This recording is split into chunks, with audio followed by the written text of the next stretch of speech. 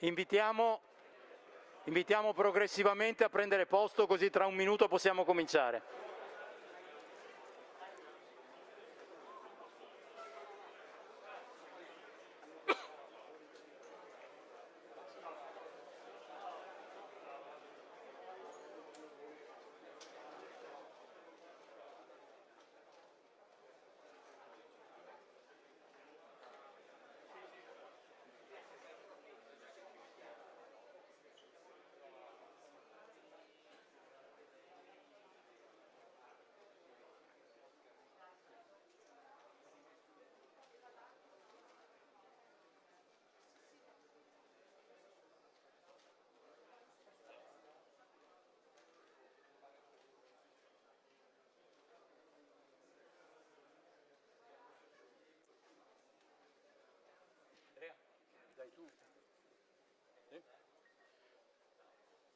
Allora, se le ultime persone si accomodano, possiamo cominciare. Allora, buongiorno, buon pomeriggio a tutti. Grazie innanzitutto ad Ambiveneto per l'onore di farmi aprire questo importante convegno. Io porto il saluto dell'Ordine dei giornalisti del Veneto, che ha riconosciuto il rilievo dell'incontro di questo pomeriggio accreditandolo come corso di formazione su proposta dell'Argav, che è l'Associazione dei giornalisti agroambientali di Veneto e Trentino Alto Adige, che presiedo e che da anni collabora con Ambiveneto, in particolare in collaborazione della Settimana Nazionale della Bonifica e dell'Irrigazione, che è attualmente in corso.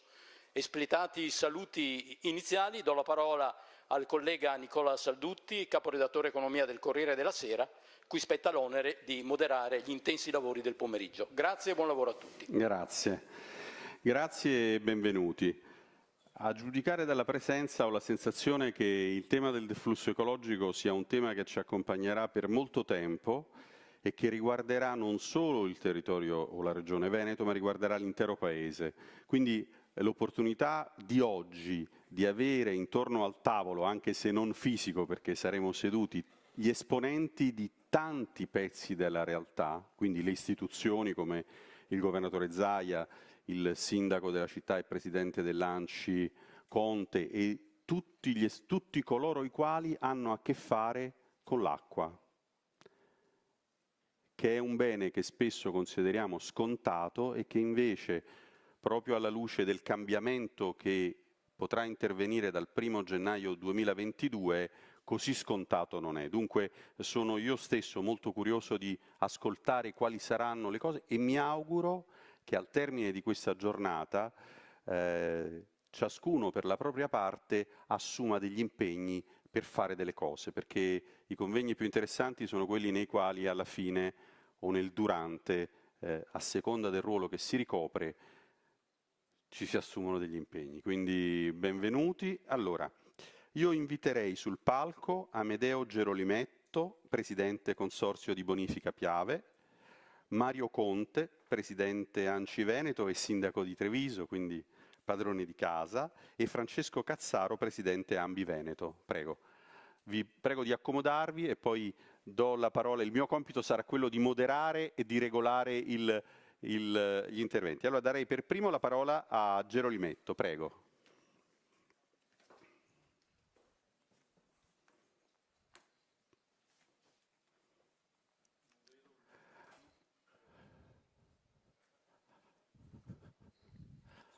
Scusate. Allora, a me è il compito di aprire questo convegno. Innanzitutto porto il saluto a tutti i presenti e anche a coloro che sono collegati in via streaming, in modo particolare a Sua Eccellenza il Prefetto e tutte le autorità militari e civili. Un grazie particolare per la sua presenza al Governatore Luca Zaia, che non appena ho avuto modo di parlargli di questa materia, di questo argomento, subito mi ha dato la sua disponibilità, cogliendone immediatamente la delicatezza e l'importanza dell'argomento. Un grazie particolare anche al Presidente della Coldiretti, Ettore Prandini, che secondo me è estremamente significativa la sua presenza. Perché? Perché rappresenta tutto quel mondo agricolo, il mondo agricolo sostanzialmente nel suo insieme, che è interessato in una materia così delicata e così importante. Un grazie particolare a tutti gli altri relatori che sono indicati. C'è una componente tecnica importante, specifica, qualificata, preparata, che ci renderà esattamente l'idea dell'argomento. E tutti gli altri attori e portatori di interesse che partecipano a tutto questo. Ma questa iniziativa, che è un'iniziativa di portata nazionale, è stato possibile realizzarla grazie a una collaborazione fondamentale da parte dell'ANBI nazionale, oltre che regionale. L'ANBI nazionale, qui presente il nostro direttore Massimo Gargano e Francesco Vincenzi, il Presidente. Questa è la dimostrazione e la presentazione di un problema da parte del mondo della bonifica, un mondo della bonifica che sta dimostrando e ha dimostrato di saper esserci all'interno di questo Paese in maniera concreta ed efficace. E noi, consorzi sul territorio che siamo in prima linea, dico sempre grazie al rapporto e alla rappresentanza che noi abbiamo dalla nostra associazione a livello nazionale, ci consente di essere collegati direttamente alle istituzioni. E come diceva prima nella presentazione chi mi ha preceduto, è fondamentale che tutto il sistema sia collegato nel confrontarsi, nel ragionare per poi trovare le soluzioni adatte. Io non voglio aggiungere altre cose particolari, se non una in particolare, ed è questa. Consorzio Piave gestisce un territorio estremamente delicato dove c'è circa 1 milione di persone che ci vive. Ha iniziato a utilizzare l'acqua derivata dal Piave nel lontano 1400. Queste derivazioni sono iniziate grazie alle persone, ai nostri avi, spinti, vorrei dire quasi dalla forza della disperazione, per poter riuscire a sfamare le proprie genti su questo territorio arido, un territorio povero, uno dei più poveri d'Italia. Noi, credo, abbiamo l'impegno morale di poter garantire che questa realtà continui ad essere tale.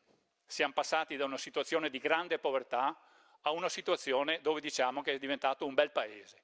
Un paese dove l'agricoltura è diventata fiorente, le industrie si sono sviluppate, a livello sociale e ambientale abbiamo una situazione che è sotto gli occhi di tutti. Noi non vogliamo che questo vada perso.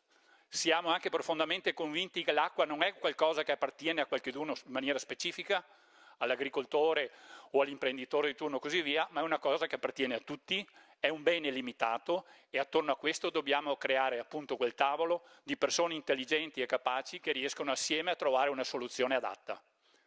Perciò su tutto questo noi siamo impegnati, stiamo effettuando investimenti importanti, però siamo anche molto preoccupati perché il tempo passa, l'acqua si riduce sempre di più e bisogna che ognuno faccia bene la sua parte fino in fondo.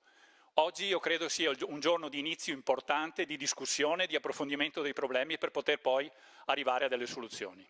Io ringrazio tutte le persone che sono intervenute, che hanno dato l'adesione alla costituzione di questo appuntamento, perché sono sicuro che riusciremo da qui in avanti a trovare, da persone intelligenti, le soluzioni più adatte. Grazie.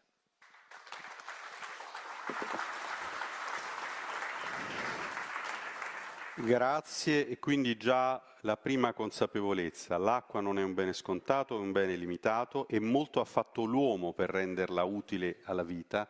Il Piave è un fiume meraviglioso che combina però la natura con le scelte che sono state fatte dagli ingegneri dal 1436 in poi. Adesso darei la parola a Mario Conte, Presidente ANCI Veneto e Sindaco di Treviso. Prego.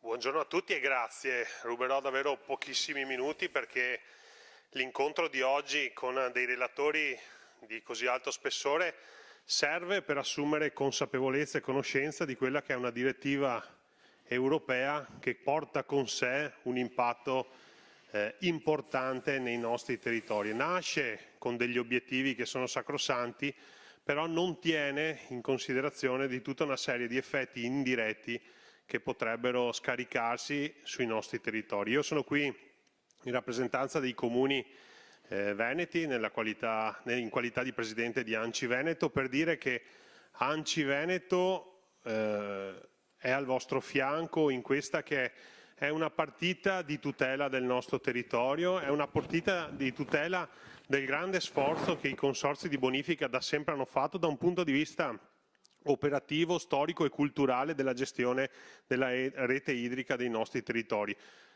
In qualità di sindaco di Treviso manifesto non poca preoccupazione per quello che potrebbe essere l'impatto. Sapete che la città di Treviso è caratterizzata dall'attraversamento dei canali del Sile, del Cagnan e del Botteniga, e immaginare una città di Treviso con un abbassamento del 30-40% del livello dei nostri canali, al di là degli aspetti turistici, si potrebbero manifestare dei grossi problemi anche da un punto di vista igienico-sanitario, perché non ci nascondiamo dietro un dito nel dire che Treviso, il centro storico, è sprovvisto al momento di rete fognaria, e quindi andare ad abbassare ulteriormente il livello dei canali per noi diventerebbe un problema. Ma questo è il problema della città di Treviso, ma qui stiamo parlando di una questione che è molto più ampia, che deve essere ragionata come stiamo facendo oggi a livello quantomeno regionale, per capire quali sono gli impatti nel nostro territorio, ma poi è una partita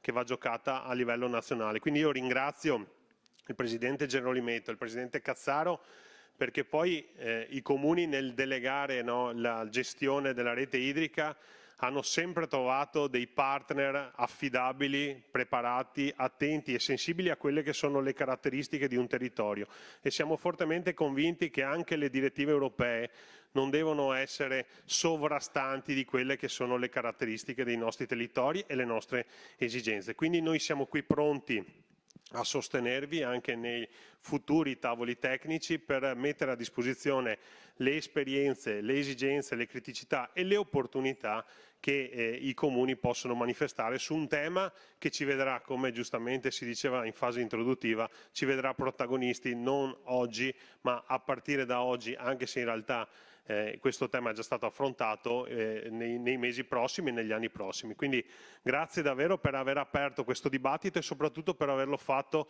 con così tanta professionalità, e do un saluto anche a tutti i tecnici dei comuni che sono qui presenti, perché poi molto passerà anche dai loro uffici, quindi grazie per questa opportunità.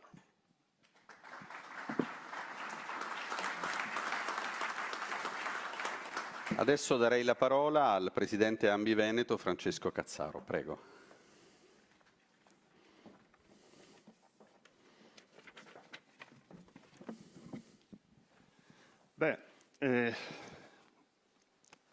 Io mi associo ai saluti di chi mi ha preceduto. Intanto saluto tutti. È un bel colpo d'occhio, da qui vi assicuro. Ci abbiamo tanto sperato in questo appuntamento, nella partecipazione di tutti voi, e vedere e questo risultato con la sala piena ci conforta.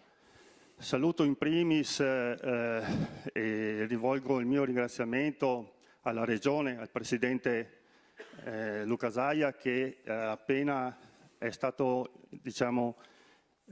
informato e coinvolto da Ambi di questo problema, direttiva Acque 2000 numero 60, si è attivato e ci sta supportando, ed è fondamentale che la Regione, con i suoi assessori che vedo qui presenti, anche Federico Canner e Giampaolo Bottacin, per i rispettivi ruoli, ci si avvicina. Saluto anche i vari consiglieri regionali che so che sono presenti e molti funzionari di vari dipartimenti. Segno che l'interesse è forte su questo argomento e si è capita l'importanza e la portata del problema. Saluto e ringrazio la partecipazione, salutando Mario Conte, Presidente di ANCI Veneto, anche tutti i suoi colleghi che vedo numerosi presenti, segno appunto che il territorio si è attivato in questo senso con l'argomento che andremo a discutere oggi, che i tecnici poi ci esporranno, e per noi è fondamentale avere al fianco il territorio, perché da lì parte tutto. È il territorio coinvolto, anche se oggi siamo qui a Treviso parlare di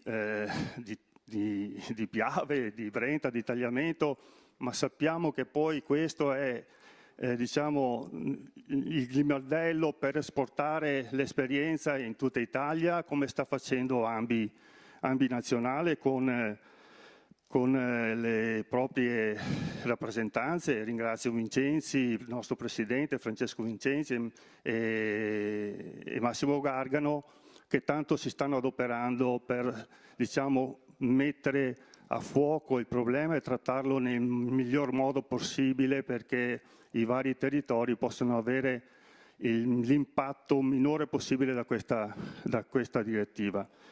Non potevamo che avere come interlocutore le autorità di bacino, che saluto, so che ce ne sono diversi presenti, per tutti ecco, saluto e ringrazio della sua partecipazione Marina Colaizzi, la nostra segretaria dell'autorità di bacino Alpi Orientali, che da poco ha preso questa responsabilità, ma devo dire da subito ha dato la sua disponibilità al confronto e ha dato spunti per poter affrontare nel miglior dei modi questo argomento e questo problema. Per noi è molto importante avere la sua collaborazione, dottoressa, la ringrazio veramente di cuore per la sua disponibilità. Devo ricordare che ecco, stiamo parlando di deflusso ecologico, chiamiamo in causa le derivazioni. Ecco, la denominazione delle derivazioni, Piave, ricordando che è qui vicino, ma lo stesso discorso vale per il tagliamento, per il Brenta, sono chiamate derivazioni irrigue. E questo la dice lunga. Cioè, tutta quell'acqua che viene derivata in teoria dovrebbe servire per l'irrigazione. In realtà, ecco, noi sappiamo benissimo che non è così. Il mondo agricolo, e ringrazio il Presidente Prandini della sua presenza, e con lui ringrazio le rappresentanze di tutte le categorie agricole presenti ai massimi livelli oggi, e anche questo è fondamentale per noi, perché è un mondo che viviamo tutti i giorni da vicino e che capiamo. I consorzi di bonifica spesso e volentieri hanno i loro rappresentanti in gran parte derivanti dal mondo agricolo, e quindi la loro presenza è fondamentale, il loro aiuto e supporto è fondamentale.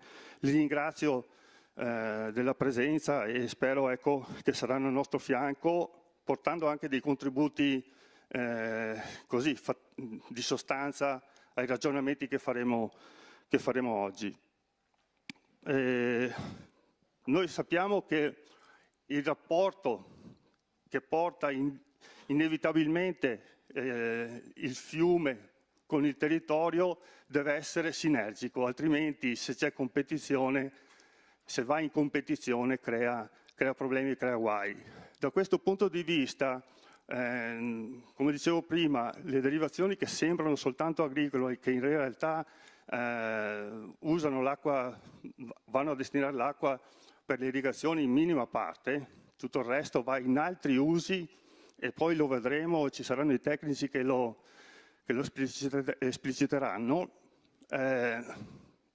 In questo contesto abbiamo bisogno della collaborazione di tutti e la presenza di tutti i portatori di interesse. Da questo punto di vista mi fa piacere avere la presenza del FAI e di Lega Ambiente, anche loro porteranno il loro contributo dal loro punto di vista su questa problematica, che spero sarà di collaborazione per trovare una soluzione. Io, prima di lasciare campo libero, vorrei fare una piccola provocazione citando 3 punti che per me sono abbastanza fondamentali, per Ambi sono fondamentali, e io credo siano un po' la sintesi della problematica che andiamo a discutere oggi. Noi l'acqua la usiamo in agricoltura, forse ne usiamo troppa, è possibile usarne meno, però non vorrei che ci trovassimo nelle condizioni poi di altri paesi che l'acqua ce l'hanno veramente centellinata. Ho fatto recentemente, assieme ad altri colleghi, l'esperienza di una visita in Israele. Le produzioni agricole si possono fare tranquillamente, sì, lo stesso, usando pochissima acqua, solo quella necessaria, però abbiamo piante produttive, produzioni in mezzo al deserto, in mezzo alla sabbia. L'ambiente come noi siamo abituati a vederlo e viverlo non esiste. Quindi dobbiamo capire cosa vogliamo. Vogliamo un'agricoltura che è efficiente al massimo. Non dobbiamo perdere le occasioni che stiamo perdendo adesso come secondo punto, che vorrei ricordare. PNRR doveva dare delle risorse, dico doveva perché in realtà 880 milioni di euro a livello nazionale per l'irrigazione, l'innovazione e l'efficientamento irriguo non bastano neppure al Veneto, anzi vorrei dire che se vogliamo in Veneto ridurre quelle derivazioni, quelle portate di derivazione, efficientando soltanto l'agricoltura, noi qui abbiamo bisogno di ben di più di quelle risorse. Lo dicono i progetti che i consorzi hanno già pronti sul cassetto, almeno il doppio. Allora, delle due l'una, o ci si mette sul serio a ragionare sull'uso efficiente dell'acqua anche in agricoltura, oppure stiamo scherzando. Ecco. Terzo punto. E qui vorrei essere un po', scusatemi, ma non ce la faccio. Avevo promesso di non affrontare questo argomento, però lo faccio.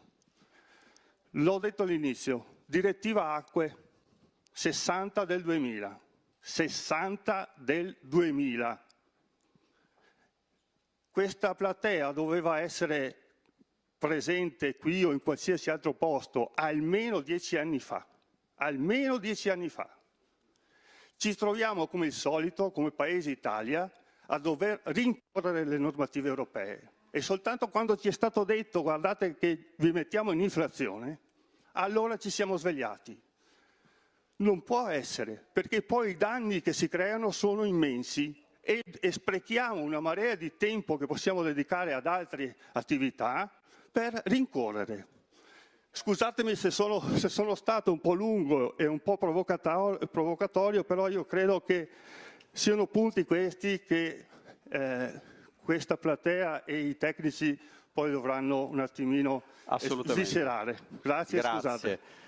Anzi, le provocazioni sono utili a capire. Devo dire che il Paese da questo punto di vista è il Paese del decreto dell'ultima notte in tantissime altre situazioni, quindi si spera che invece in questo caso si riesca ad arrivare per tempo per avere una transizione più lunga su questo grande cambiamento. Adesso darei il via al video Gocce di Civiltà, se si possono abbassare, e poi ci saranno gli interventi del Presidente della Regione Veneto Luca Zaia e del Presidente della Coldiretti Ettore Prandini.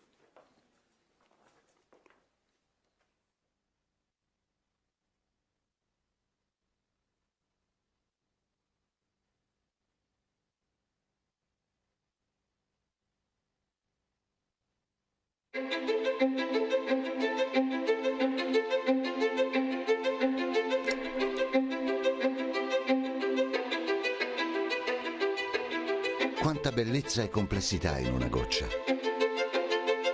Del resto lei è fin dalla notte dei tempi la sorgente di vita. La componente primordiale per eccellenza. Il mezzo della rigenerazione. In quella goccia il progredire della nostra civiltà.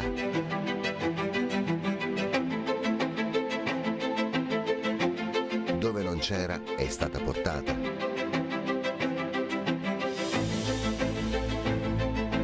600 anni di storia ci dividono da quando il bisogno d'acqua per uomini e animali ha spinto a scavare le prime derivazioni dalla Piave.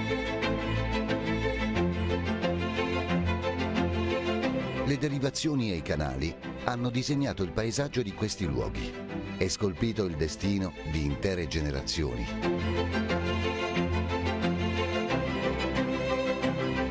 Rogge e mulini, prese irrigue e salti d'acqua, alvei, canali hanno raggiunto paesi e villaggi di una pianura arida, dove l'acqua ben presto ha permesso di vivere, ha dato la possibilità di coltivare, ha messo a disposizione la forza motrice per trasformare.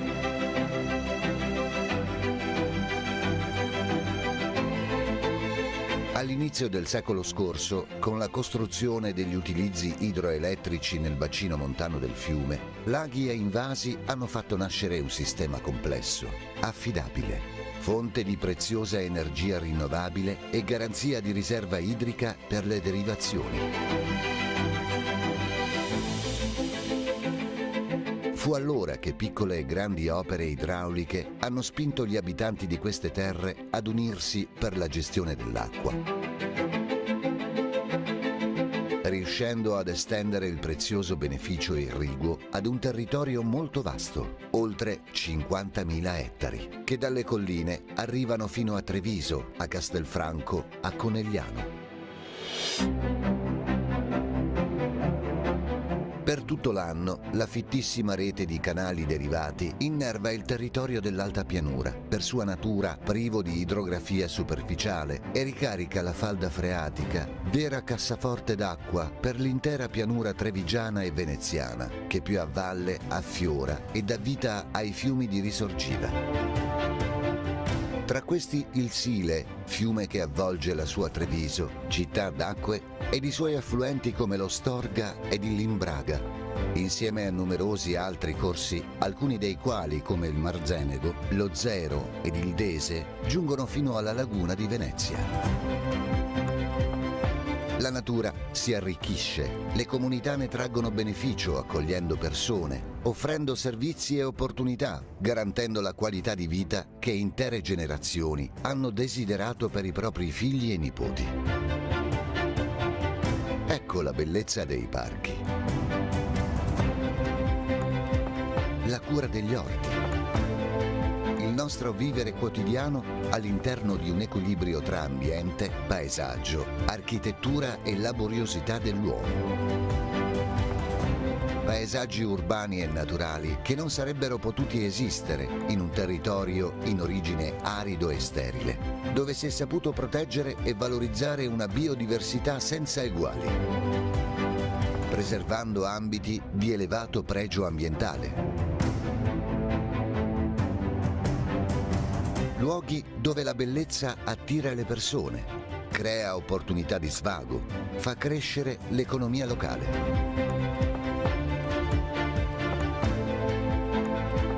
Territori che l'uomo ha amato e richiamato con la sua presenza, fino ad ottenere per essi il riconoscimento di patrimonio dell'umanità.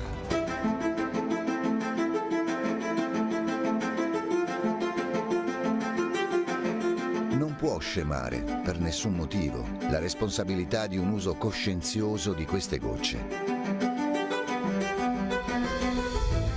Viti e frutteti in particolare raccontano centinaia di storie in cui queste gocce sono state protagoniste di un percorso virtuoso di crescita e consapevolezza, nella difesa e tutela di quanto conquistato nel tempo.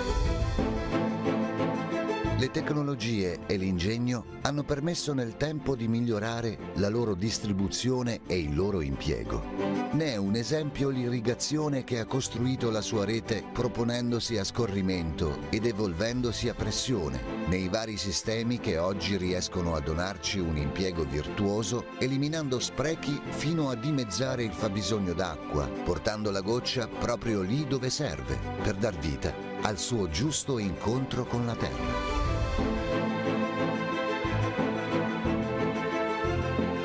A monte le opere di distribuzione irrigua, a valle le opere di bonifica. Idrovore e casse di laminazione, situate in punti strategici, pronte a garantire quella sicurezza idraulica che ormai si dà per scontata. Non c'è giorno, infatti, in cui uomini e mezzi non le accudiscano e le migliorino, con pazienza, passione e competenza. Pronti a reagire quando di acqua ce n'è troppa da invasare o troppo poca da distribuire, realizzando un sano e resiliente equilibrio.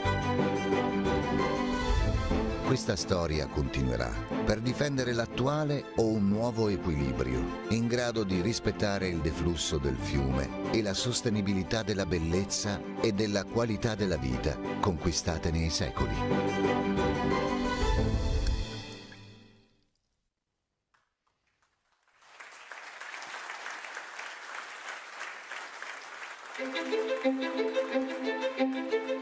Mi pare che queste immagini rappresentino la bellezza, il fatto che la natura è anche frutto del lavoro dell'uomo.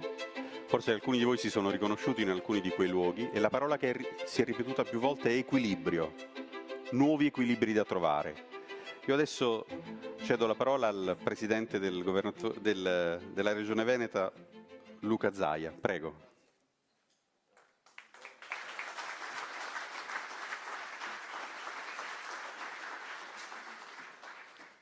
Sì, grazie, buongiorno a tutti. Tanto complimenti per il video. Sì, c'è il video emozionale, è venuto bene, bello, grazie.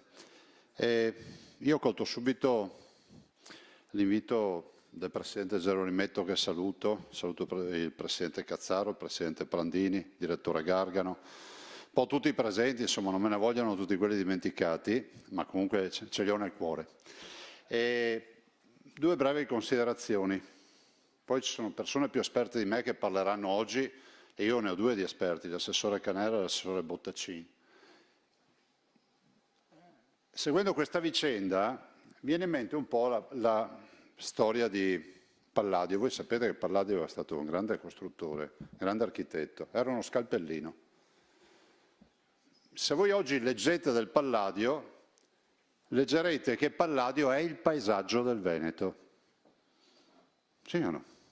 Le ville palladiane. Se oggi nascesse Palladio lo arresterebbero, perché la sovrintendenza lo andrebbe subito a cacciare. Ma questa è un po' la storia di 500 anni di Repubblica Veneta che dice noi nel deserto non ci vogliamo stare, lo diceva prima il Presidente Cazzaro, abbiamo un'attività di bonifica e di irrigazione nei territori e ci hanno consegnato questo territorio, che innanzitutto è identitario. Voglio ricordare che noi abbiamo 9 siti patrimonio dell'umanità in Veneto. Voglio ricordare che siamo la prima regione d'Italia per turismo e, cari signori, se non avessimo l'acqua il turismo non lo faremmo, no? Ma non l'acqua del mare. Facciamo 72 milioni di presenze turistiche e la più grande industria in Veneto è il turismo, 18 miliardi di fatturato. Se non avessimo avuto la Repubblica Veneta che progettava in questa maniera, oggi Veneto non sarebbe quello che noi conosciamo. È il Veneto dei fiumi pensili, se ci pensate. Certo è che questa direttiva, io spero che non diventi la direttiva 60 del 2000, la direttiva quadro delle acque, spero non diventi ancora una volta una guerra tra poveri. Perché entrando i giornalisti mi dicevano, ma sai, gli ambientalisti... Io ho risposto, non ce l'ho con gli ambientalisti, ci mancherebbe, sono una componente fondamentale del confronto istituzionale. Però ho detto, sentite, a me sembra che i nostri interlocutori, che sono gli agricoltori in questo caso, e coloro che vivono di agricoltura di territorio, non siano proprio coloro che hanno devastato il territorio. E penso che il primo interesse di tutti noi cittadini sia quello comunque di lasciare alle prossime generazioni un territorio preservato. Del resto, quando si dice patrimonio dell'umanità, avete fatto vedere le colline del Prosecco di Conegliano e Valdobbiadene, vuol dire che non è più patrimonio nostro, ma è dell'umanità. Allora, la direttiva ha un'applicazione tutta europea. Cioè l'Europa ne fa tanti di danni, ve lo dice uno che è stato in Consiglio dei Ministri in Europa, che ha avuto confronto con un commissario europeo, tra l'altro un bravo commissario europeo, Marianne Fischer-Boel, ma è un'Europa che comunque spesso progetta non conoscendo i territori. L'applicazione di questa direttiva, se non si è capito, ci porterà a avere passare dal deflusso minimo vitale a un deflusso ecologico che sarà il 5, 10, 20, 30% di quello che conosciamo oggi. Il che vuol dire che noi avremo derivazioni che tenderanno a zero, che vuol dire che la nostra ricaduta di questa direttiva, che dovrà essere applicata, è bene che lo ricordiamo, dal 1° gennaio 2022, è vero che ha 20 anni, ma anche la modifica del titolo V della Costituzione fa 20 anni il 25 novembre, e ancora autonomia, niente. Però è pur vero che non la possiamo e non possiamo accettare che venga banalizzata come la solita rivendicazione lobbistica di chi deve fare fatturato per le produzioni agricole. C'è anche la produzione agricola, c'è anche la produzione, il PIL del turismo, ma c'è poi tutto quell'aspetto ecologico che forse si dimentica. Cioè queste derivazioni e quelle aree umide che abbiamo visto, le abbiamo perché funziona così il sistema idrografico e delle bonifiche del Veneto. E poi tutte le altre ricadute che non sto qui a ricordare, penso che banalmente non serva aver fatto l'università e le scuole alte per capire che quando si fa pluvioirrigazione o irrigazione a scorrimento, l'acqua che non viene assorbita dalle radici delle piante torna comunque nelle falde. Comunque c'è un bilancio che ci porta sempre a dire questo. Io la vedo molto dura, La vedo dura perché a livello nazionale non c'è stata nessuna difesa. Io trovo anche strano che ci si debba mettere qui a fare i convegni a 2 mesi dell'applicazione della direttiva, quando comunque questa è una partita da discutere in maniera importante. È un po' come quella del Prosec, se ci pensate, no? Ma è possibile che dobbiamo sempre andare ad incaricare gli uffici legali quando siamo arrivati all'ultimo miglio della procedura, quando potevamo magari intervenire all'inizio di questa procedura? Io sono convinto che questo, e saluto fra l'altro, ecco, il senatore Vallardi, scusa, perché non ti eri seduto qua davanti, lo saluto, che lui fra l'altro si occupa anche di queste cose, come agricoltura. Dico, io penso che sia stata molto trascurata questa partita. Sinceramente, con i guanti di velluto ho l'impressione che non ne veniamo fuori. C'è poco tempo, abbiamo poco spazio e la Regione è sicuramente dalla vostra parte, è dalla parte dei veneti. Però la nostra richiesta deve essere quella di rivedere tutto il sistema. Qualcuno dirà ma bisogna applicare la direttiva, ma noi non possiamo ammazzare il Veneto. Cioè il concetto chiaro deve essere che noi ammazziamo il Veneto con questa direttiva. Cioè non siamo qui per discutere di un secchio d'acqua in più o un secchio d'acqua in meno. Cioè con questa direttiva, lo dico ai non addetti ai lavori e ai giornalisti che sono qui, il Veneto viene azzoppato. Viene dal punto di vista produttivo, ma anche dal punto di vista ambientale, di paesaggio. Quindi per noi è inammissibile. Io non so quali siano le sedi nelle quali possiamo rappresentare il nostro diniego. È fondamentale che si faccia sicuramente squadra con il mondo dell'ambientalismo, con il FAI, con Lega Ambiente, insomma con tutti coloro che sono in questa partita. Ci mancherebbe, però è pur vero che alla fine bisogna trovare una soluzione di equilibrio e lo dobbiamo pretendere a livello nazionale, perché questa direttiva non vale solo per il Veneto. Magari chi vive già di aridocoltura sente meno il problema, ma da noi sarebbe un cambiamento epocale non sostenibile per l'agricoltura. Lo dico al Presidente Prandini che è sensibile a questi temi e conosce l'agricoltura della pianura padana. Senza acqua qui agricoltura non se ne fa più. Voglio anche ricordare che qualche anno fa, quando proponevamo i progetti di pluvioirrigazione o altro, ci dicevano che non funzionava così. Perché qui qualcuno in tempi non sospetti, 20 anni fa, si poneva già il tema dell'aridocoltura, dell'irrigazione a goccia, di tutto quello che poteva essere finanziato dai piani irrigui nazionali, ma sono stati poco finanziati e poco utilizzati poi nei nostri territori. Io non aggiungo altro, vi auguro buon lavoro, vi dico solo che la Regione è a vostro fianco, ma non ve lo dico perché va di moda dirlo. Quindi anche se volete intraprendere un'azione legale pesante, importante, noi ci siamo. Ci siamo, io non so se poi questo sia lo strumento migliore, voi siete gli esperti, ma di certo noi non possiamo accettare quello che questa direttiva ci dà come ricaduta. Io ho visto un po' di dati, cioè la Piave e Brenta sostanzialmente per noi significa la fine su quei 2 bacini idrografici. E la fine di quei 2 bacini idrografici significa mettere mano a 350 prodotti tipici dell'agricoltura veneta, 6 miliardi di fatturato, significa sostanzialmente mettere in ginocchio un comparto produttivo che è un comparto produttivo che per noi ha un valore anche identitario unico, perché è storia del Veneto. E quindi diteci cosa dobbiamo fare, noi siamo qui. Poi avete gli assessori Caner e e Bottacin, e quello che ne uscirà noi assolutamente lo portiamo avanti. Grazie.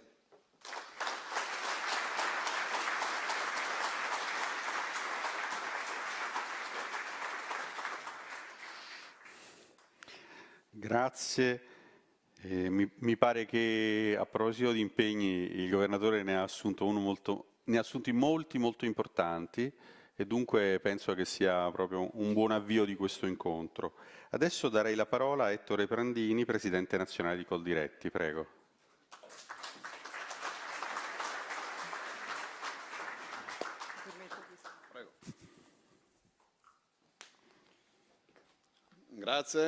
Grazie anche alle parole di Luca Zaia. Non a caso io lo ritengo da sempre il miglior ministro che l'agricoltura italiana abbia avuto negli ultimi 30 anni.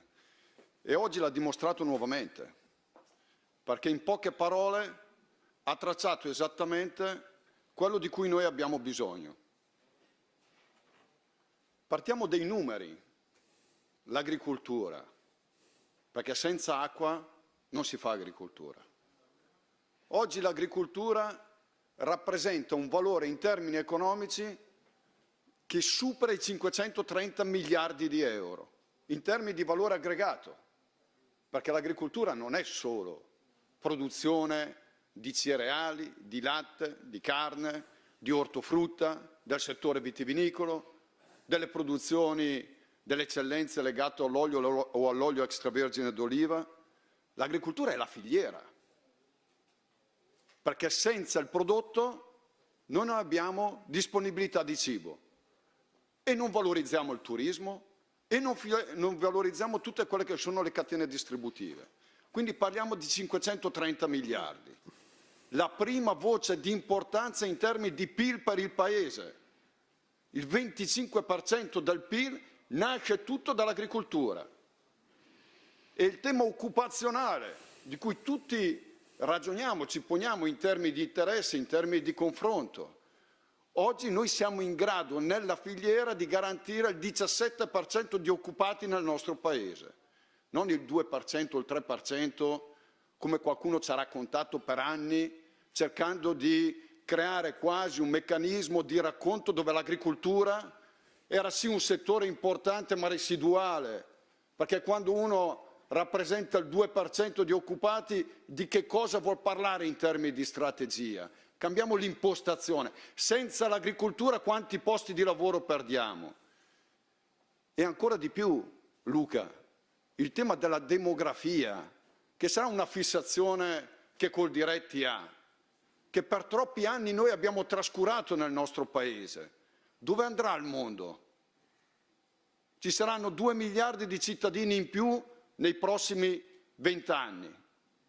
Purtroppo in Italia, a causa di una poca attenzione sui temi demografici, siamo uno dei paesi che invecchia e non crea condizioni per le quali ci siano nuovi bambini, nuove nascite e i nuclei familiari sono sempre più in difficoltà. Qual è la sfida? Noi la vogliamo giocare da protagonisti o vogliamo ancora una volta subire in termini negativi quelle che sono delle imposizioni che qualcuno ci vuole mettere sulle spalle? Apro e chiudo velocemente una parentesi. Noi abbiamo una sola responsabilità, che noi per anni in Europa abbiamo mandato delle persone inqualificabili a rappresentarci, perché mentre gli altri paesi più attenti rispetto a noi mettevano il meglio della loro classe dirigente, noi ci mettavamo quelli che non trovavano successo né a livello regionale né a livello nazionale. Totalmente sbagliato. E va cambiato anche l'approccio su quelli che sono i dirigenti di carattere pubblico, non perché io ce l'abbia con i dirigenti di carattere pubblico, tutt'altro, ma anche qua dobbiamo portare al meglio. Luca lo raccontava prima, quando lui è stato Ministro dell'Agricoltura, io non glielo dico perché mi sta simpatico, ha cercato comunque di crearsi una classe di dirigenti pubblici che sui tavoli c'erano e dove noi eravamo partecipi delle discussioni, Noi abbiamo creato oggi un meccanismo invece dove purtroppo giochiamo sempre quando purtroppo i giochi sono già fatti. E il meccanismo per il quale, fatta la legge, trovato l'inganno, in Europa non funziona. Fatta la legge, tu la legge la rispetti. E allora serve cambiare l'approccio nell'essere, nei momenti decisionali, in quei tavoli, in quei contesti dove noi portiamo quella che è la capacità che l'agricoltura e il saper fare italiano hanno dimostrato con fatti concreti, non con parole. E poi se parliamo di cibo dobbiamo ragionare su che cibo vogliamo.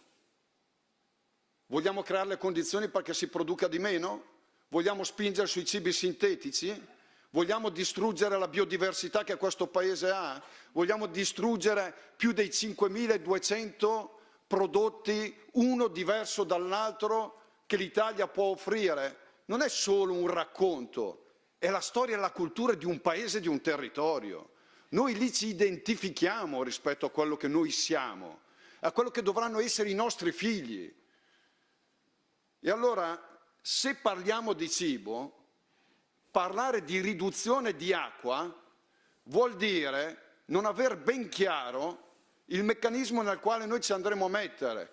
Meno capacità produttiva, come dicevamo, ma cibi di bassa qualità. Perché quando tu non hai l'acqua, cito un esempio, sulle coltivazioni di mais, vogliamo parlare di aflatossine? Quando hai le aflatossine? Quando manca l'acqua. Perché la pianta va in una forma di stress idrico e crea ovviamente quelle aflatossine che poi si ripercuotono anche su quella che è la qualità della vita dei cittadini, che poi va a incidere sulla spesa sanitaria. E noi sappiamo benissimo, visto che abbiamo anche il piacere di avere 2 assessori, che oggi la spesa sanitaria, al di là del periodo drammatico che il nostro Paese ha attraversato, ma storicamente è la prima voce di bilancio di tutte le regioni e di qualsiasi Paese che ha a cuore il futuro dei cittadini. E allora avere una visione più ampia vuol dire anche dare una risposta in termini economici su quella che è la tenuta dei nuclei familiari e anche del livello politico che il nostro Paese può rappresentare. Noi ci poniamo in termini di ragionamento qual è la strategia.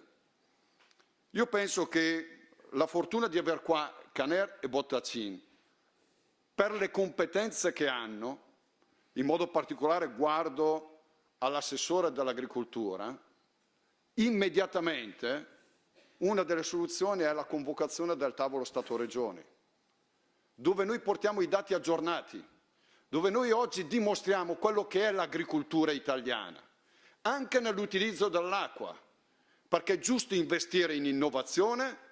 Noi siamo i primi a volerlo fare, abbiamo voluto la 4.0, abbiamo creato le condizioni perché ci sia anche per i prossimi anni, creeremo un meccanismo all'interno della finanziaria in modo tale che, come avviene per il bonus 110%, sia scontabile all'interno degli istituti di credito. Va tutto bene, però poi quello che otteniamo in termini di miglioramento lo dobbiamo anche saper vendere nei confronti delle istituzioni. E sull'utilizzo dell'acqua oggi noi non abbiamo problemi nel dimostrare, lo farà Vincenzi in modo più puntuale rispetto a quello che posso fare io, che in alcune filiere noi abbiamo diminuito l'utilizzo dell'acqua del 40%. Allora, vale o non vale?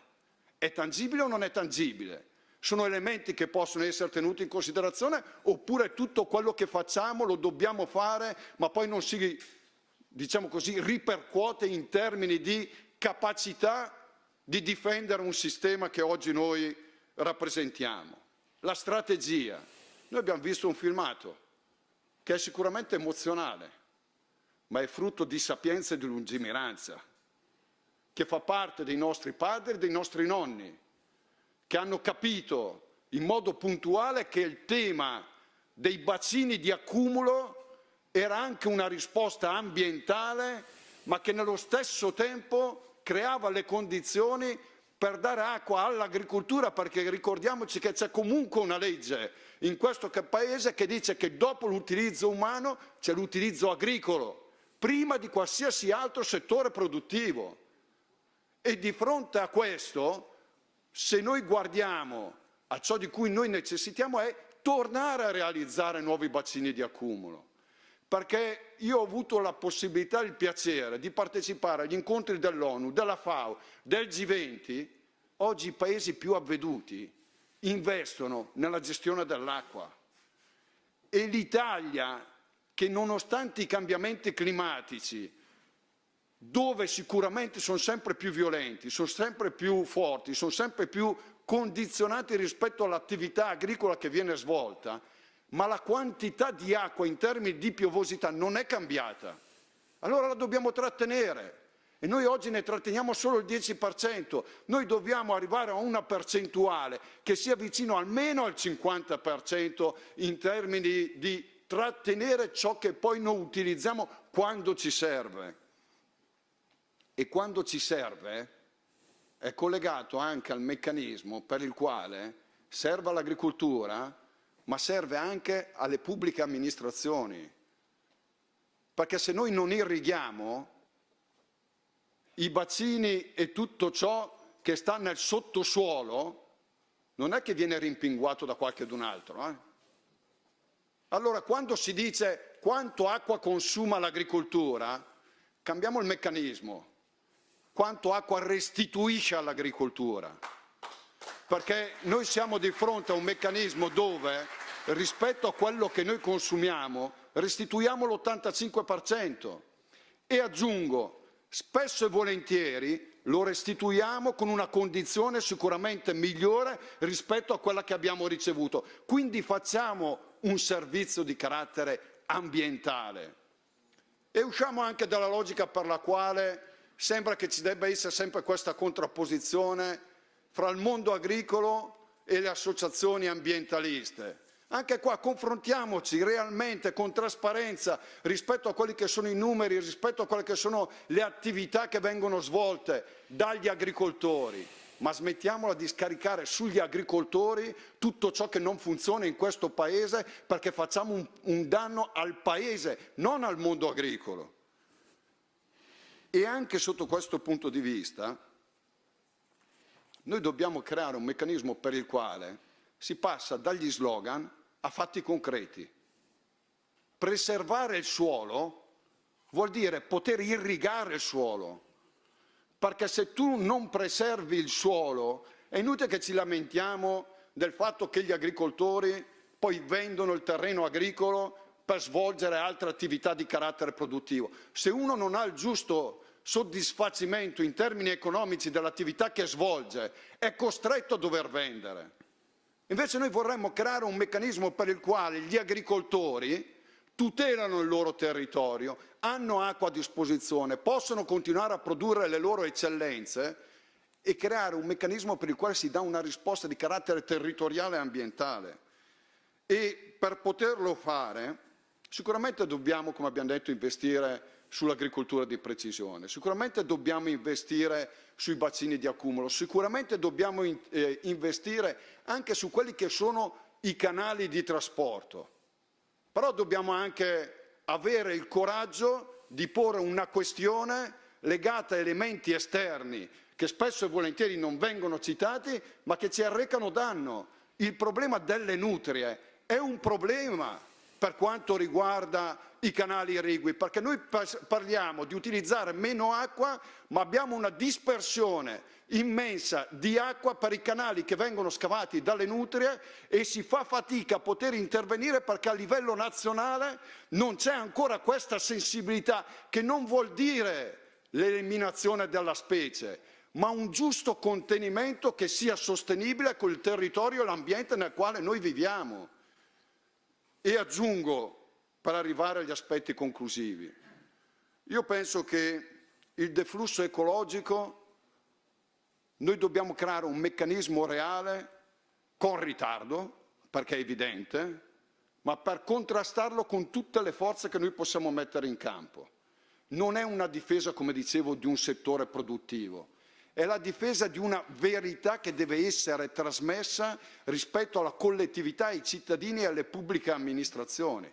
Quindi l'idea di poter lavorare con gli assessori, con le regioni, con le autorità a livello nazionale, e saluto Vallardi, mi fa piacere che sia qua perché può essere un'ulteriore persona che si può mettere a disposizione in termini di interlocuzione, essendo Presidente della Commissione Agricoltura al Senato, diventano quegli elementi per i quali noi velocemente dobbiamo dare risposte ai milioni di agricoltori che continuano a svolgere questa attività e che la vogliono svolgere anche per i prossimi anni.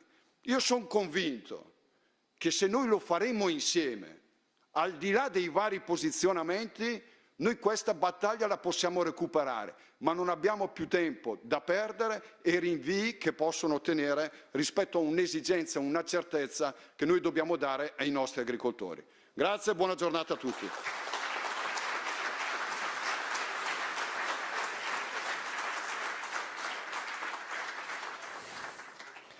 Grazie Presidente. Adesso inviterei sul palco il professor Guido Zolezzi dell'Università di Trento, Stefano Savio di Enel Green Power, Paolo Battagion, il Consorzio Bonifica Piave, e Alessandro Leonardi, Etifor Spin-off dell'Università di Padova. Prego.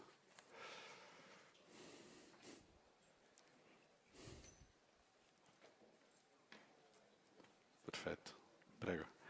Allora, abbiamo sentito gli impegni del Presidente Zaia che ha sollevato il tema dell'attenzione alla guerra tra poveri e le cose che ha appena detto Prandini rispetto a che cosa l'agricoltura rappresenta come asset del Paese e non come diminutore di valore, ma come pezzo fondamentale dell'ecosistema non solo imprenditoriale ma proprio della vita del nostro Paese. Adesso darei la parola al professor Zolezzi. Prego.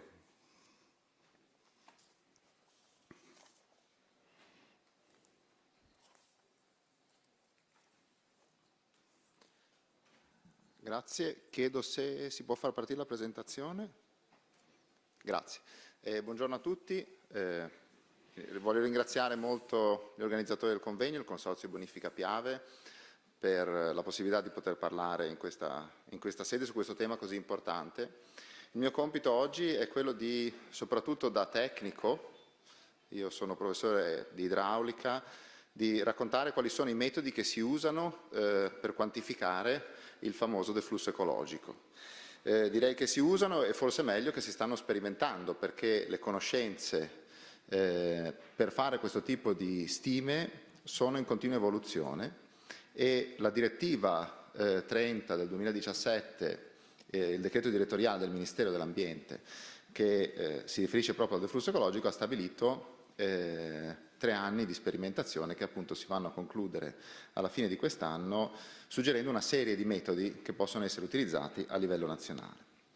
Quindi cercherò di far capire come funzionano questi metodi e qual è la disciplina, quali sono le scienze alla base, e per questo parlo di quello che si chiama adesso ecoidraulica, ovvero di questa disciplina abbastanza giovane che mette in contatto la classica idraulica, che è lo studio fisico dei fiumi, dei torrenti, con l'ecologia, con l'ambiente. E farò riferimento alle sperimentazioni alla fine che stiamo facendo per conto dell'ARPA Veneto, proprio relative al deflusso ecologico, su 2 tratti di Piave e di Brenta, che sono in corso e si concluderanno appunto a fine anno.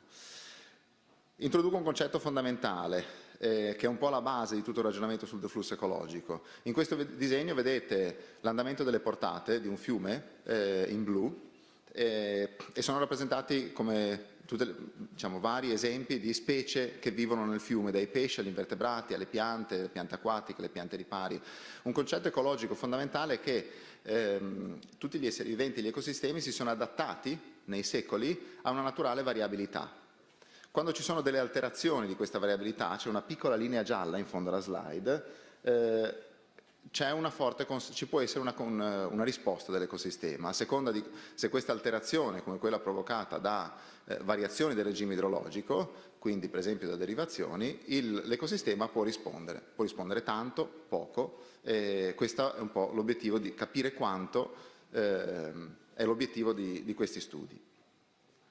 Quindi come deflusso ecologico si fa riferimento alla direttiva 2060 che istituisce un concetto che è quello del buono stato ecologico. È un concetto secondo cui che mette insieme, diciamo, elementi chimico-fisici, biologici, idromorfologici, quindi dell'idrologia e della morfologia fluviale, per quantificare complessivamente lo stato ambientale di un corpo idrico. Il target fissato dalla direttiva è raggiungere il buono stato ecologico per tutti i corsi d'acqua naturali, non quelli artificiali o pesantemente modificati. Lo stato ecologico, soprattutto nei corsi d'acqua alpini o in quelli in cui la qualità fisico-chimica è abbastanza buona, se penso al Piave, al Brenta, nelle parti pedemontane, nelle parti alte, la qualità fisico-chimica è decisamente abbastanza buona, e in generale nei corsi d'acqua con poche pressioni da inquinamento, le alterazioni cosiddette idromorfologiche, cioè dell'idrologia, causate da derivazioni, dighe, sbarramenti, prelievi, restituzioni, e le alterazioni della morfologia, arginature, traverse, opere di presa e casse di espansione, diventano le principali pressioni antropiche sui sistemi fluviali. Chiaramente da un lato, è stato detto prima, le alterazioni idromorfologiche rispondono a delle necessità della società, da un punto di vista produttivo, da un punto di vista turistico, culturale. Quindi l'altro concetto molto importante, si tratta di cercare un equilibrio fra quanto alteriamo i nostri corsi d'acqua e quanto riusciamo a mantenere in buona salute l'ecosistema.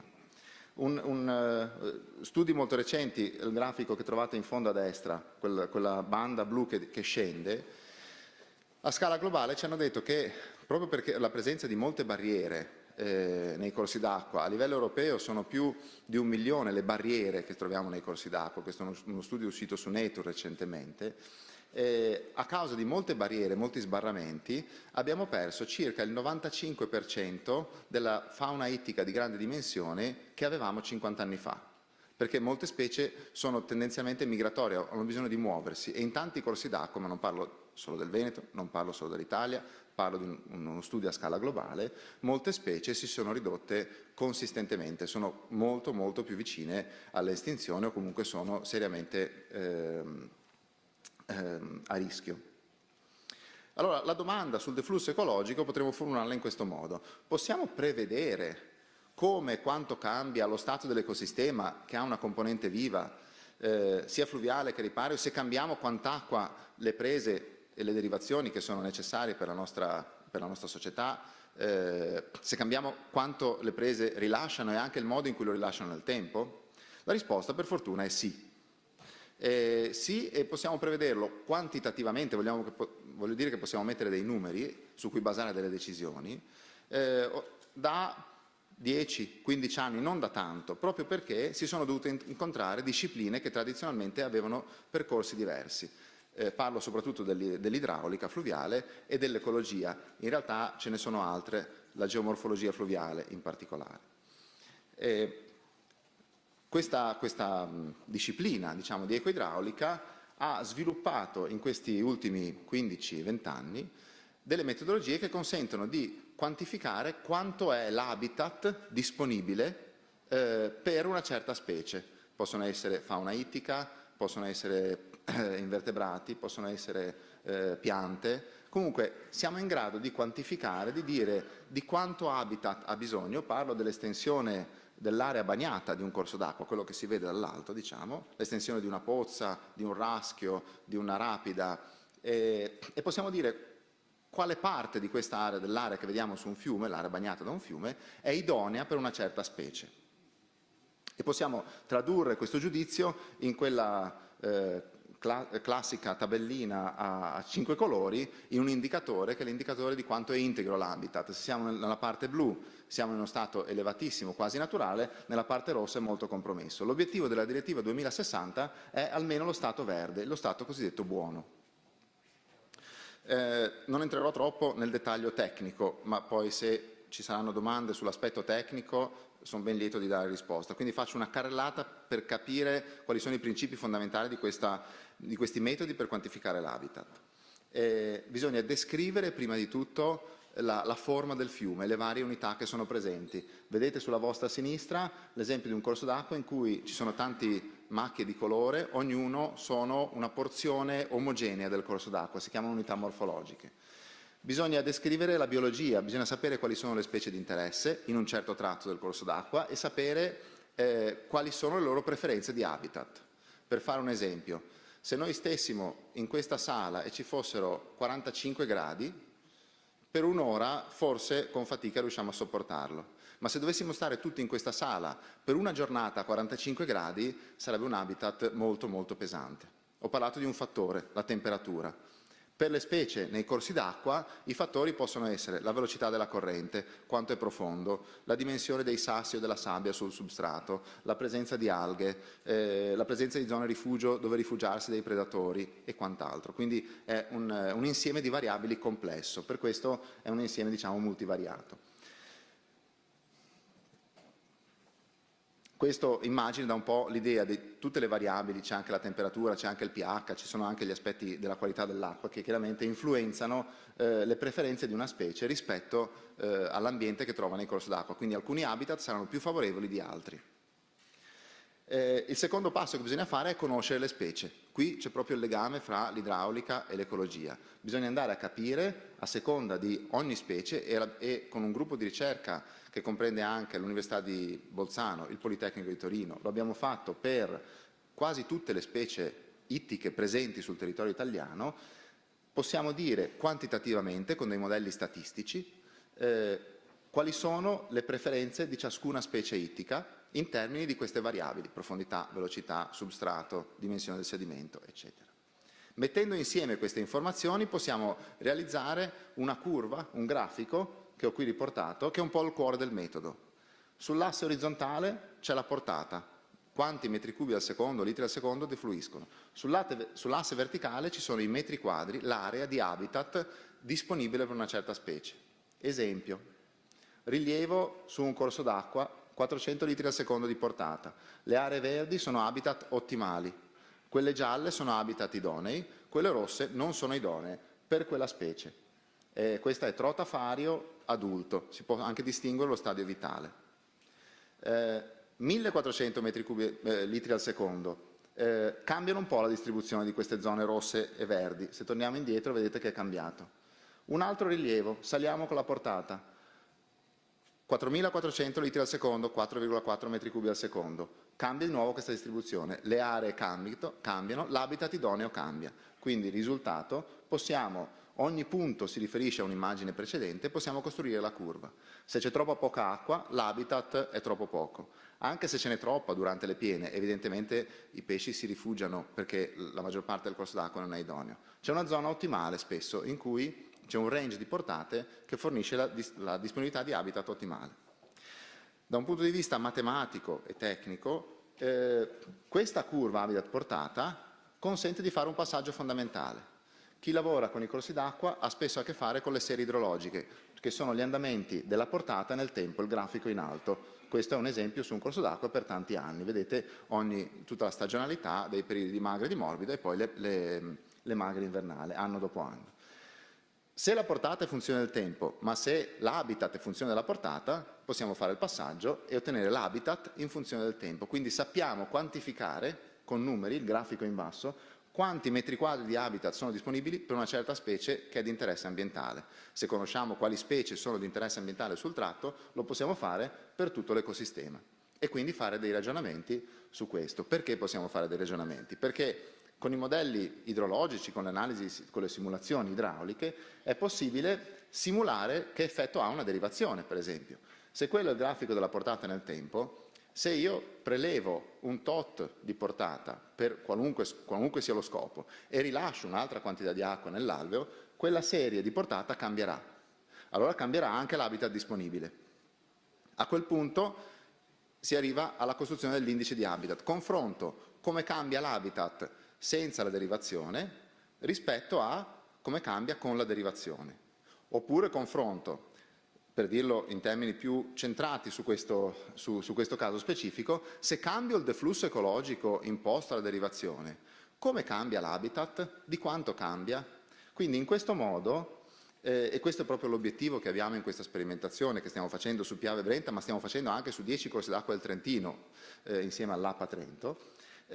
Possiamo andare a ragionare su quella formula, che è quella ipotizzata dalle linee guida distrettuali, che fornisce in alcuni casi appunto valori, ho sentito, parecchio alti rispetto all'attuale deflusso minimo vitale. Quella formula contiene dei coefficienti di modulazione temporale, dei coefficienti di naturalità. Questi coefficienti, che sono ipotizzati al momento, ma siamo in una fase sperimentale, possono essere calibrati e validati attraverso la modellazione di habitat, perché tutte le opzioni di deflusso ecologico che ci garantiranno uno stato almeno buono dell'indice di habitat saranno delle opzioni che potranno essere considerate come deflusso ecologico, e non è detto che siano sempre di più. Un concetto fondamentale è quel fattore M, che è la modulazione temporale. Sempre di più si sta cercando di modulare i rilasci nel tempo in modo che complessivamente questo dà molta più libertà da un certo punto di vista, anche se può complicare l'operatività. Questo dipende molto dal tipo di presa, dal tipo di impianto. Però soprattutto su impianti di piccola dimensione si sta trovando che avere più libertà nella modulazione temporale consente alla fine di risparmiare, di poter garantire un buono stato ambientale, ma anche di poter prelevare volumi sufficienti per l'attività produttiva a cui la derivazione è destinata. Salto questi grafici perché sono proprio sulla costruzione dell'indice, ma se qualcuno è interessato volentieri darò spiegazioni. Concludo dicendo cosa stiamo facendo sul Piave e sul Brenta. Noi abbiamo 2 siti di studio che sono a valle della presa di Fener del Consorzio Bonifica Piave sul Piave, a valle della presa di Nove sul Brenta, presa del Consorzio Bonifica Brenta. Stiamo seguendo quel diagramma di flusso che non sto a spiegare come metodo di applicazione. Ci occupiamo di descrivere l'habitat, quindi siamo un gruppo di 6 colleghi, ricercatori dall'Università di Trento, andiamo a misurare la velocità, andiamo a misurare la posizione, la topografia, la morfologia del fiume, e questo ci consente di, qui vedete alcuni esempi di rilievi già fatti in alveo, vedete i vari poligoni colorati sono quelli che si chiamano glide o scivoli, pool o pozze, riffle, che sono i raschi. Chi va a pescare conosce bene questa terminologia, qui spesso viene utilizzata la terminologia inglese, e a ognuna di queste si può dare un giudizio di idoneità. Vedete che ognuno di questi rilievi è fatto a portate diverse, quindi stiamo costruendo quella curva che dicevo prima. A portate troppo alte, essendo il fiume grande come Piave e Brenta, non riusciamo a entrare in alveo, è pericoloso guardare il canale principale, eccetera. Quindi ci avvaliamo anche di un'altra metodologia, che è quella della modellazione idraulica, che viene classicamente utilizzata per problemi legati alle piene o ai progetti ingegneristici in ambito fluviale. Per questo abbiamo commissionato diversi rilievi fotogrammetrici in modo da ottenere un modello digitale del terreno su cui è possibile innestare una simulazione idraulica, di cui vedete qui qualche esempio. Questo consente di coprire un po' tutto lo spettro delle portate rilevanti per la gestione. Ci servono anche altre informazioni, che sono quelle per esempio del substrato, che si ottengono con analisi statistiche, e alla fine il nostro obiettivo, l'obiettivo dell'incarico è proprio arrivare a questo. Concludo adesso uscendo un po' da questo tema, cioè io ho raccontato, spero di aver reso l'idea di quali sono questi metodi.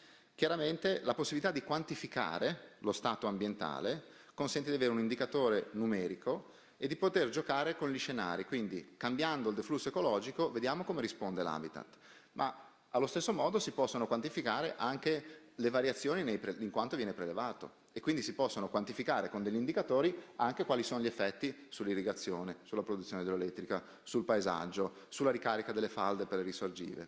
Quindi questa è una mia opinione finale con cui concludo l'intervento. Credo che la possibilità di quantificare gli effetti di differenti tipologie di rilascio e modalità di rilascio sia sull'ambiente che sugli altri comparti che ne sono del territorio che ne sono in qualche modo impattati, fornisca una base affinché poi negli opportuni tavoli si possano prendere delle decisioni che portino verso questo equilibrio auspicato.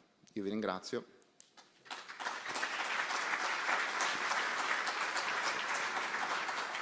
Grazie professore, e da questo punto di vista l'Università è un interlocutore prezioso per probabilmente anche su questo tavolo governo regioni, Stato-regioni, sarà fondamentale immaginare un percorso diverso di calcolo, perché l'algoritmo deciso in sede europea probabilmente non risponde alle esigenze di fiumi come il Brenta o il Piave, magari risponde di più ad esigenze come fiumi come il Danubio. Grazie professore. Adesso darei la parola all'altro pezzo, abbiamo parlato di agricoltura, adesso parliamo di energia, perché l'acqua è molto importante anche su questo fronte, e quindi do la parola a Stefano Savio di Enel Green Power. Prego.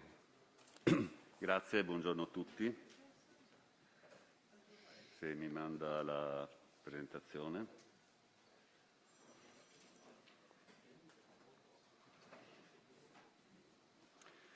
Buongiorno, sono Stefano Savio, sono responsabile Water Management dell'area nord-est di Enel Green Power. Un breve vista di quali sono gli impianti, i nostri impianti idroelettrici nel Veneto. Abbiamo 73 centrali idroelettriche che cumulano una potenza installata di 981 megawatt per una produzione di tutto rispetto, perché sono 3,5 terawattora annui. Abbiamo 90 opere di presa disseminate sul territorio che insistono su parchi nazionali, siti SIC, ZPS, zone dell'UNESCO. Abbiamo 450 km di gallerie e derivazioni che collegano tutte queste opere. Se guardiamo, loro sono principalmente collocati nelle province di Belluno e Treviso, ma abbiamo impianti che sconfinano in Friuli, in Trento e in Lombardia, tutti però relativi solo a questo distretto idrografico. Allora, facciamo un passo indietro, l'abbiamo detto in tanti. Da cosa nasce questo? Nasce dalla direttiva Quadro Acque, che ci chiedeva di assicurare un utilizzo sostenibile. Cosa abbiamo fatto in tema di nuove derivazioni? Solo il 15206. Il 15206 va a modificare il testo unico delle acque dicendo che il provvedimento di concessione viene rilasciato se non pregiudica il mantenimento e il raggiungimento degli obiettivi di qualità. Cosa è successo dopo? Beh, praticamente niente. Qualche regione ha deliberato, c'è stato un aumento esponenziale in questi ultimi anni delle domande di nuove centraline idroelettriche, sollevamenti popolari, quindi l'Unione Europea avvia 2 procedure di infrazione, è ovvio. Il Ministero dell'Ambiente dà disposizione ai distretti idrografici di provvedere a sanare queste 2 procedure di infrazione. Nascono 2 direttive, quella che viene chiamata direttiva ex ante dai produttori idroelettrici viene chiamata direttiva derivazioni, e la direttiva deflusso ecologico, che tende a determinare il passaggio. Scusate. Cosa cambia sul Piave? Sul Piave era stata recepita ancora nel piano di tutela delle acque e nelle norme di salvaguardia questa formulazione. La procedura sperimentale di questa formulazione era stata avviata a fine anni 99 e questa è, diciamo, la formula che poi è stata presa in considerazione. Cosa fa il deflusso ecologico? Dimentica, taglia questa formula, passa ad una, moltiplicazione. K è il coefficiente di protezione. Nella direttiva viene definito in funzione delle superfici sottese dalle derivazioni principalmente. Gli altri fattori sono tutti coefficienti moltiplicatori, massimo, cioè al minimo pari a 1. Applicando in alcune nostre sezioni questi valori, abbiamo trovato dei valori tra DMV e di flusso ecologico praticamente triplicati. Al tavolo partecipativo abbiamo rappresentato l'impatto che sarebbe succeduto se questa direttiva fosse applicata anche alle derivazioni esistenti, quindi non solo alle nuove derivazioni. Siamo stati ascoltati solo in parte perché praticamente in assenza di sperimentazione la direttiva, cioè quella formula, viene applicata così com'è anche alle derivazioni esistenti. Ma guardiamo quali sono le derivazioni esistenti. Le vediamo qui, queste sono quelle del Piave, sono raffigurate sul bellissimo mosaico che c'è nell'ingresso della centrale di Caverna di Soverzene.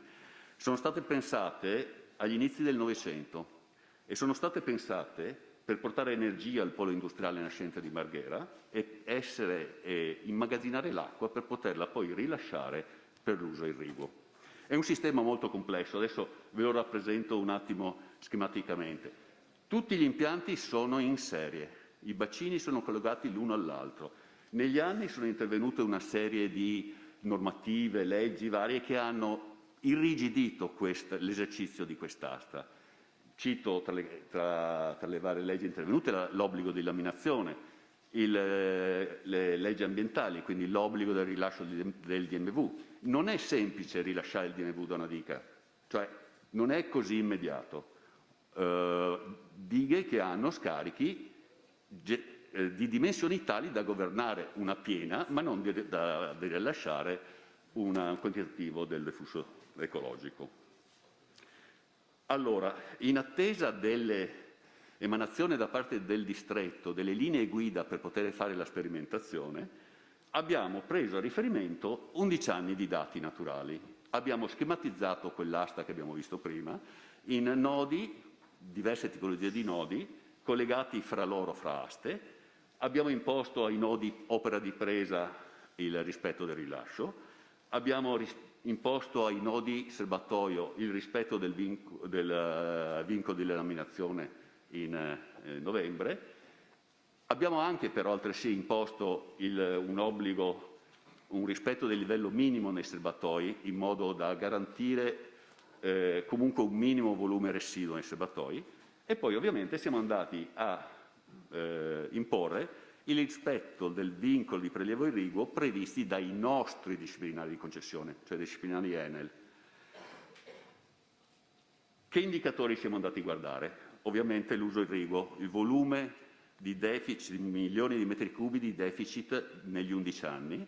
Siamo andati a vedere anche il numero di anni deficitari nel periodo, la fruibilità turistica, cioè banalmente il livello dei laghi. Se io d'estate il lago è vuoto non ci vado.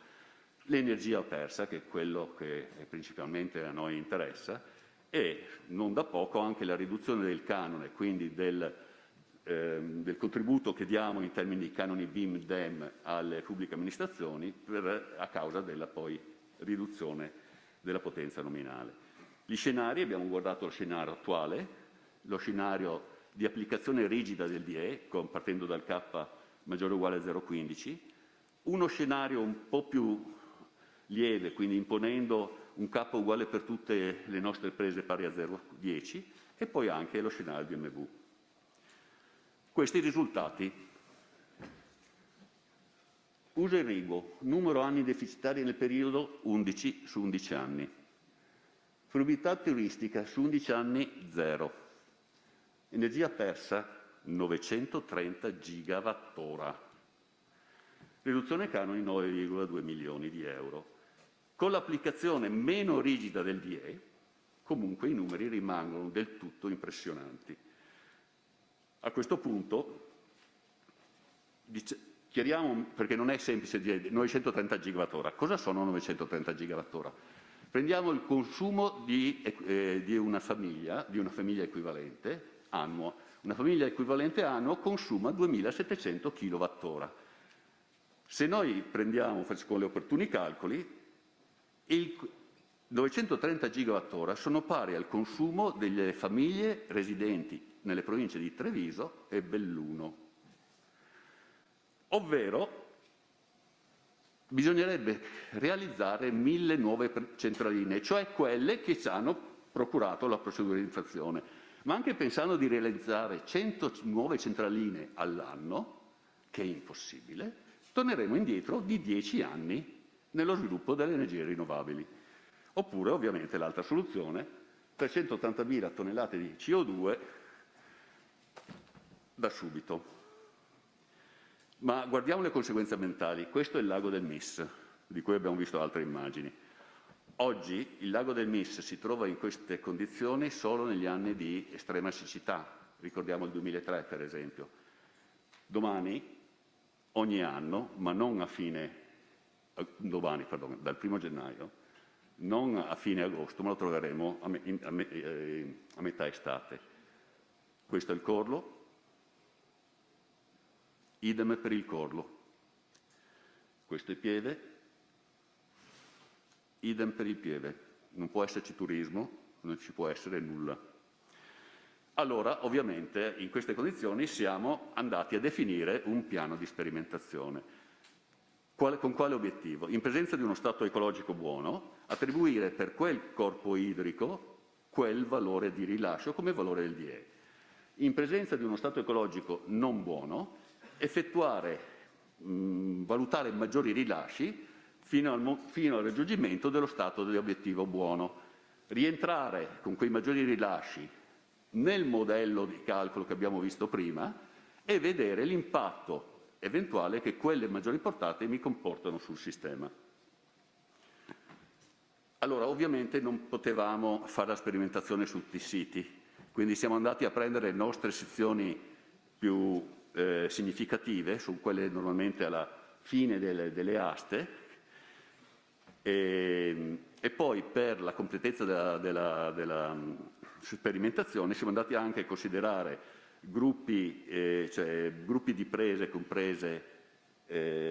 bacino sotteso inferiore ai 10, fra i 10 e i 50 km e fra i 50 e i 150 km. Come vedete dalla figura sono abbastanza ben diffuse in tutte le nostre opere. Sto finendo. Grazie. Allora, abbiamo considerato tutti i parametri della sperimentazione. Questo è il risultato della sperimentazione con il rilascio del DMV. Tutti i parametri di indicatori di qualità ambientale vanno dal buono all'elevato. Il NISECI, che è un parametro per indicatore della fauna oitica, è quasi ovunque buono. Gli ARI mesoapsi sono negativi, ce lo aspettavamo. Qualcosa comunque lascia perplessi perché comunque nel mesoapsi si tiene conto anche della fauna ittica e quindi se io mi trovo un NISECI che mi dà un quasi ovunque buono, qualche problema ce l'ho. Il quasi ovunque buono è perché ho 2 sezioni sul cordevole e non abbiamo trovato praticamente una fauna ben strutturata, ma perché c'è stata la tempesta Vaia. Una di queste sezioni era giusto a monte dei Serai di Sottoguda. Abbiamo provato col DE. Non cambia assolutamente niente. C'è qualcosa in queste 2 metodologie che non consente di raggiungere il valore di stato ecologico buono nemmeno rilasciando il DE. Probabilmente queste metodologie sono ancora a livello sperimentale e devono essere ancora testate prima di essere considerate idonee a definire uno stato ecologico attuale. Conclusioni. Abbiamo visto le simulazioni mostrano situazioni critiche in tutti i nostri impianti, anche con rilasci meno del valore del DE. La sperimentazione dimostra il non raggiungimento dello stato buono, anche rilasciando valori del DE, nonostante tutti gli altri indicatori, e ribatto anche quello della fauna ittica, mi danno uno stato da buono ad elevato. Questi indicatori vanno ancora testati sia nei valori soglia sia attraverso la necessaria sperimentazione in campo. Oppure, se non vogliamo fare questo, dobbiamo necessariamente provvedere a adottare opportune sanzioni per tutte le derivazioni. Oppure, come dicevo, posticipare l'attuazione della direttiva in modo da consentire di valutare compiutamente gli ARI e mesoapsi. Non è finita. Direttiva derivazioni 2029. Se noi interveniamo sulla direttiva derivazioni, il 60% dei nostri impianti che andrebbe a rinnovo non andrà a rinnovo. Grazie, ho concluso. Grazie. Io ho preso diversi appunti. Se si fa così, se va avanti una città di intero consumo di Belluno e Treviso andrebbe garantito con altre fonti di alimentazione. e 380.000 tonnellate di CO2 andrebbero prodotte e non risparmiate. Ecco, le conseguenze delle cose, questo il senso di questo incontro, poi mi pare che sia questo. Ecco, vedere quelle immagini dei laghi vuoti ci fa capire, come abbiamo capito anche per quello che riguarda l'agricoltura, quali possono essere le conseguenze di una introduzione automatica di questa norma. Adesso darò la parola a Paolo Battagion, direttore generale del Consorzio di Bonifica Piave. Prego. Grazie, buongiorno a tutti. Ecco, la mia relazione si innesta sul titolo del convegno stesso. Ho aggiunto una frase sotto: o nuovo equilibrio, ed è proprio quello di cui vogliamo parlare.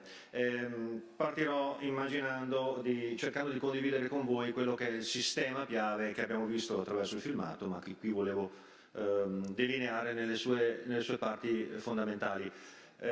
Faccio una premessa: parlare del Piave, parlare del Brenta, parlare del tagliamento sarebbe quasi la stessa cosa, quindi lo faccio perché conosco questo sistema, ma potrebbero i nostri colleghi parlare dei bacini affini e collaterali a questo. Il sistema Piave, come avete capito, è un bacino montano molto rilevante che corrisponde alla parte nord, diciamo, della regione Veneto. Ho segnato 3 bacini montani, gli invasi montani con il cerchio rosso, che sono i 3 bacini direttamente collegati con la nostra attività. Ne sono molti di più ovviamente, ma quelli che garantiscono l'invaso sono questi 3, precisamente il bacino del Mis, il lago di Santa Croce e il lago di Centro Cadore. Ho segnato poi le grandi derivazioni irrigue, vedete, scendiamo a valle. Quell'area contornata è diciamo, il nostro comprensorio, ci troviamo praticamente, occupiamo la provincia di Treviso. In quei 3 cerchi là ci sono le nostre grandi derivazioni del fiume. Quella più a sinistra è quella di Fener, quella al centro di Nervesa, e quella più a nord-est è quella del sistema del lago di Santa Croce Fadalto. E infine ho segnato, perché è fondamentale, tutto l'effetto aggiuntivo che le derivazioni hanno sui cosiddetti servizi ecosistemici, su tutta quell'area indicata in giallo, che posta sia all'interno delle aree strutturate, che sono quelle colorate sopra, ma anche quelle aree che raggiungono fino alla Laguna di Venezia, vedete, con quei fiumi che sono stati citati anche nel filmato, Marzenego, Dese, Zero, più tutti gli altri fiumi di risorgiva, il Sile. Tra tutti sono fiumi che in qualche maniera hanno a che fare con questo sistema. Un sistema quindi molto complicato, complesso, che viene gestito adesso attraverso un equilibrio molto particolare. Lo dico perché io insieme ad altri colleghi e all'Enel in particolare ce ne occupiamo ogni anno.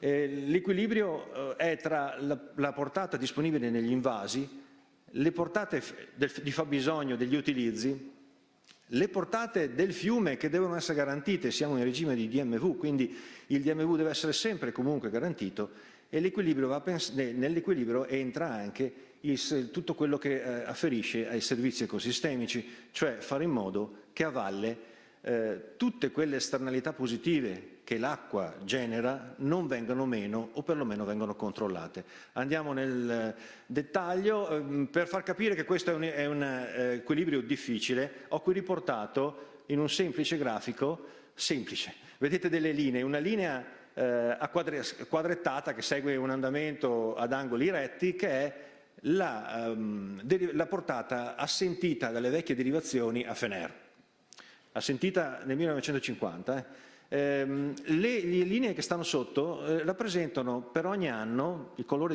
si afferisce a un anno diverso, l'effettiva portata derivata. Vedete che non ci attestiamo, non è che mettiamo la portatoia, il rubinetto aperto a un certo livello e lo lasciamo andare, ma la manovra è continua. Perché? Perché ci dobbiamo adeguare all'effettivo fabbisogno, alla disponibilità di laghi, dobbiamo ridurre il consumo quando non ce n'è bisogno per preservarlo nei laghi. Tutto questo viene fatto con una nostra azione quotidiana di regolazione. Per questo noi diciamo in tutte le occasioni, l'equilibrio raggiunto oggi è un equilibrio fragile, difficile, tra tutte quelle varie tematiche. Si possono anche indicare due periodi, l'invernale e l'estivo. Sono 2 scenari per noi fondamentali. Perché? Perché vedete nel periodo irriguo sale molto la portata necessaria per gli effetti irrigui, per le richieste di fabbisogni irrigui, e nella parte invernale la nostra derivazione è annuale.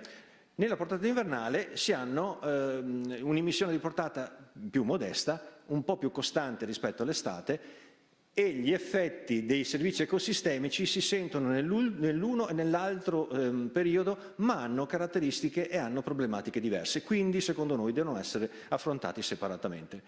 Andiamo avanti. Quali sono le scadenze che vediamo avanti a noi? Beh, l'abbiamo detto, c'è nel titolo. Allora, oggi siamo in regime di rilascio di DMV. Con il 2022, 1 gennaio 2022, sulle direttive dei flussi ecologici avrà luogo l'applicazione del deflusso ecologico. Le concessioni di cui parlo sono concessioni di grande derivazione che sono già scadute, sono già in regime di proroga, e la proroga termina a giugno 2022. Lo dico perché è un dato. Nel 2018 è entrata in vigore la direttiva, è stata elaborata e approvata la direttiva dei flussi ecologici. Noi ci siamo mossi in 2 direzioni. La prima, sperimentazione, sperimentare, anche noi come ha fatto Enel, come ha fatto ARPAV, sperimentare i valori di deflusso ecologico più corretti. Contemporaneamente l'analisi degli impatti. Ed è questo per noi fondamentale, perché abbiamo associato, affiancato il lavoro su un fronte con il lavoro sull'altro fronte. Che cosa ne è venuto fuori? Sulla sperimentazione abbiamo anche noi eseguito un piano di monitoraggio, abbiamo scelto dei punti dove fare campionamento chimico-biologico, i punti sono stati motivati e condivisi e approvati dalla Regione. Abbiamo scelto 3 punti sul tratto mediano del fiume Piave dove fare i rilievi meso-upstream. Meso-upstream è il metodo che ha appena illustrato il professor Zolezzi.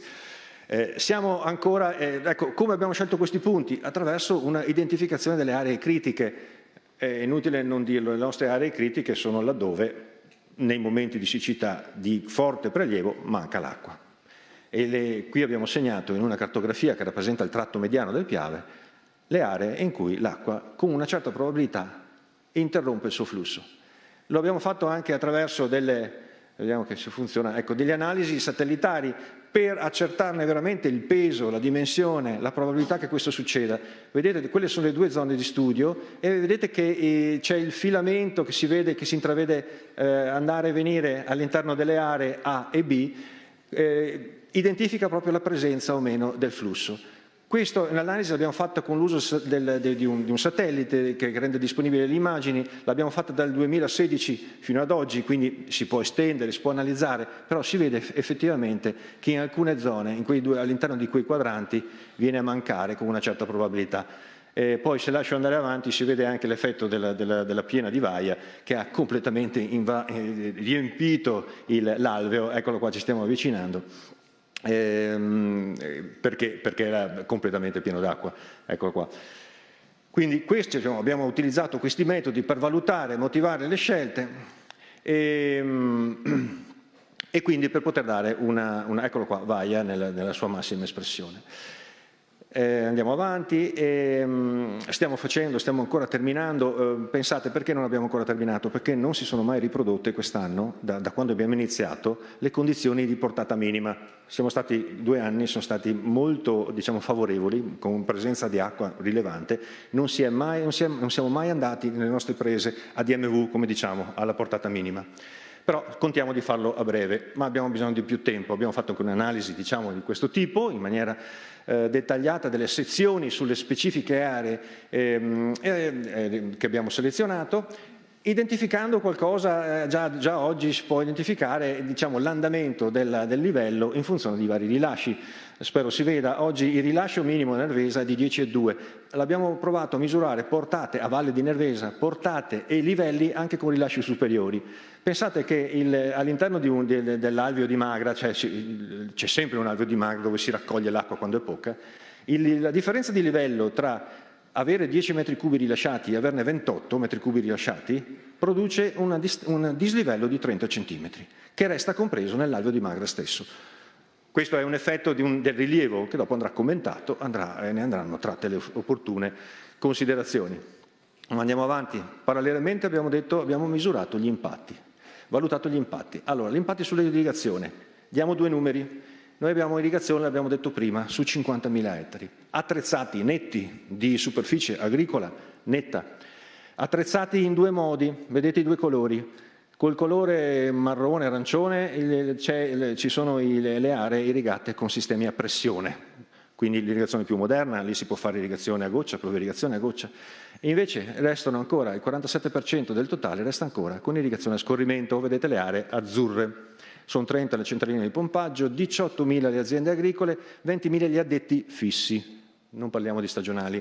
Bene, questo è il tema su cui andiamo a ragionare. Che cosa abbiamo fatto? Abbiamo preso anche noi 20 anni di misure, avevamo 20 anni di misurazione, portate, tutto quello che avevamo nei nostri archivi, e abbiamo applicato per questi anni trascorsi, anziché il rilascio degli MV, il rilascio degli E nella condizione massima prevista dalla direttiva. Che cosa ne è uscito? Ne è uscito che se oggi la stagione critica è di un anno su 20, il 2003, noto a tutti, quello che ci preoccupa è proprio questo, che la stagione critica vuol dire, stagione critica identificata con riduzione di disponibilità d'acqua maggiore del 20%, la probabilità che questo accada è di 2 anni su 3, molto elevata. E peggio ancora, la stagione molto critica, la possibilità di riduzione maggiore del 50%, maggiore del 50% vuol dire proprio non aver l'acqua, 1 anno su 2. Davanti a questi numeri noi ci siamo fermati e abbiamo alzato il cartello, come si dice, no? Non possiamo più andare avanti, anche perché si parla di solo su quei 50.000 ettari, si parla di 1 miliardo di PLV, anche di più. 1 miliardo di PLV, abbiamo fatto il calcolo di quanto sarebbe la potenziale perdita negli ultimi 20 anni se si fosse utilizzato il DE anziché il DMV, ne è uscito che la perdita media anno calcolata sarebbe stata al 46%. Sono numeri in libertà, vi dico, sono numeri in libertà, che però danno proprio chiaramente l'evidenza del problema. Ancora meglio si vede se si capisce in realtà oggi noi per irrigare quei 50.000 ettari, e così svelo un segreto, preleviamo al massimo 55 metri cubi al secondo. Questi a fini irrigui, una parte di questa poi va a fare servizi ecosistemici, alimentare la falda, però al massimo noi dal fiume preleviamo questi. Cosa succede? Che se in caso di riduzione è facile avere l'idea che per ogni metro cubo, facciamola grande, metro cubo di acqua in meno disponibile, 1.000 ettari restano senza. Quindi è ovvio che noi non potremo avere una riduzione percentuale della disponibilità, dovremo andare a ridurre convenientemente l'area dove possiamo assicurare il servizio. E quei 1.000 ettari o 2.000, 3.000, 4.000 come li sceglieremo? Questo lo lascio come interrogativo. Passo poi alle produzioni idroelettriche ad energia rinnovabile, numeri che non sono una bazzecola rispetto a quanto detto l'ingegner Savio, però ricordo solo che nelle nostre reti sono quei puntini neri, ci sono 49 impianti idroelettrici, piccoli impianti idroelettrici, che producono 135 milioni di kilowattora all'anno, quindi niente rispetto a quello che abbiamo sentito, però vi dico quei 49 impianti idroelettrici fanno capo a piccole società, a piccole realtà locali che trovano la loro utilità e il loro reddito da questi impianti. Certamente con quello che si può pensare, applicando la riduzione, sempre col solito metodo che ho già esposto, dai 135 noi vedremo una diminuzione di 87, quindi una diminuzione, una perdita media del 64%. Perché? Perché gli impianti si estendono anche sul resto dell'anno e quindi hanno un periodo più lungo per la produzione. Quindi sono numeri che fanno veramente impressione. Ecco, alla fine gli impatti sugli aspetti ambientali sono rilevantissimi. Qui ho tratto delle immagini che non sono del Consorzio Piave, ma sono del Consorzio Brenta. Perché? Perché sono situazioni analoghe alle nostre e quindi le ho riprese anche perché molto belle, molto apprezzate. Si tratta di risorgive, si tratta di ambiti ambientali di pregio, si tratta di attività che il Consorzio Brenta stesso da tempo svolge per la ricarica delle falde, con quel sistema organizzato di alimentazione superficiale, di reti superficiali. Tutto questo è alimentato con acque derivate, in questo caso dal Brenta, ma noi abbiamo, l'avete visto anche prima, come Consorzio Piave, abbiamo realtà analoghe. Tutto questo viene meno, come potrebbe venir meno anche le realtà come queste, sempre tratte dal Consorzio Brenta, sia i piccoli territori ecologici, ville e parchi, l'abbiamo visto prima anche nel filmato, presenza di fauna ittica, tutte le nostre reti alimentate sono inserite nelle carte ittiche provinciali e danno una presenza di fauna ittica consistente. Si svolgono attività, si svolge pesca sportiva, si svolgono gare, tutto verrebbe in qualche maniera messo in discussione.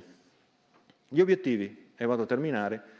Noi quello che proponiamo l'abbiamo detto in varie sedi, l'ha detto con una recente delibera il Consorzio stesso, il Consorzio Piave stesso, mediante la valutazione degli impatti e dei benefici dell'avvento del deflusso ecologico, come previsto dalla direttiva quadro acque, l'articolo 4.5 e 4.7, noi vogliamo identificare attraverso sperimentazione, mettendo a disposizione tutta la nostra attività, un deflusso ecologico sostenibile, che preveda un'applicazione graduale, perché applicare un valore che come risulta per noi, nel nostro caso, risulta più di 3 volte rispetto all'attuale DMV nelle sezioni di Nervesa e di Fener, provocherebbe sicuramente un danno.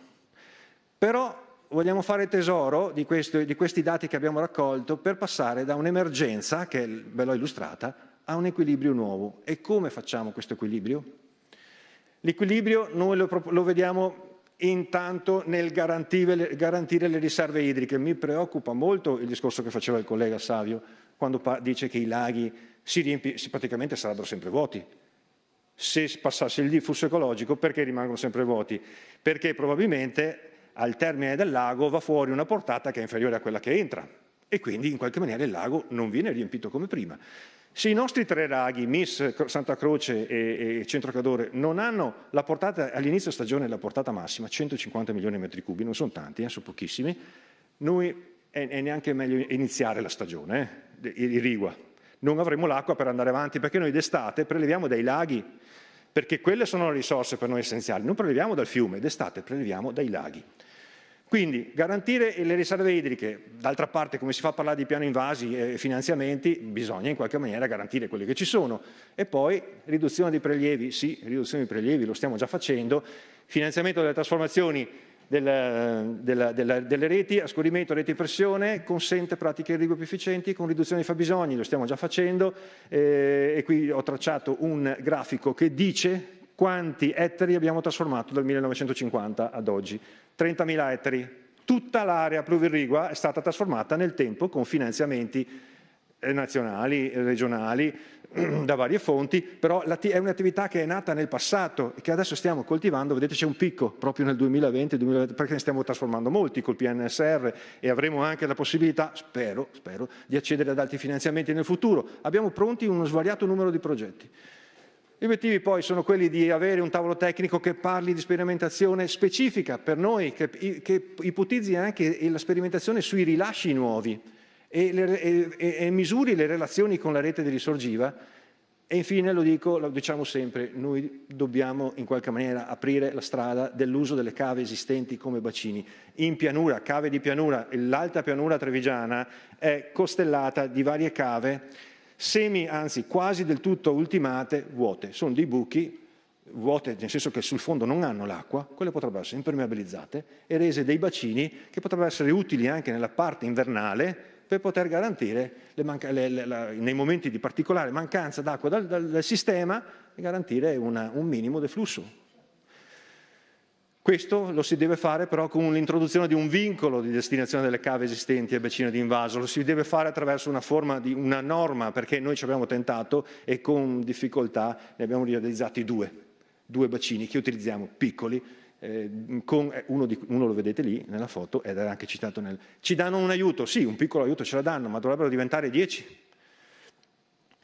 E infine termino citando i servizi ecosistemici di cui la prossima relazione parlerà approfonditamente, generati dalle derivazioni che hanno a che fare direttamente anche con il paesaggio, con le città. In questo caso ho ripreso Treviso e Castelfranco, che sono le due fondamentali, diciamo, a Treviso città d'acque e Castelfranco, per dire Castelfranco, l'acqua delle mura viene totalmente dalla presa di Fener. Quando si chiude il rubinetto in testa le fosse diventano secche. Io vi ringrazio.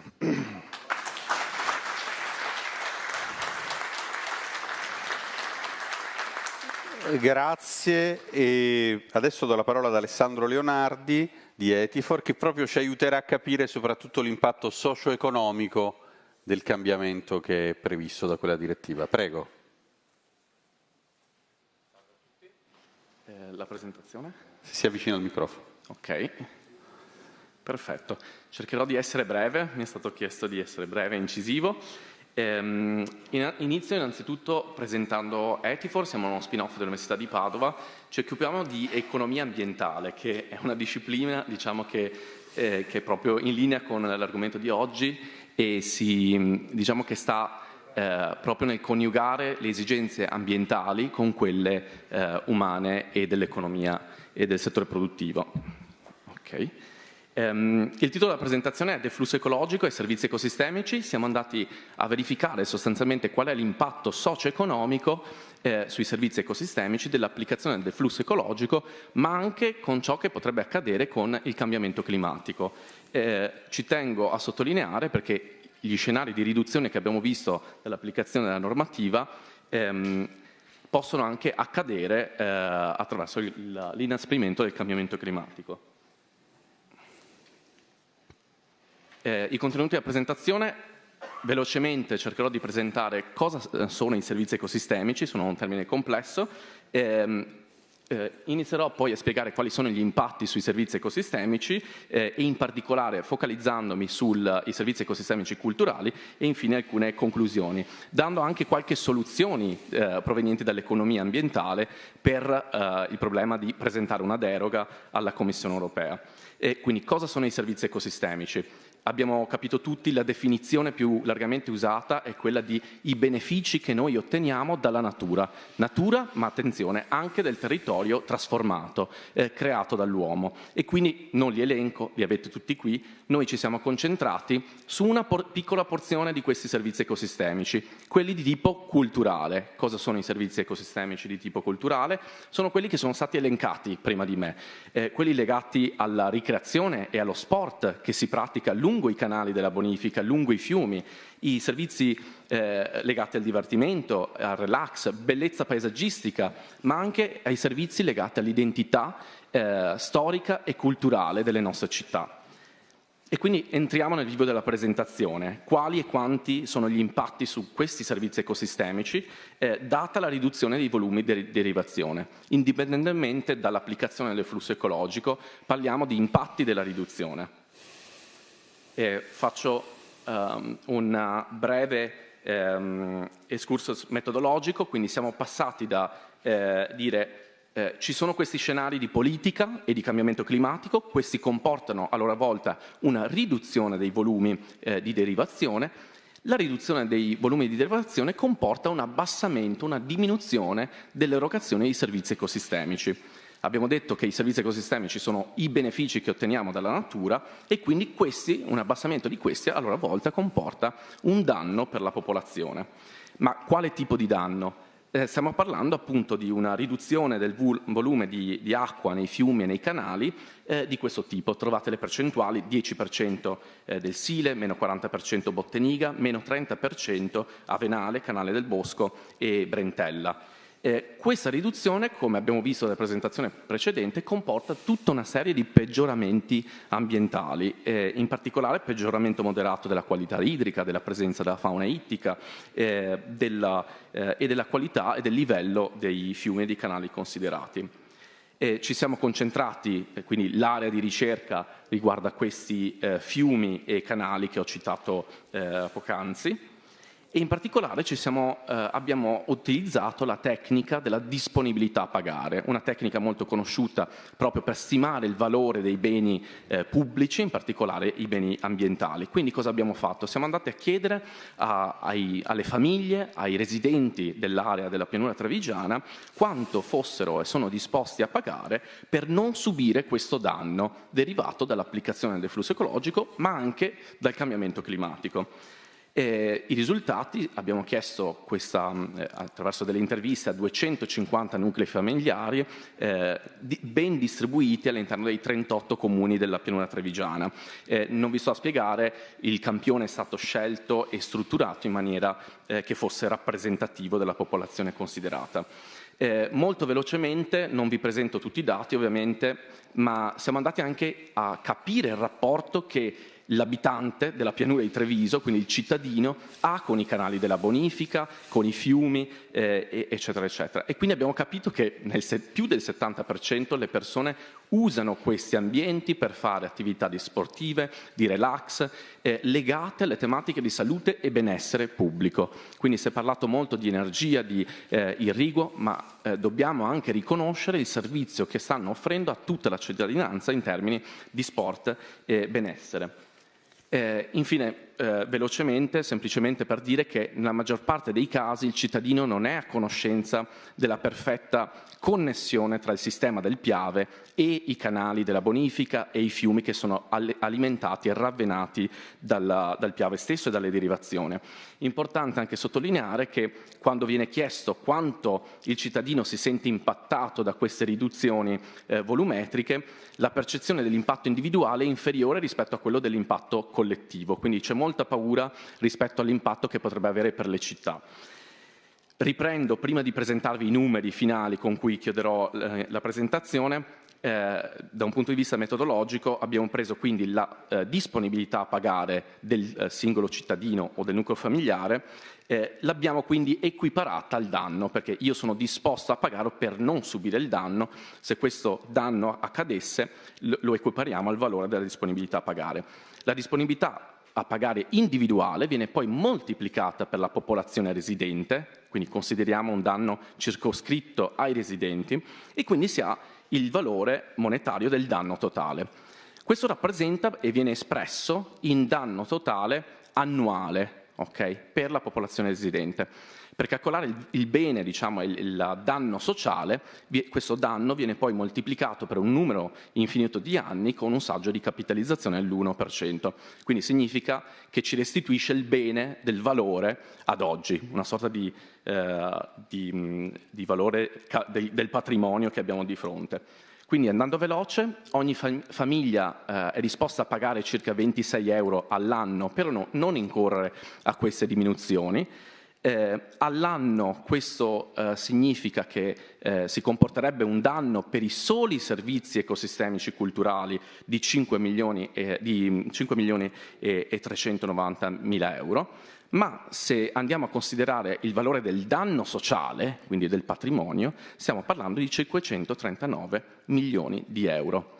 Non sono valori da poco, se consideriamo e comparati anche alle tematiche di idroelettrico e irrigo, che sicuramente sono di primaria importanza. Infine, l'ultimo dato che vi presento, abbiamo calcolato anche il valore totale di questi servizi ecosistemici culturali, stimato a circa 7,8 milioni di euro, e l'abbiamo comparato con il valore del danno, e quindi questo ci restituisce il fatto che con l'applicazione del flusso ecologico, ma insisto anche con gli scenari di cambiamento climatico, si avrebbe un impatto che riduce del 70% del valore dei servizi ecosistemici erogati attualmente dal sistema della rete consortile. Arrivo alle conclusioni. Siamo di fronte al primo studio di fatto in Italia che ha calcolato il valore dei servizi ecosistemici di tipo culturale, in particolare modo legato ai territori della bonifica e ovviamente legato agli scenari del deflusso ecologico e dei cambiamenti climatici. Sono servizi secondari, ma di grande importanza, perché abbiamo visto che toccano tutti i cittadini, non solo gli agricoltori. Quindi non stiamo parlando solo dell'agricoltura o dell'idroelettrico, stiamo parlando delle passeggiate che tutti noi facciamo lungo i fiumi. E infine il danno sociale, abbiamo visto, sono circa 539 milioni di euro, e quindi questo è il valore dell'impatto socio-economico. Voglio ricordare, si è parlato di deroga e di azioni legali con la Commissione, che gli articoli che prevede la normativa, di fatto la normativa direttiva quadro acque non è sbagliata di per sé. All'interno della stessa direttiva troviamo gli strumenti per rispondere alla Commissione. L'articolo 4.5 appunto dice che se vogliamo chiedere una deroga dobbiamo dimostrare con uno studio di costi-benefici, dove indichiamo che i costi dell'applicazione di questa normativa superano i benefici, e questo lo facciamo mettendo insieme le discipline dell'equidaulica, che è in grado di calcolare le quantità, le superfici e gli impatti sull'ambiente biofisico, con le tecniche di economia, e quindi dove riusciamo a trasformare un impatto ambientale in termini di costi o benefici. Infine, questi risultati penso che possano anche rafforzare l'idea e il concetto di multifunzionalità dell'infrastruttura verde consortile, chiamiamola, e anche ci può dare altri spunti, nel senso che i servizi ecosistemici e il valore di questi servizi ecosistemici devono essere tenuti da conto soprattutto nella fase di implementazione delle politiche ambientali, e in particolare qui parlo per l'implementazione per esempio delle politiche di prezzo dell'acqua. Non stiamo facendo abbastanza, quindi il tema dell'implementazione del principio di chi inquina usa paga deve essere avanzato in regione come a livello nazionale, e lo si sta facendo comunque. Infine anche sul tema del costo ambientale della risorsa, quindi includere queste voci di costo all'interno delle tariffe, dei prezzi dell'acqua, per poter investire ulteriormente sul territorio, sulle infrastrutture verdi e le soluzioni basate sulla natura. Infine ci porta anche a dare un incoraggiamento per innovare nel settore, perché abbiamo bisogno di approcci innovativi e quindi di cercare di non utilizzare soltanto gli approcci legati a infrastrutture grigie e di investimento sulle opere, ma anche di lavorare sul tema della manutenzione gentile e quindi di pensare all'infrastruttura verde consortile come anche un ecosistema, e quindi anche le associazioni ambientaliste saranno a favore della conservazione di questi ambienti se questi ambienti dedicati originariamente alla sola irrigazione diventeranno anche ambienti che ospitano biodiversità e che raggiungono gli obiettivi di mitigazione del cambiamento climatico. Infine, il tema dei servizi ecosistemici ci è utile anche nell'attività di dialogo, sensibilizzazione, educazione della popolazione, della società civile, e in particolare considerare queste tematiche e parlare alla popolazione avendo a 360 gradi una visione sui benefici dell'attività consortile, ci permette poi di dialogare nei processi di contratti di fiume e di attivare processi dal basso che siano equi e inclusivi anche nei confronti del singolo cittadino, che abbiamo visto essere un attore importante in questi ambienti. Grazie a tutti e arrivederci. Grazie, io la ringrazio anche perché è riuscito a essere sintetico e me ne scuso insomma, di averle chiesto di essere sintetico. Vi invito ad accomodarvi. Ringrazio tutti per gli spunti che ci avete offerto, per gli spunti di discussione. Mi permetto solo di dire una cosa. La prima, è impressionante il dato ultimo del 64% della popolazione che non sa che cos'è. E un'iniziativa come questa può essere finalizzata proprio ad aumentare il livello di consapevolezza. Noi immagino che le cose che abbiamo sentito dal professore dell'Università di Trento, dall'Enel rispetto ai 73 impianti, le cose che fa il consorzio di bonifica Piave, le cose che fa e non solo le fotografie che abbiamo visto di quello che potrebbe essere, ma delle risposte. Io ho sentito negli interventi molte cose possibili e mi incuriosisce il fatto che probabilmente con l'Unione Europea, sulla base di questi documenti, ma solo sulla base di questi e di quelli altri che verranno dalle riflessioni, forse un negoziato si potrà fare. Quindi grazie per le vostre osservazioni e buon lavoro. Adesso c'è il momento della tavola rotonda e dunque inviterei gli ospiti, che sono Giampaolo Botacin, assessore all'ambiente della Regione Veneto, prego, Gianni Lampis, coordinatore assessori ambiente e conferenza delle regioni, assessore all'ambiente della Sardegna, Marina Colaizzi, segretario generale dell'autorità di bacino distrettuale delle Alpi Orientali, Massimo Gargano, direttore generale AMBI, Alessia Rotta, Presidente della Commissione Ambiente della Camera dei Deputati, Giampaolo Vallardi, Presidente della Commissione Agricoltura del Senato, Simona Angelini, che è collegata con noi, Direttrice Generale Sviluppo Rurale del Ministero delle Politiche Agricole, e Luigi Lazzaro, Presidente Legambiente Veneto. Allora, poi vediamo quando ci sarà il collegamento. Innanzitutto benvenuti. Comincerei da Botacin. Mi pare che l'assessorato all'ambiente abbia un ruolo chiave in questa fase, lo ha sempre avuto, ma in questa fase in cui bisogna contemperare quella che io definisco la spinta Greta con l'esigenza di trovare delle risposte, è una fase particolarmente complicata, ma credo anche è in corso in questi giorni a Milano la pre-COP 26, quindi è un momento politico molto importante, però è anche un momento di risposte. Voi su quali fronti state lavorando? Prego.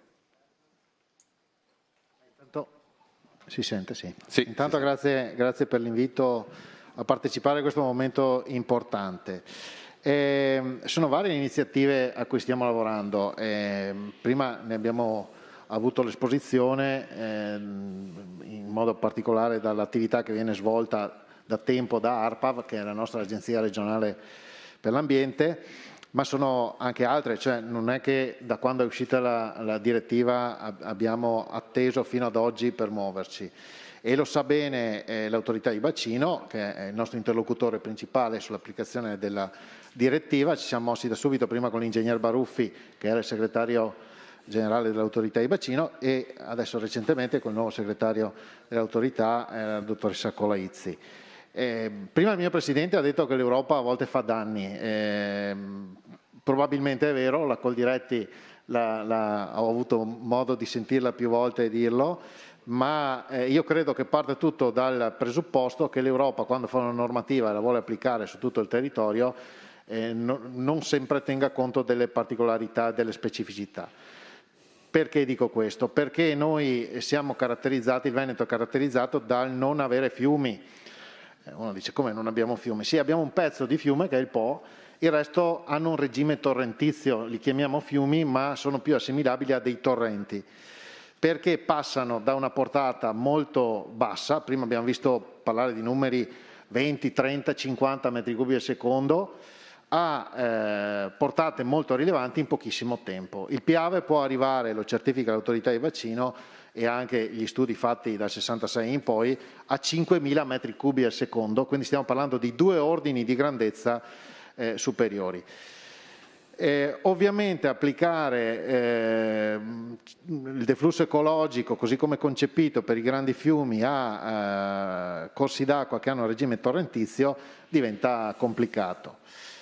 Prima si è parlato di vari aspetti, no? L'acqua non è mai nella quantità giusta, o è troppa, siccome oltre alla delega all'ambiente ho anche la delega a protezione civile, guarda il comandante dei vigili del fuoco sa di cosa sto parlando, o è troppa, abbiamo visto prima Vaia cosa ha comportato sul Piave, in quel caso abbiamo rilevato 2600-2500 metri cubi al secondo, e quindi abbiamo aspetti che sono relativi alla troppa quantità in alcuni casi e alla troppo poca quantità in altri casi. Faccio alcuni esempi, alcuni sono già stati detti, no? Si è parlato del turismo e la fruibilità dei laghi, peraltro io abito in un comune rivierasco di un lago che si è visto, il lago di Santa Croce, e i laghi vuoti non consentono la fruibilità turistica, ma pongo un altro aspetto che è relativo ai ripascimenti dei litorali, no? Uno può dire, ma cosa c'entra il ripascimento del litorale? C'entra perché se la portata nel corso d'acqua si riduce, anche attraverso tutta una serie di sbarramenti, è stato detto prima, il trasporto solido si riduce e quindi il ripascimento naturale del materiale che non arriva più in foce non si ha, e quindi dobbiamo intervenire meccanicamente ogni anno. Il mio collega Canner, che è anche assessore del turismo, dice no, ma bisogna intervenire sulle spiagge altrimenti non è fruibile. Mi scusi, do il benvenuto alla dottoressa Angelini che adesso è collegata con noi. Mi scusi se l'ho interrotta, prego. Il tema dell'energia è stato visto, no? Il tema dell'energia, siamo in un momento in cui si parla di sostenibilità ambientale come non mai, si parla di fonti rinnovabili. In questo momento la prima fonte rinnovabile per eccellenza è l'idroelettrico. Però per l'idroelettrico ovviamente abbiamo visto prima i dati che ha presentato Enel, noi abbiamo fatto le simulazioni che non si discostano molto dai dati che sono stati presentati, quindi la cosa è abbastanza preoccupante. C'è tutto il tema dell'ambiente e allora focalizzarsi sulla portata del corso d'acqua, dimenticando altri aspetti, prima ne sono stati evidenziati alcuni, ma io cito anche, per esempio, torno sui laghi, tutto l'ecosistema lacustre. Il lago in quelle condizioni è evidente che non sta tutelando gli aspetti ambientali della flora, della fauna, insomma di tutto l'ecosistema lacustre. C'è il tema dell'interramento dei laghi, c'è il tema della sicurezza, dicevo prima, ho la delega alla protezione civile, i laghi vengono utilizzati anche per l'antincendio boschivo, il lago di Santa Croce, il lago del Centro Cadore vengono utilizzati dai Canadair quando si interviene per gli incendi boschivi. È una competenza della Regione dal 2000 e se non c'è l'acqua non si pesca. Quando ci fu Vaia, pochi giorni prima, ci fu un grosso incendio boschivo a Taibon a Gordino, il lago di Santa Croce era praticamente vuoto e dopo vi dico perché, e i piloti di Canadair dicevano che facevano fatica a pescare e questo quindi ha un impatto anche in termini di sicurezza. I laghi poi vengono utilizzati anche per la laminazione delle piene oggi, non sono lo strumento migliore, però sono lo strumento che abbiamo in questo momento, anche con le difficoltà che abbiamo a realizzare i bacini di laminazione. Guardo di nuovo chi rappresenta l'autorità del bacino e sappiamo di cosa stiamo parlando o comunque qualcuno sa di cosa sto parlando. C'è tutto il tema dell'agricoltura che è pur vero, prima è stato sottolineato, che è quello che è un po' più tutelato perché c'è una riserva di legge, l'articolo 167,1 del 152 del 2006 che dice, l'ha detto prima il Presidente Coldiretti, lo ribadisco, in caso di carenza idrica dopo l'idropotabile viene l'agricoltura, tutto il resto viene dopo e quindi tutti i temi che abbiamo detto, l'energia, l'idroelettrico, questi vengono tutti dopo. C'è il tema igienico-sanitario e ci sono tutta una serie di altri aspetti. Allora, cosa abbiamo fatto? È uscita la direttiva, abbiamo interloquito con chi poi dopo la deve rendere operativa, la deve recepire e rendere operativa. E leggendo il documento di recepimento del 2018, mi pare che sia del 2017, ecco, dell'autorità di bacino, abbiamo individuato alcuni aspetti che ritengo utili, importanti da sottolineare. Primo aspetto, negli indirizzi operativi si trovano due parole sottolineate in maniera importante, gradualità e incrementalità. E quindi questo è un passaggio che noi riteniamo fondamentale, lo abbiamo ribadito in tutte le sedi, gradualità e incrementalità. Si parte da poco e si va in maniera graduale. Ma poi c'è l'aspetto ancora più importante, che tra le righe è stato detto da chi mi è preceduto, ma lo ribadisco in stampatello maiuscolo in modo che non ci sia possibilità di errore, si legge sempre negli indirizzi operativi che deve essere posta particolare attenzione a quei prelievi i quali, essendo funzionali a soddisfare specifici usi ed attività antropiche, rivestono carattere strategico.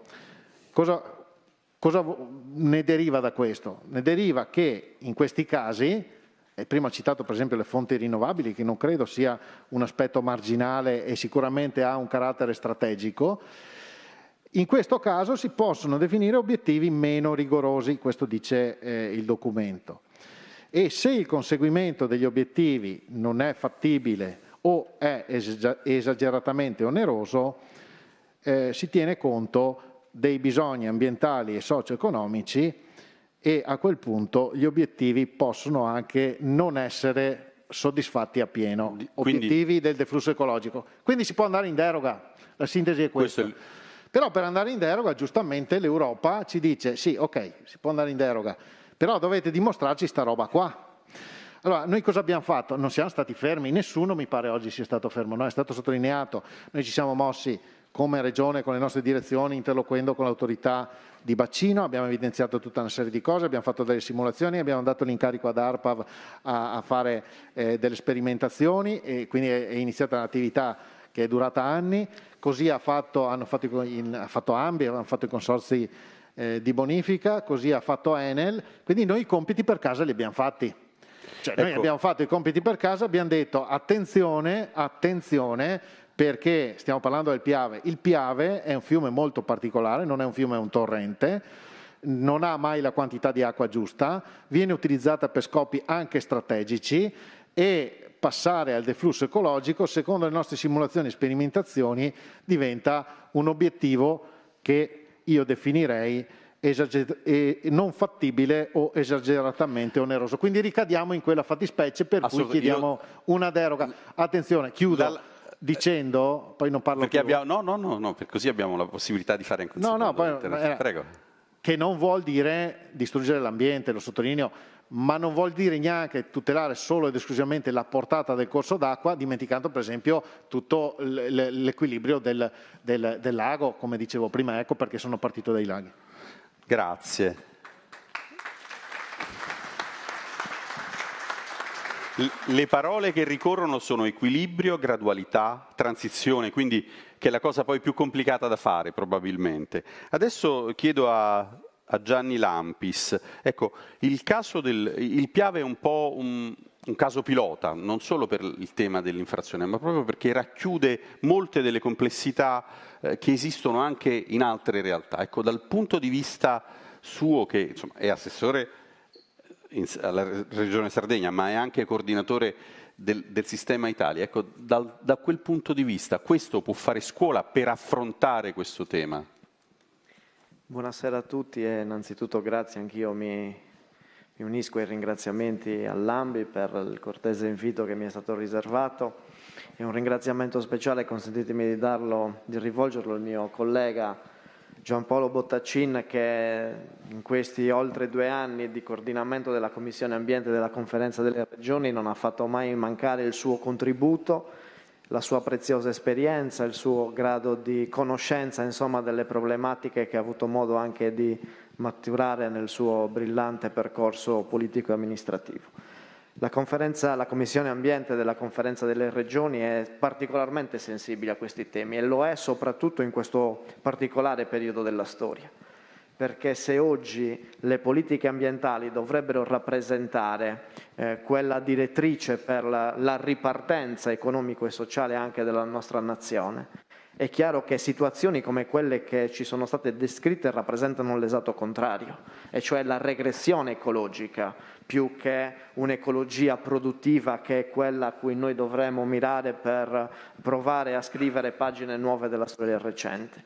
Ecco perché oggi ritengo che il caso delle Alpi orientali, nello specifico quello che abbiamo visto questa sera, debba essere portato all'attenzione della Commissione stessa, ma in più fasi di interlocuzioni istituzionali. Prima veniva richiamata anche una particolare attenzione da parte della Conferenza delle Regioni. È imprescindibile, perché una formula che l'Unione Europea oggi vuole che venga applicata su tutto il territorio nazionale e non solo, non può rappresentare l'omologazione. Ci sono tante criticità che possono essere riconducibili alle singole realtà territoriali.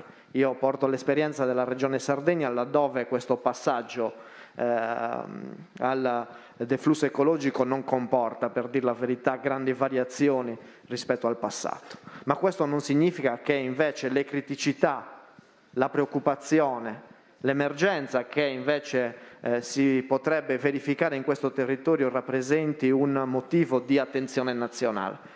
Ecco perché io dico che non c'è tempo da perdere, che in una fase in cui il PNRR dovrebbe rappresentare uno strumento di attuazione di politiche ambientali equilibrate, potrebbe essere anche lo strumento per applicare in maniera graduale questo deflusso ecologico e continuare a sperimentare nel corso di un periodo più lungo quelli che sono invece gli impatti che possono esserci in territorio come questo. È chiaro che abbiamo il dovere di auspicare una leale collaborazione istituzionale, soprattutto dal Governo, dagli organi legislativi, da coloro che siedono soprattutto nel Parlamento, perché è chiaro che oggi serve convincere e rappresentare all'Europa quello che è il frutto dei lavori che qui sono stati esposti. Io penso che possiamo fare squadra, soprattutto anche con la Commissione Agricoltura, che peraltro il Veneto ha il privilegio, l'onere e l'onore di coordinare all'interno della Conferenza delle Regioni.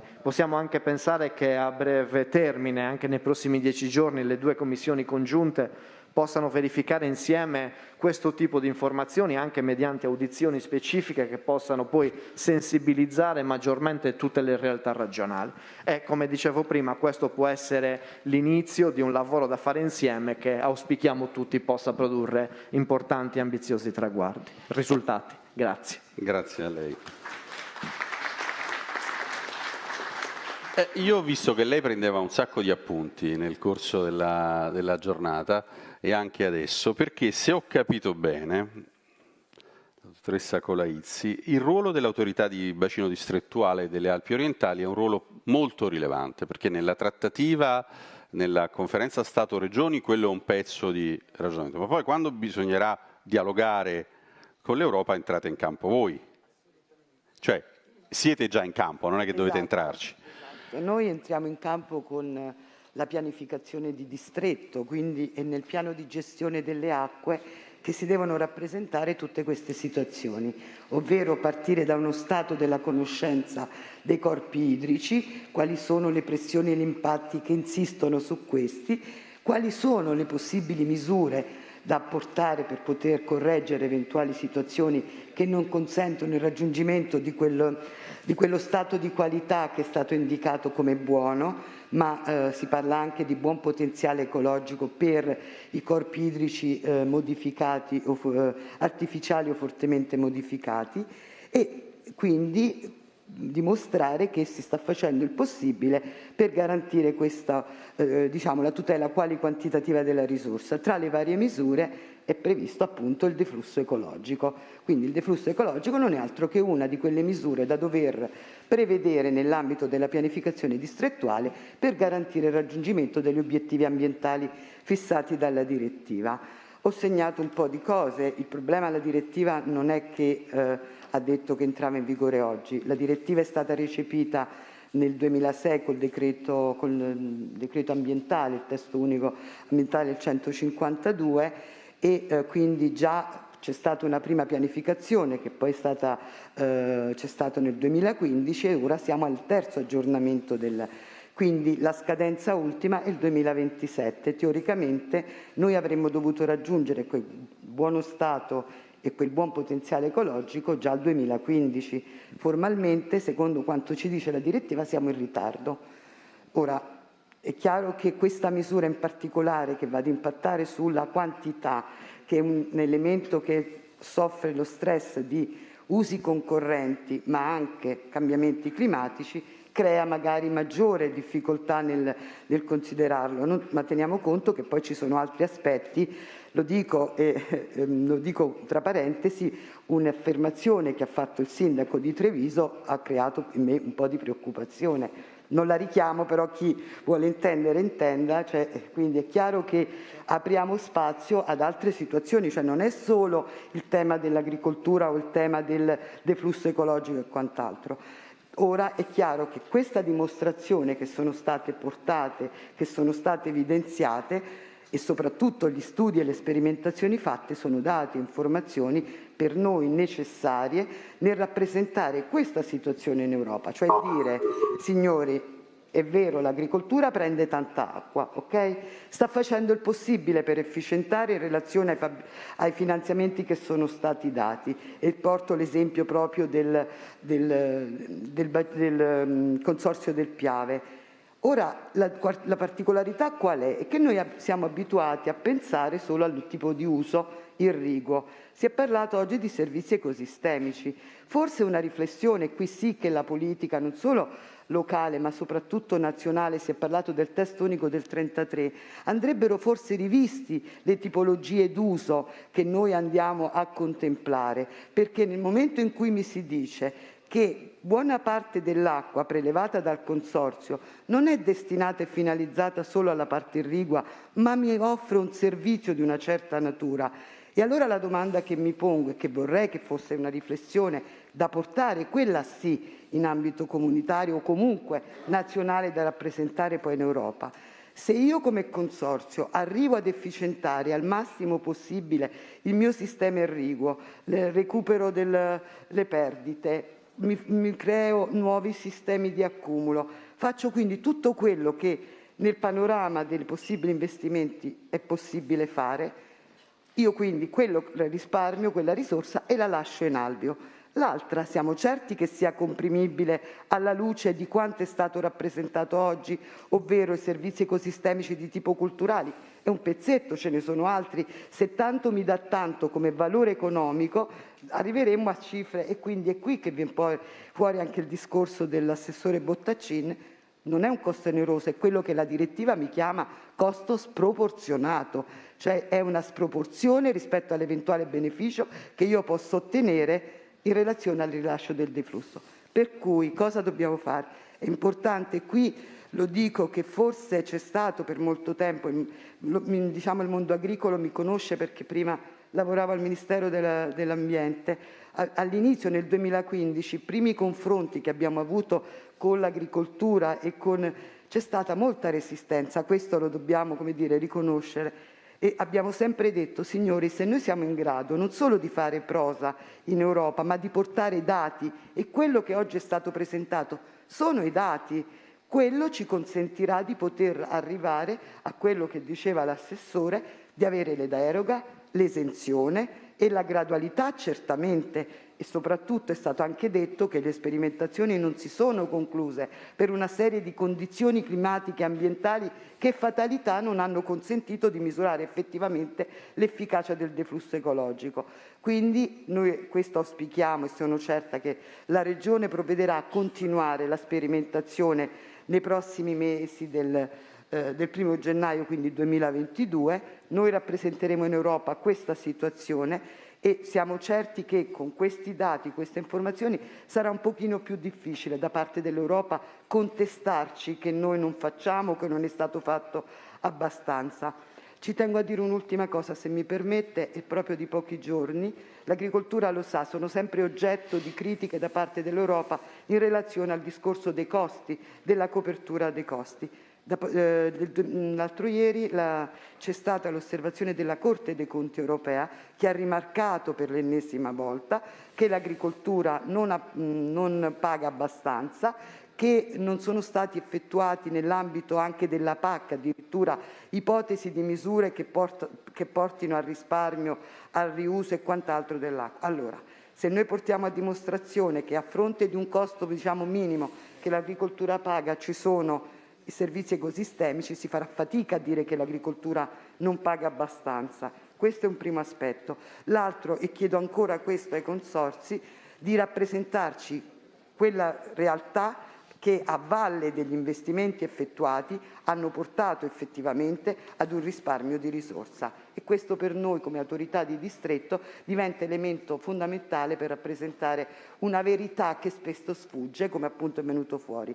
L'ultima questione sull'idroelettrico, stiamo ragionando e lì è un po' più complicato, però certamente non possiamo trascurare che anche in quel caso perdiamo la vera fonte di energia rinnovabile, perché mi permetto di immaginare un paese pieno di impianti fotovoltaici o di pale eoliche, insomma faccio un po' fatica a credere che possano compensare tanto quanto, insomma, l'idroelettrico che per fortuna abbiamo. Grazie.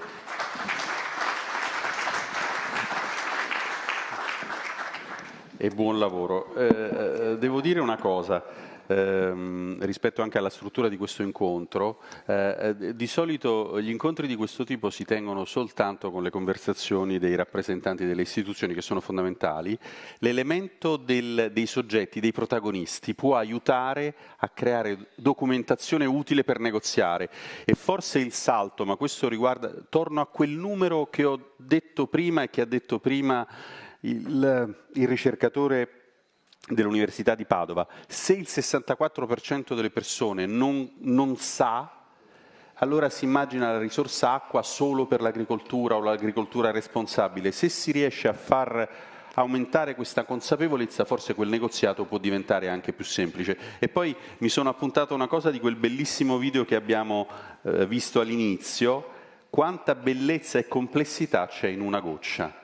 Tutto quello che stiamo dicendo è questo: dentro quella goccia d'acqua ci sono tante cose, tenerle insieme per chi ha responsabilità pubbliche immagino sia complicato, ma è l'unica via per rappresentare i cittadini. Grazie e buon lavoro. Adesso, dottor Gargano, l'ANBI fa tante cose, ha presentato tanti progetti, molti di questi sono stati approvati, i consorzi di bonifica sono in prima linea sulla gestione di questa complessità, perché lo fanno, come dire, ogni giorno, e però lo fanno anche con la responsabilità di guardare avanti, come abbiamo sentito prima dal Consorzio. Ecco, a che punto siamo anche sul PNRR? Ti chiedo una deroga chiedo una deroga a non parlare lì, che non mi viene. A che punto siamo sul PNRR? Siamo al punto che probabilmente nei prossimi giorni conosceremo i progetti che sono stati dichiarati ammissibili e credo che, fatti salvi alcuni flag, ormai diventano un elemento determinante nella cultura di questo Paese, perché se c'hai il flag, il tuo progetto è ammissibile, se tu sei dimenticato sei rivedibile, ma insomma ha messo in campo anche il rivedibile. I consorzi di bonifica sono candidati in maniera molto molto seria ad essere una risposta, almeno per quanto riguarda le proprie competenze, al tema dell'emergenza climatica. E questa è una questione della quale oggi anche una dimostrazione. Io non voglio fare il secondo giro per economizzare i tempi, prenderò un minuto in più. Io credo che oggi i consorzi di bonifica hanno dato ampissima dimostrazione rispetto alle tematiche che ci siamo posti durante tutti i lavori e che poi arriveranno anche alla sintesi finale, di come qui ci sia una classe dirigente, e parlo dei nostri tecnici, parlo dei nostri direttori, parlo dei nostri consiglieri d'amministrazione, della nostra governance, che è in grado di offrire delle risposte puntuali, precise, io direi meticolose, no? Molecolari, a quelle che sono questioni che interessano in maniera importante il Paese in tutte le sue sfaccettature. Il tema del deflusso ecologico nasce nella metà del secondo secolo dopo che una diga chiude in fiume. Molto semplice. E quindi non il mondo ambientalista, ma sostanzialmente delle comunità si chiedono se quella è una risposta. Nasce da lì l'esigenza, no, che poi l'Europa affronta. E come l'affronta? L'affronta con la direttiva quadro acque. La direttiva quadro acque ha due temi sostanziali, dove a nostro modo di vedere si compie un solito errore, che è quello che il Presidente Coldiretti ha detto in maniera molto puntuale. Lì il Paese Italia ha scontato in maniera fortissima quello di aver visto l'Europa come un posto dove mandare delle persone e non mandare dei competitori. Dei competitori non interessa il Paese. Che cosa accade con questa direttiva quadro acque? È una vicenda molto molto semplice. Questa impone due questioni, impone delle soluzioni forti, impone delle soluzioni fino ad arrivare ad annullare, va bene, gli impatti sui corpi idrici. Fino ad annullarli. La seconda questione, subito dopo, quando arriva una strategia, sempre dell'Europa, che impone, sempre su quella cultura che si era formata, impone di rimuovere tutta una serie di barriere, e dice tutta una serie di barriere, fino ad avere 25.000 chilometri di fiumi senza alcuna barriera. Dentro questo si innesta un percorso che ovviamente, a fronte di quella che può essere definita una provocazione, si innesta una reazione. La reazione è quella che, utilizzando lo strumento dei flussi ecologici come strumento, non si riuscirebbe a rispondere a quella che è una tematica che la stessa Unione Europea poi dà con l'Agenda 2030, quando la stessa Unione Europea, l'ONU dicono dobbiamo raddoppiare le produzioni agricole entro il 2030, altrimenti nasceranno le conflittualità nel cibo, ma già sono nate. Dico solo una parola: l'acqua e i flussi migratori sono ad occhi distratti, non sono due vicende assolutamente legate. E allora qui dentro noi dobbiamo andare a fare un lavoro, e credo che oggi Ambi e Ambi Veneto, e davvero grazie a tutto il sistema dell'Ambi del Veneto, davvero grazie, hanno dimostrato, e quindi arrivo anche alla conclusione dell'intervento, ma quello che è l'obiettivo che ci siamo posti, abbiamo dimostrato alla classe dirigente del Paese, quella che c'è stata prima, governatori di regioni, presidenti di associazioni agricole, quella che oggi siede in questo momento, hanno dimostrato che sul Piave, quindi un luogo iconico, molto iconico per questo Paese, dove se vigono delle regole il Piave lo si asciuga, dove se vigono altre regole si asciuga l'economia del prosecco, ma si asciuga l'economia del radicchio, ma si asciuga l'economia del mais ceroso, ma si asciuga l'occupazione e quei numeri che sono stati dati e che non ripeto. Ma si fa comprendere in una maniera assolutamente rigorosa. Ringrazio in modo particolare il relatore dell'Università di Padova e poi Battagione, il direttore del consorzio, per aver fatto comprendere in maniera puntualissima che queste due esigenze non devono andare in conflitto. A noi abbiamo bisogno dei fiumi perché se li interrompiamo non finisce il fiume, non finisce la biodiversità o la fauna del fiume, ma finisce un'economia di un territorio, finisce una bellezza del territorio con quello che significa una bellezza del territorio, no? L'ha detto il Presidente della Regione quando ha citato i milioni di turisti. E se non hai il territorio non hai quei turisti e non hai tutto quello che ruota intorno a quel turismo.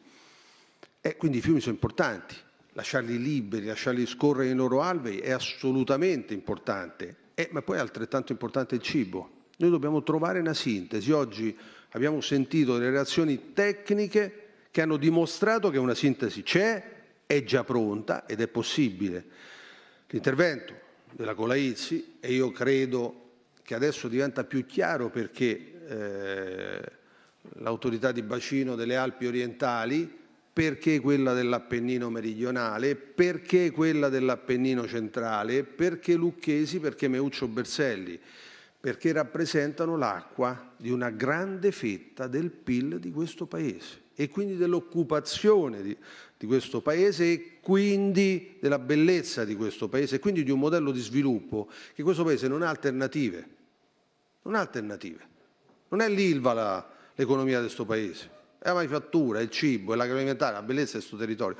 Allora Ambi oggi, spero di aver risposto a Nicola Saldutti, ha fatto questo sforzo, lo ha offerto a questo sistema, lo ha offerto alla conferenza Stato-Regioni, lo ha offerto ai presidenti Alessia Rotta e Giampaolo Vallardi delle commissioni, lo ha offerto a un sistema di rappresentanza di un'economia che è quella dell'agroalimentare.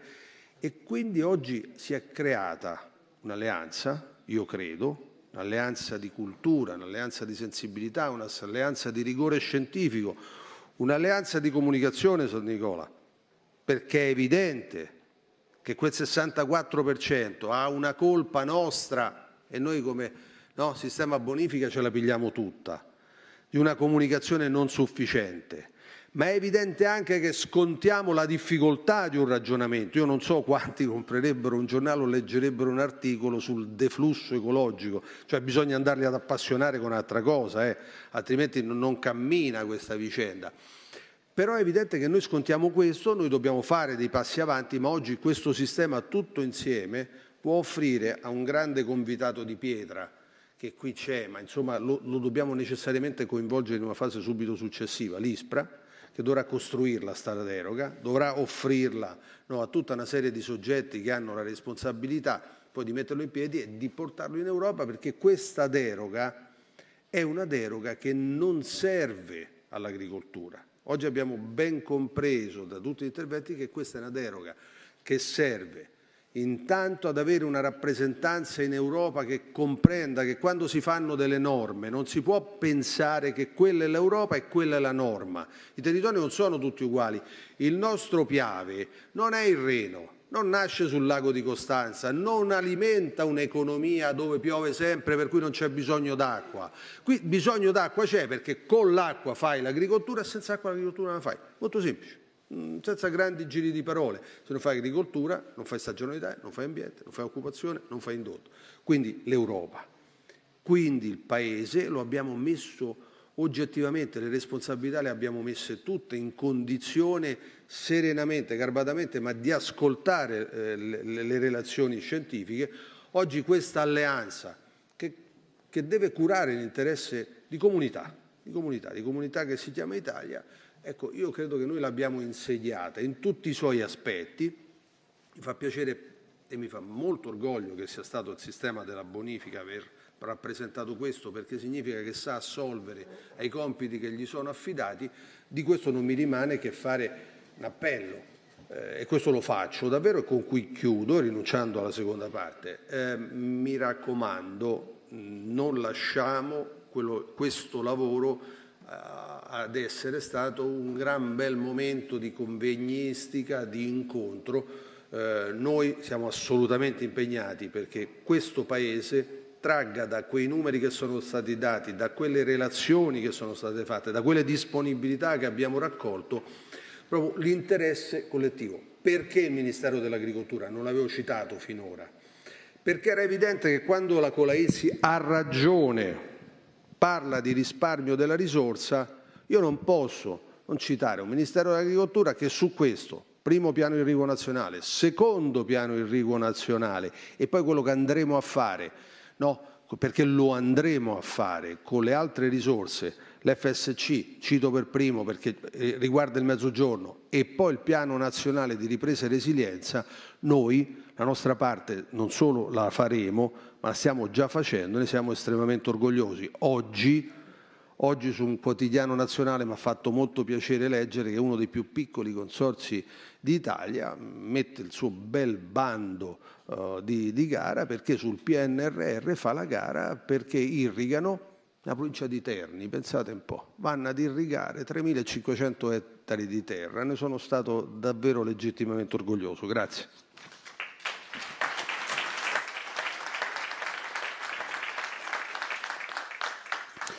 Grazie. Mi pare che poi questo schema di lavoro, cioè studiare pezzi di complessità, proporre alla politica possibili soluzioni, la politica fa da mediazione, forse se si replicasse questo schema si otterrebbero tanti risultati più rapidamente, nel migliore dei mondi possibili. Vedo che Alessia Rotta, Presidente della Commissione Ambiente della Camera dei Deputati, sorride a questo. Ecco, io le chiedo, il Parlamento ha un ruolo fondamentale in tutto questo passaggio e probabilmente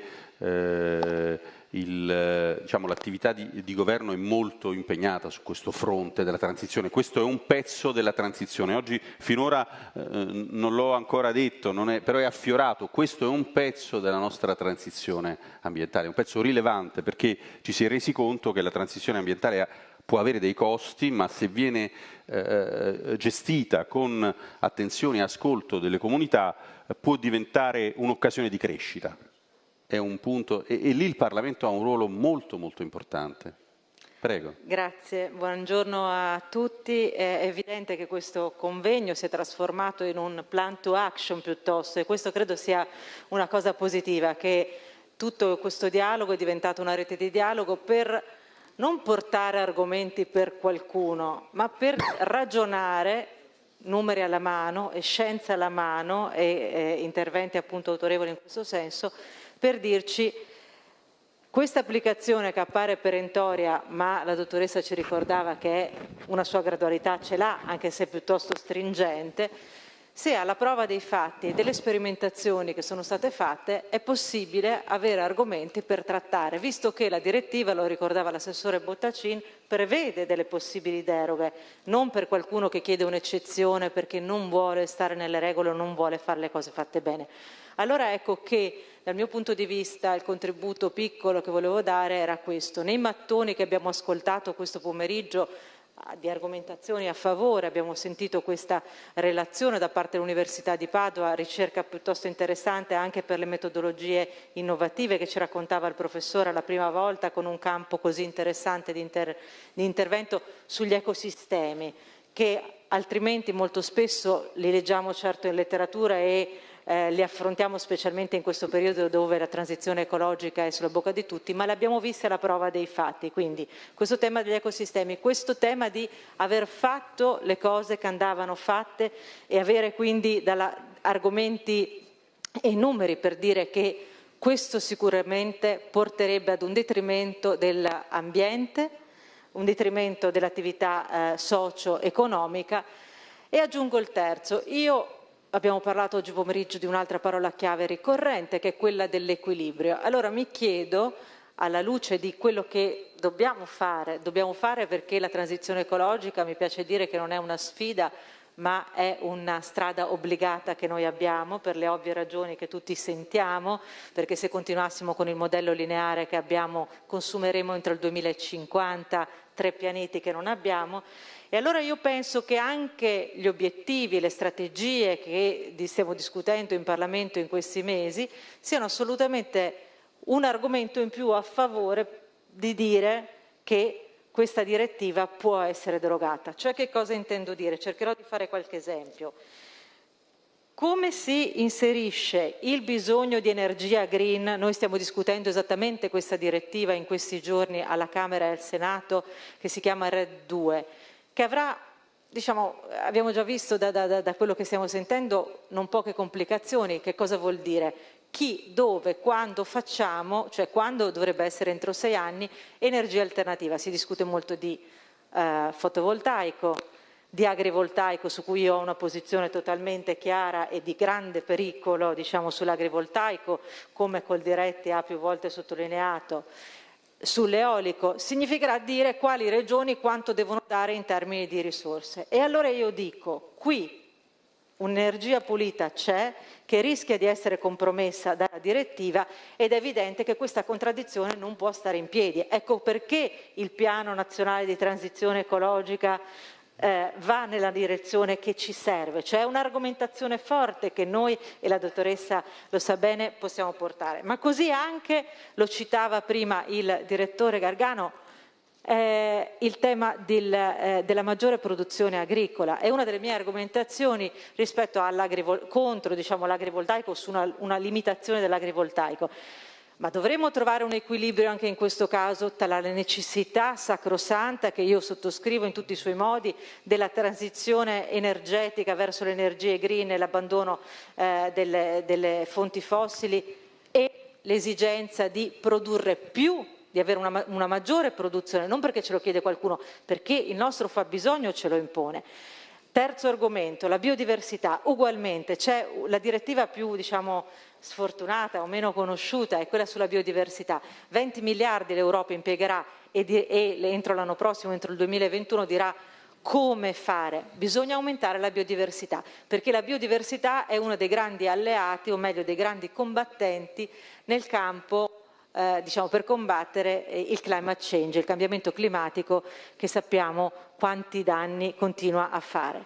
E allora mantenere questo ecosistema che abbiamo visto oggi, ci è stato raccontato con suggestione, con la scienza e con competenza, significa che manteniamo la biodiversità, e la biodiversità è da aumentare, non da diminuire. Ecco, ho cercato di portare alcune delle considerazioni, secondo me, che ci dicono, naturalmente poi tante altre cose vanno fatte, perché penso, quando abbiamo parlato di risparmio idrico, delle poche risorse, qualcuno l'ha detto. È vero, ci sono poche risorse, non bisogna ricordarsi del risparmio idrico solo attraverso una direttiva che noi vorremmo correggere, appunto, come è stato detto oggi, ma anche che c'è molto da fare rispetto alla dispersione idrica, e che non abbastanza stiamo facendo, e che sicuramente non sono abbastanza e non sono sufficienti le risorse messe a disposizione sia per la sperimentazione sia anche per il miglioramento di condotte idriche nel nostro Paese, che sono molto molto lacunose e che, voglio ricordare, a proposito di infrazioni, ci vedono in un'infrazione molto pesante per la quale paghiamo milioni di euro per lo stato delle nostre condotte e per eredità, diciamo, che ci portiamo dal passato. Quindi io dico che si può fare, che è possibile agire con una pressione politica, che sicuramente noi, la Camera e il Senato, con le commissioni congiunte, l'agricoltura e l'ambiente, lavoreremo a questo. Ma perché? Non perché voglio dare soddisfazione oggi a questo o per essere da una parte della ragione, ma perché credo che gli obiettivi siano totalmente e assolutamente coerenti con quelli della transizione che noi dobbiamo, ripeto, affrontare.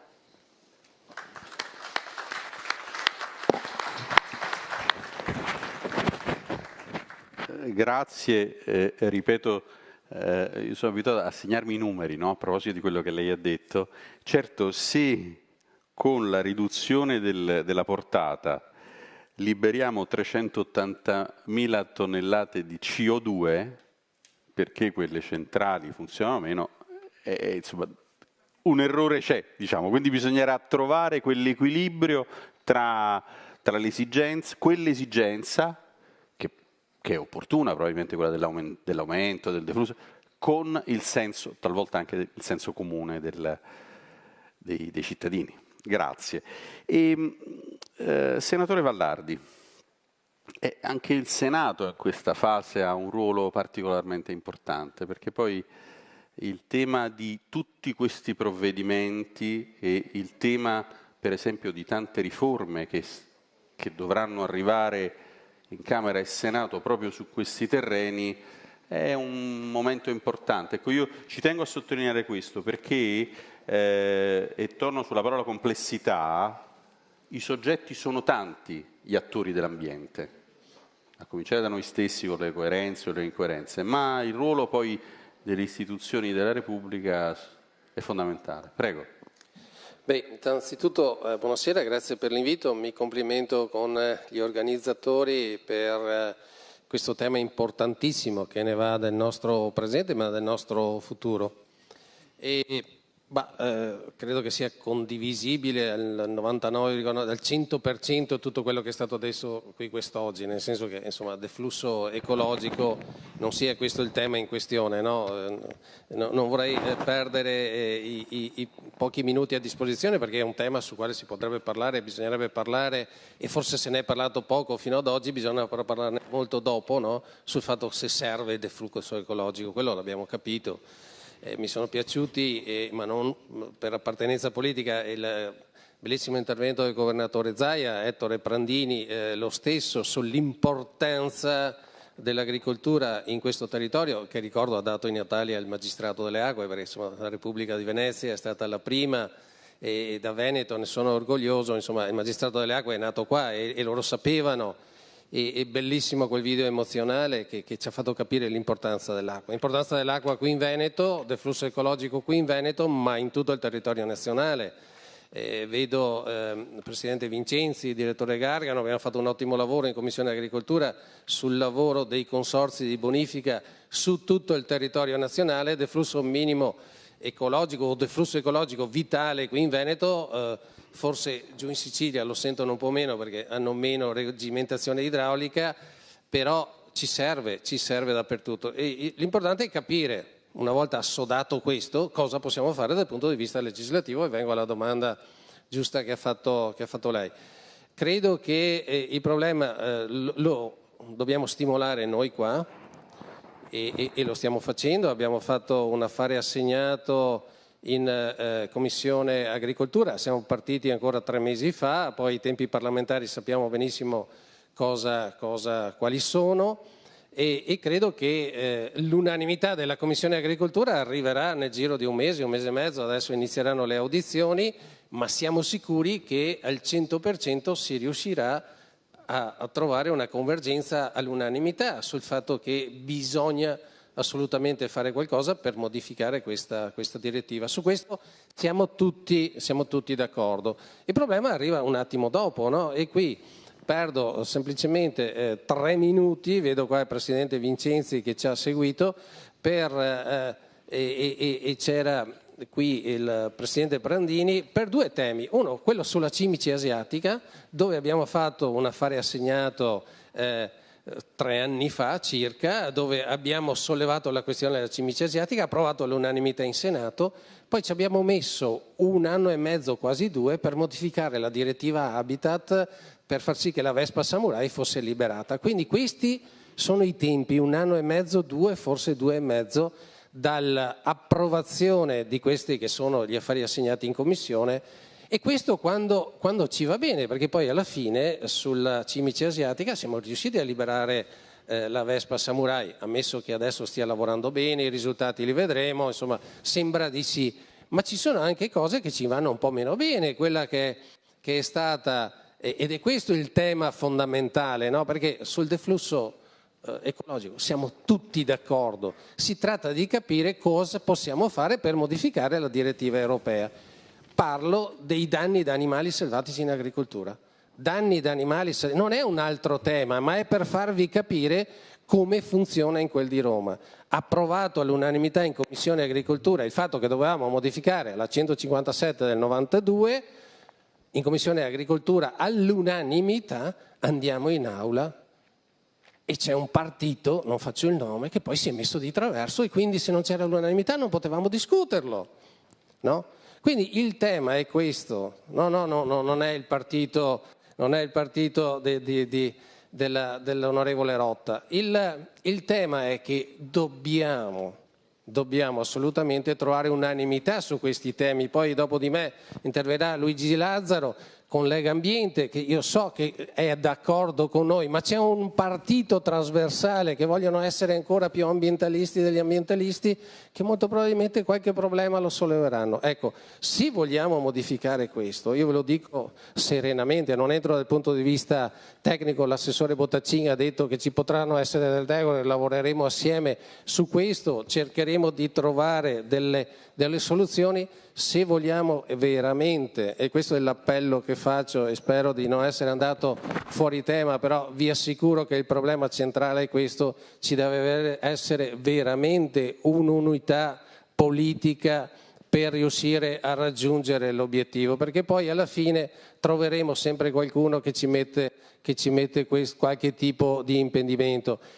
Abbiamo capito durante questi 2 anni e mezzo, speriamo di esserne usciti, durante questi 2 anni e mezzo di pandemia, quanto è importante l'agricoltura. Io non voglio assolutamente fare demagogia, ma credo che dopo medici e infermieri l'agricoltore possa essere sicuramente messo sul podio di quello che era indispensabile per la sopravvivenza di tutti quanti noi. Ecco, senza acqua non ci può essere agricoltura. Il tema dei finanziamenti è stato toccato più di qualcuno. Io credo che sul PNRR qualcos'altro si possa fare rispetto a quelli che sono stati assegnati. Il nostro impegno sarà sicuramente fattivo. Io sono anche ottimista perché poi alla fine abbiamo capito che il futuro passa attraverso il rispetto dell'ambiente e credo che chi più di tutti debba salvaguardare il proprio strumento di lavoro è l'agricoltore, quindi grandi investimenti sicuramente arriveranno, ma investimenti in tecnologia 4.0 dobbiamo migliorare dal punto di vista dell'irrigazione. Siamo tutti che abbiamo capito cosa fare, l'importante è che tutti quanti lavoriamo nella stessa direzione ed è questo l'augurio che rivolgo, ma non in modo demagogico. Tutti dobbiamo lavorare nella stessa direzione dall'inizio alla fine, altrimenti l'obiettivo difficilmente si raggiungerà. Scusate per la digressione, però secondo me la sostanza è questa.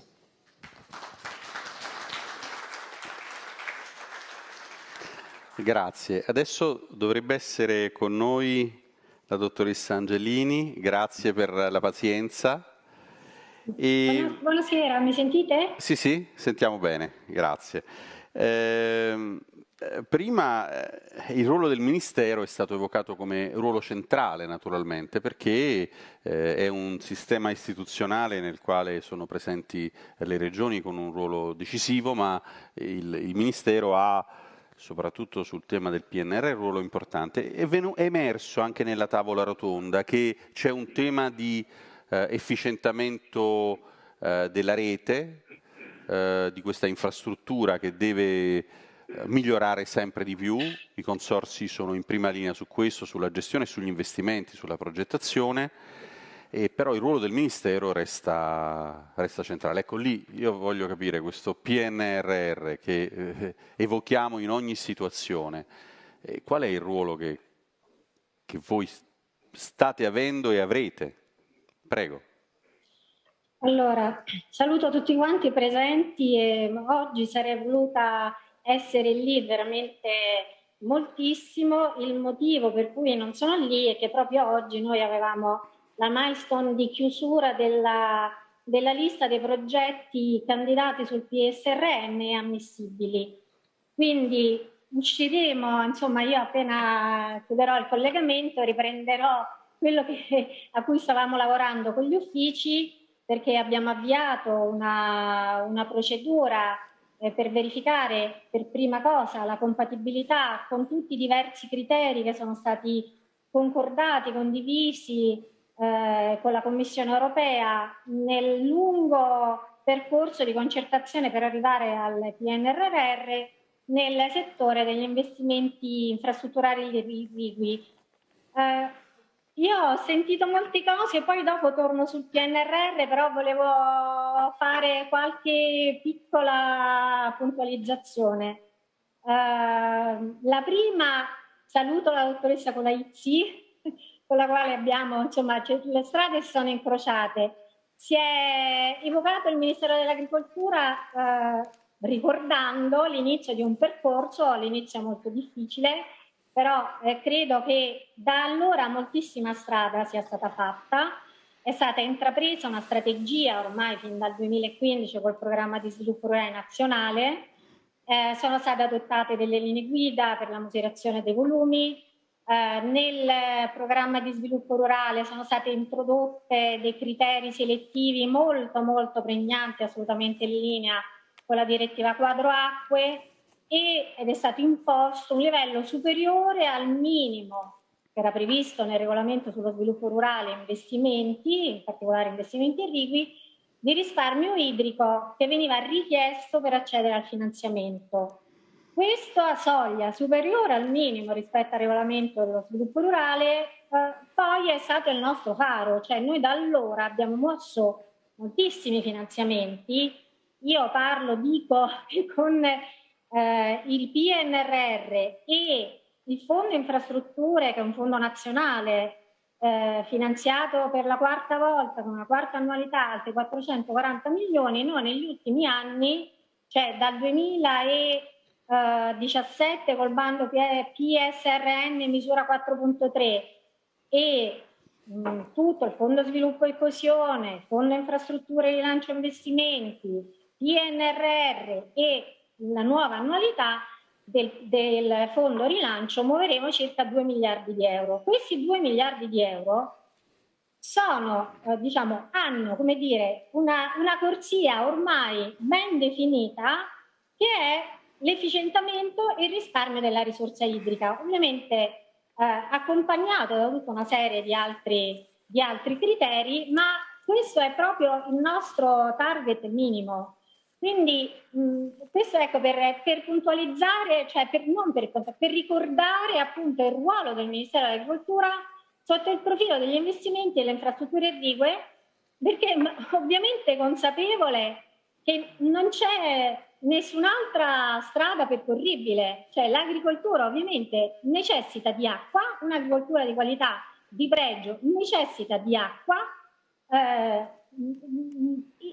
ed è evidente che il Ministero dell'Agricoltura ha votato, si è completamente allineato perché ci crede totalmente a queste indicazioni. Quindi come sviluppo rurale soprattutto ritengo che ci sia proprio un assoluto allineamento, e quindi mi premeva anche così dire qualche parola sull'audit a cui faceva riferimento la dottoressa Colaizzi. Io l'ho visto velocissimamente, però l'audit lo conosco, nel senso che è stato un audit ovviamente sulla gestione complessiva, quindi non soltanto Italia, di quanto la CAP, cioè la politica agricola comune, contribuisce al raggiungimento insomma, di un uso più sostenibile dell'acqua, al raggiungimento degli obiettivi della direttiva quadro acque, però per quanto riguarda l'Italia, cioè la modalità di questo audit, l'audit è stato incentrato sulle misure in particolare del primo pilastro e del secondo, quindi OCM,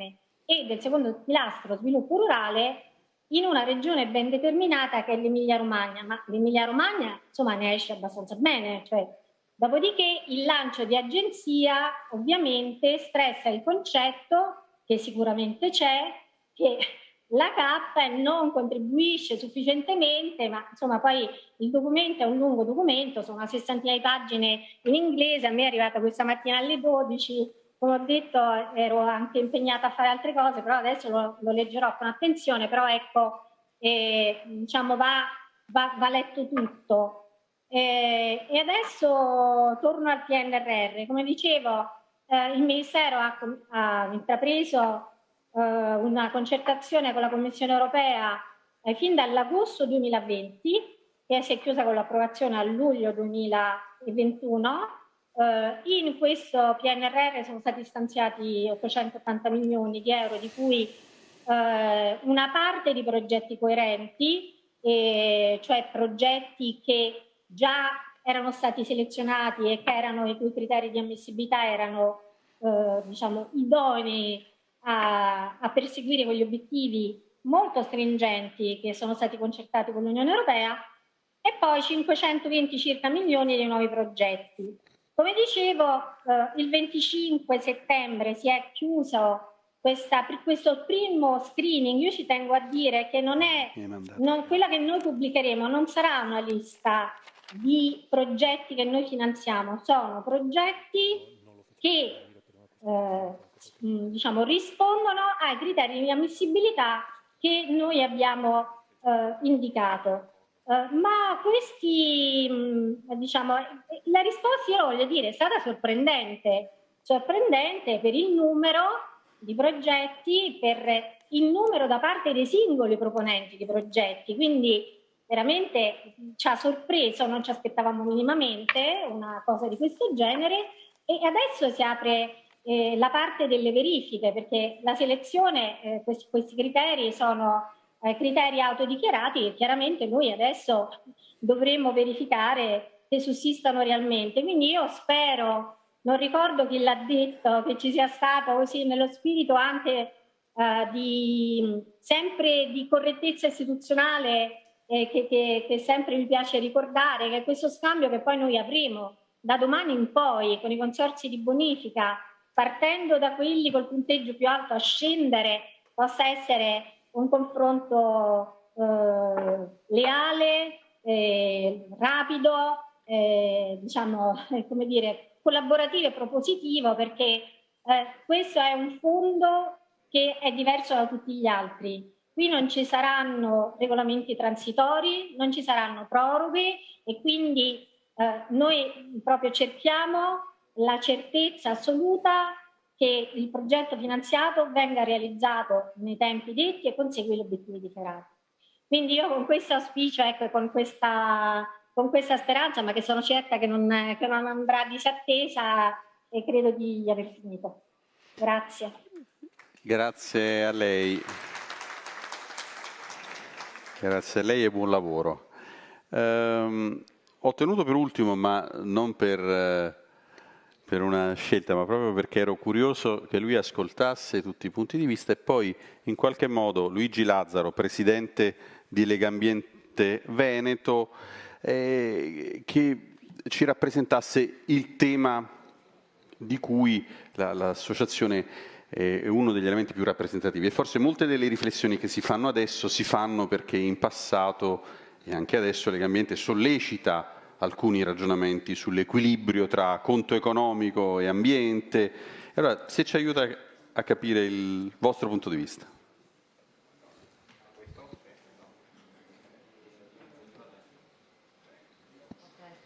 A posto. Bene, grazie. Intanto ringrazio anch'io per l'invito, l'opportunità di stare a un tavolo, direi giustamente per ultimi, visto che siamo l'interlocutore non istituzionale e che cerca di portare un contributo, quello del mondo dell'associazionismo, del volontariato, della tutela dell'ambiente, al dibattito, che crediamo sia molto importante. Non mi aggiungo, diciamo, rispetto ai tempi, diciamo, con cui sono maturati, diciamo, è maturato l'arrivo di questo dibattito, già sottolineato, per cui siamo di corsa e quando si corre si tende sempre a accelerare e magari forse a non considerare tutti gli aspetti. Ci auguriamo, insomma, che da qui, pur dovendo correre, ci si dia il tempo di ragionare in maniera concreta su quello che è l'applicazione di una direttiva europea in cui noi crediamo, quella della direttiva sulle acque, e che ci vede, diciamo, ci dà una prospettiva per un raggiungimento del buono stato ecologico prorogata al 2027, quindi doveva essere nel 2015, ora è prorogata al 2027. Abbiamo, certo non tanto, non c'è più tempo da perdere, dobbiamo sicuramente darci da fare, ma abbiamo il tempo per mettere in campo obiettivi ambiziosi che non possiamo più rimandare. E a noi sta a cuore, diciamo, il raggiungimento degli obiettivi che vengono raccontati nella direttiva, perché il problema dell'inquinamento dei corpi idrici esiste un'urgenza di una corretta gestione della risorsa per far fronte, ovviamente, oltre che agli utilizzi e ai modelli di utilizzo, anche a quelli che sono i cambiamenti climatici, che per noi devono essere l'elemento che sta al di sopra dei ragionamenti, e dei fenomeni di siccità estrema, che a questo sono anche collegati. Vedo il Presidente dell'autorità distrettuale del bacino del Po Berselli, che sul tema della siccità, della crisi idrica del Po ne sa molto, anche quest'anno nuovamente, diciamo, alle prese con questo gravissimo problema. E questi sono aspetti che toccano non solo l'aspetto ecologico del fiume, ma anche la qualità della vita delle comunità che intorno a questi fiumi si sviluppano. E è inutile ribadirlo, la nostra è una terra di fiumi, di corsi d'acqua, o comunque d'acqua, perché la presenza di molti canali che nei secoli ci hanno fornito, diciamo, questo territorio stupendo e straordinario, ci deve far ragionare sull'importanza di questo bene comune. Insomma, più volte è stato parlato, diciamo, dell'aspetto dell'acqua come elemento non di proprietà o di utilizzo, ma chiaramente un elemento che è necessario ed è un bene comune per tutti.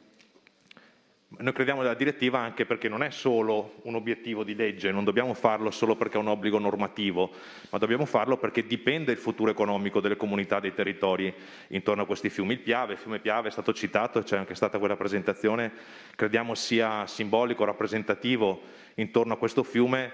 Si è parlato giustamente di identità e anche di resilienza, noi come Legambiente lo abbiamo fatto, e l'identità di un territorio chiaramente si deve mantenere non basandosi solamente sul conservare, noi crediamo, ma anche sull'innovare, mantenendo l'identità. Ed è qualcosa che questa regione in particolare ha dimostrato di saper fare sotto tanti punti di vista in altri settori.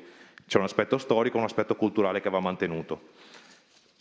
Per quanto riguarda quindi il flusso ecologico in sé, noi crediamo, intanto, insomma, anche a me il video è piaciuto, molto suggestivo, però ci piace come associazione che si basa sull'ambientalismo scientifico ragionare su numeri e dati concreti, quindi ci auguriamo che venga portato a breve, insomma, diciamo, a compimento a questa sperimentazione, che ci porti numeri definitivi, concreti. Anzi, ringrazio il dottor Zorezzi per la chiara esposizione, come anche mi sfugge il nome, scusate, ma il dottore di Etifor, che ha portato elementi importanti rispetto a quali possono essere i temi da inserire in una richiesta eventuale alla Comunità Europea di deroga, basandosi su, appunto, numeri concreti e sperimentazioni che ci portino a far emergere quelle che sono le specificità del territorio e quali sono le necessità di tutti i comparti, quindi non solo dell'agricoltura chiaramente, ma anche quello della piscicoltura, piuttosto che dei servizi industriali, altre attività agricole, gli usi idroelettrici, gli usi civili, gli usi potabili che abbiamo, fino agli usi ricreativi e turistici, che abbiamo capito essere un elemento molto importante. Noi chiediamo che questo venga fatto, diciamo, in un rispetto e in un'attenzione particolare per quelle che sono le peculiarità del fiume che secondo noi, secondo Legambiente, devono essere rispettate.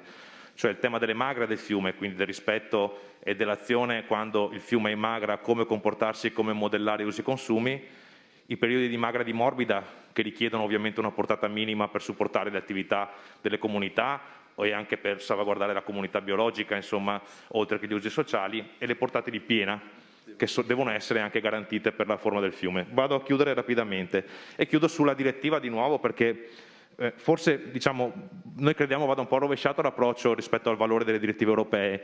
29 anni fa è entrata in vigore la direttiva Habitat, che, diciamo, poi ha permesso di far nascere la rete Natura 2000 e questa, diciamo, queste due, la direttiva e poi la rete Natura 2000, formano anche un canale importante di finanziamento nei progetti LIFE, che questa regione conosce bene proprio nell'area delle risorgive, e quindi ha generato non solo le multe che sempre ci prospettiamo, e quindi avremo delle multe da pagare, muoviamoci, ma ha generato anche tanto valore economico per i territori, quella economia di servizi ecosistemici che genera miliardi, milioni per le nostre comunità. Allora è lì che dobbiamo porre molto bene l'attenzione, perché le direttive europee dobbiamo fare in modo che siano, mi è piaciuto molto il sottotitolo di questo convegno, che magari per esigenze grafiche è sfuggito, diciamo, l'emergenza per un territorio, ma c'è anche un nuovo equilibrio, come era nelle slide di presentazione. Allora la Lega Ambiente è qui perché crediamo di poter ragionare sul nuovo equilibrio, di poter mettere in campo anche, diciamo, come associazione ambientalista, ma come cittadini, perché come tutti noi,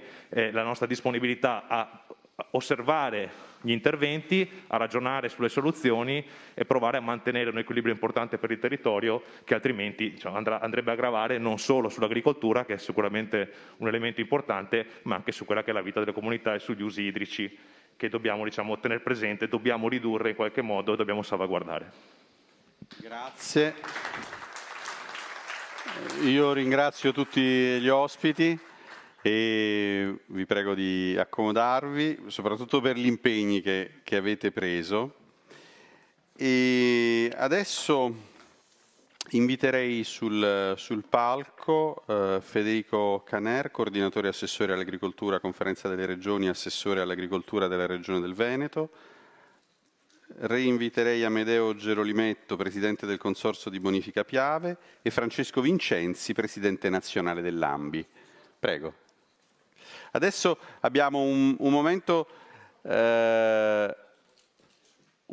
nel quale, benvenuti innanzitutto, un momento nel quale tanti esponenti della realtà che ha a che fare non solo con il Piave, ma con tutta la complessità che abbiamo detto, hanno la possibilità di quelli che abbiamo chiamato interventi veloci, quindi diranno delle cose rispetto a tutto ciò di cui si è discusso e poi aspetteremo le vostre conclusioni. Allora io inviterei innanzitutto Roberto Betto, vicepresidente CIA Veneto. Prego. Può andare al podio se vuole. Sì, sì. Così è brutto. Già. Prego. Beh, innanzitutto grazie, anche la CIA Agricoltori Italiani vuole far parte di questo gruppo, l'abbiamo dimostrato anche con le ultime elezioni della bonifica. Credo che il problema del deflusso ecologico lo chiamo problema perché se lo porteremo a compimento come ce lo descrive la Comunità Europea, sicuramente per il nostro territorio veneto creerà delle problematiche non di poco conto. Beh, ringrazio tutti i relatori perché adesso non la voglio fare lunga su quanto riguarda questa problematica, però sicuramente chi ne pagherà lo scotto non sarà solo l'agricoltura, ma sarà il territorio, l'ambiente, e in un momento di transizione ecologica come addirittura il Ministero ha costituito un ministero proprio per questo senso, credo che questa battaglia oggi, già in ritardo, già citato anche da senatori e deputati che abbiamo avuto qui in aula oggi, noi dobbiamo fare un lavoro di squadra e far capire che tutti i territori hanno le proprie specificità. Io vengo dall'area dell'Alta Padovana in cui il Brenta lo conosco benissimo, vivo nel Sinistra Brenta e quell'area il Piave un po' meno, però sono un frequentatore anche del Piave perché l'acqua è dentro al mio DNA e penso sia veramente il segnale per una vita migliore per le future generazioni. Per fare una domanda secca oggi chi si siede a questo tavolo, non lo so anch'io, io sono convinto che le problematiche che porteranno scelte di questo tipo imposte, perché alla fine chi le ha studiate, che le ha valutate a tavolino, non ha una vera conoscenza né geologica né morfologica dei suoli in cui viene applicato questo deflusso ecologico. Lo scotto lo pagheremo nelle future generazioni in maniera molto grave. Quindi voglio chiudere il mio piccolo intervento, ma per far capire che la battaglia inizia, non si sa quando si finisce, ma io sono convinto che noi dobbiamo imporci, puntare i piedi per difendere i diritti del nostro territorio, per valorizzare e ridare un senso logico sia all'agricoltura che al valore del capitale umano, che senza acqua sicuramente avrà delle difficoltà nell'immediato futuro. Non voglio aggiungere più di tanto perché sono convinto che le imposizioni che ci vengono poste siano troppo stringenti e possano causare dei danni irreparabili sostanzialmente dal punto di vista ambientale. Mi è piaciuto anche quando interviene Luigi Lazzaro per quanto riguarda Lega Ambiente, dicendo le sue affermazioni, e mi auguro che in un lavoro di squadra, un insieme, tante persone, che ancora sono poche quelle che sono dentro a questa aula, perché dico questo? Perché sono convinto che al di fuori di qua ci sono delle persone che il deflusso ecologico non ne hanno minimamente la pallida idea di cosa possa essere e di cosa possa comportare nel futuro.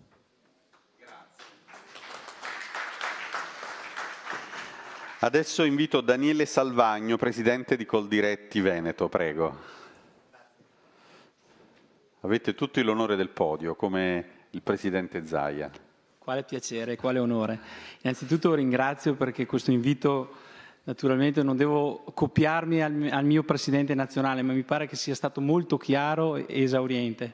Quello che vogliamo invece noi è non solo l'interno del fiume, ma quello che ci sta attorno.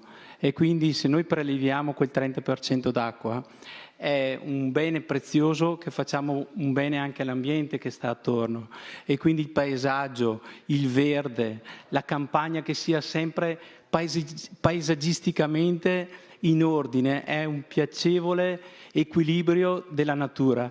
E quindi è fondamentale che ci sia questo scambio di veramente l'acqua che noi la preleviamo un 30%, poi l'82% di quest'acqua del 30% la immettiamo all'interno della falda e la ridiamo a valle. Questo dovrebbe essere il punto saliente di quello che è l'essenza dell'agricoltura. Ecco, penso che oggi sia stato molto chiaro, esauriente quello che è il compito dell'agricoltura. L'agricoltura è quella che assorbe l'acqua, la fa filtrare nei propri terreni e la ridà naturalmente alla parte falda. Ecco, penso che oggi sia un momento importante e quindi non mi dilungo su questo e parto dal presupposto che noi dobbiamo utilizzare l'acqua bene per creare un cibo sano per tutti. Grazie. Grazie. Adesso invito sul palco il presidente di Confagricoltura Treviso, Scotti Bonaldi. Prego.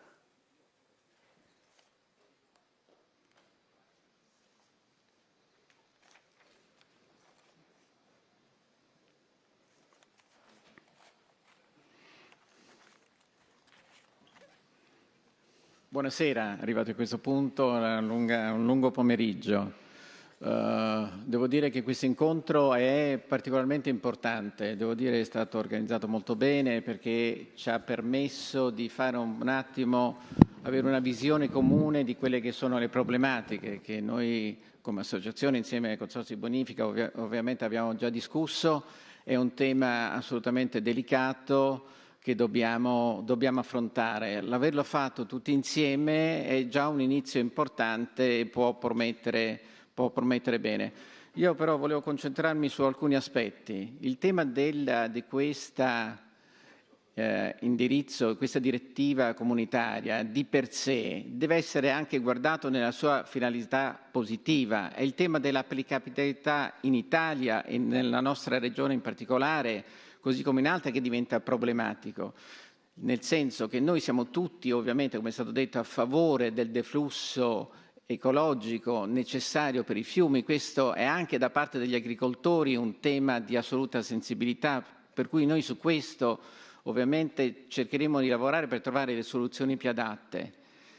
Però rimane il fatto che la sua applicazione, così come è stata disegnata, è altamente critico per l'Italia, perché siamo in una situazione già oggi non equilibrata, nonostante tutti gli investimenti fatti dai consorzi bonifica e tutta l'attività che svolgiamo insieme alla Regione e tutti gli enti preposti. Non è che siamo in una situazione in cui tutto sta funzionando bene, visti i cambiamenti climatici che dobbiamo affrontare ogni anno. Ogni anno siamo sempre al limite, ogni anno cerchiamo di fare quello che si può fare. In realtà gli investimenti sarebbero molti, l'abbiamo anche visto, ci sono stati elencati. Uno sforzo enorme che dobbiamo cercare di anticipare il più possibile. Questo per dire che siamo tutti effettivamente impegnati nel portare avanti. Sentivo il Presidente della Lega Ambiente Veneto, Cioè, ci vede coinvolti in questa esigenza, perché noi che lavoriamo in agricoltura, che dall'agricoltura abbiamo il nostro fatturato, ma non possiamo prescindere anche dall'ambiente che ci circonda, che anche quello fonte di benessere per tutto il sistema nostro e sociale che ci circonda. Per cui ritengo opportuno questo incontro, così con tutti questi relatori, con questi punti di vista che molto spesso cercano di trovare una sintesi che credo che sia ottimale. Vedremo come evolverà la situazione. Certo, una riflessione ti viene in mente, che il nostro sistema Italia per molti aspetti è carente. L'abbiamo visto su questo tema, dove arriviamo un po' in affanno, lo abbiamo visto per altre cose che riguardano il territorio trevigiano, proprio recentemente, e l'ha citato anche il governatore Zaia. Il nostro sistema fatica a trovare quelle sinergie necessarie per affrontare i temi non sempre in emergenza, ma con un po' più di responsabilità, perché sono temi delicati e quando andiamo a incidere in questo settore l'equilibrio non è facile da trovare. Un'altra riflessione che faccio: credo che sia inevitabile ricercare una deroga, come è stato chiesto, come è stato detto da molti relatori. Credo che sia fondamentale.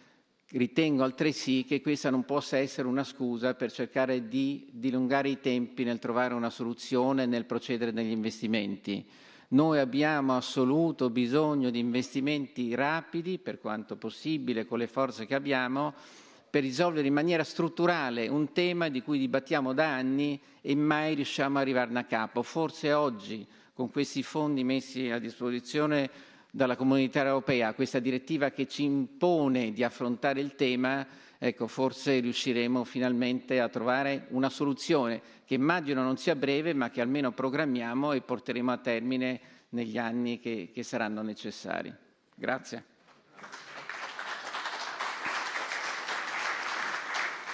Anche perché spesso l'Italia, quando ha avuto dei vincoli esterni, ha saputo sempre trovare le risposte, quindi forse anche in questo caso riusciremo a farlo. Adesso invito sul palco Meuccio Berselli, segretario generale dell'autorità di bacino distrettuale del fiume Po. Prego. Grazie e buonasera, grazie dell'invito. Parlerò pochi minuti, ma vi farò capire la mia preoccupazione, perché nel bacino del Po viviamo in 20 milioni di abitanti e produciamo il 40% del PIL nazionale. Ho sentito i numeri prima dell'idroelettrico, sono il 55% dell'idroelettrico nazionale nel bacino del Po e sfioriamo il 40% anche in agricoltura. Quindi quando parliamo di acqua parliamo non solo di biodiversità, di habitat, di ecosistema, che sono ovviamente cose fondamentali, ma parliamo anche di un valore economico e di un territorio che è basato sull'acqua, un valore molto importante di capacità produttiva e di ricchezza. Negli ultimi 20 anni, negli ultimi 21, abbiamo avuto le crisi nel 2003, nel 2006, nel 2007, nel 2012, nel 2017 e anche nel 2021, nonostante il fiume principale, il Po, abbia avuto buona quantità di acqua, abbiamo avuto aree in cui il servizio idropotabile è dovuto andare in alcune frazioni con le autobotti. In Italia, dove siamo molto strutturati, e in Italia del Nord, dove siamo molto capaci di fare certe cose. Quindi, come fare per evitare di arrivare alla guerra dell'acqua, il conflitto tra territori che hanno acqua e conflitto a territori che non ce l'hanno? Uno degli esempi che mettiamo in campo è l'osservatorio delle crisi idriche, in cui tutti i player, tutti i portatori di interesse si riuniscono con l'autorità di bacino e cerchiamo di avere in momenti di pace la capacità di mantenere dignità a tutti i territori. Però gli ultimi 21 anni ci hanno fatto capire che non piove per 70 giorni o per 80 giorni in alcuni punti, la temperatura è più alta di 3 o 4 gradi rispetto al passato, le notti sono tropicali e i suoli sono molto più aridi rispetto al passato. Quindi per paradosso in quei giorni noi avremo bisogno di più acqua rispetto al passato e l'acqua rischiamo di non averla. Allora, parliamo di deflusso ecologico, ma noi dobbiamo parlare di 141 torrenti del fiume Po, che sono 141 affluenti, che hanno il problema che sono diventati non più torrenti ma addirittura intermittenti e quindi per un periodo molto lungo rischiano di non avere l'acqua. Allora noi dobbiamo introdurre un concetto che è la deroga del deflusso ecologico di cui si è parlato oggi. I consorzi di bonifica, l'acqua diventa davvero il servizio ecosistemico più importante che abbiamo, perché l'acqua è paesaggio, identità, appartenenze, storia, cultura, ma l'acqua, senza l'acqua io non conosco nessuna società che si sia evoluta. Se noi guardiamo cosa sta succedendo tra Etiopia, Sudan ed Egitto, una diga che ferma l'acqua sul Nilo creerà un problema geopolitico enorme in Sudan e in Egitto e migreranno in Turchia, in Grecia e probabilmente anche in Italia, creando un problema politico non piccolo. Allora, dietro al deflusso ecologico c'è un problema più grave, c'è un problema più serio e quindi non possiamo pensare che l'Europa non capisca che un fiume dell'Olanda o della Danimarca sia ovviamente diverso a un torrente che c'è nelle Alpi orientali, in Veneto oppure nel bacino del Po. Glielo dobbiamo far capire con la scienza, con l'università, dati alla mano, dobbiamo produrre documenti concreti dal punto di vista scientifico, ci dobbiamo basare però anche sui dati che conosciamo, da ARPA, dal cambiamento climatico, dalle temperature e dalle esigenze che ha il nostro territorio.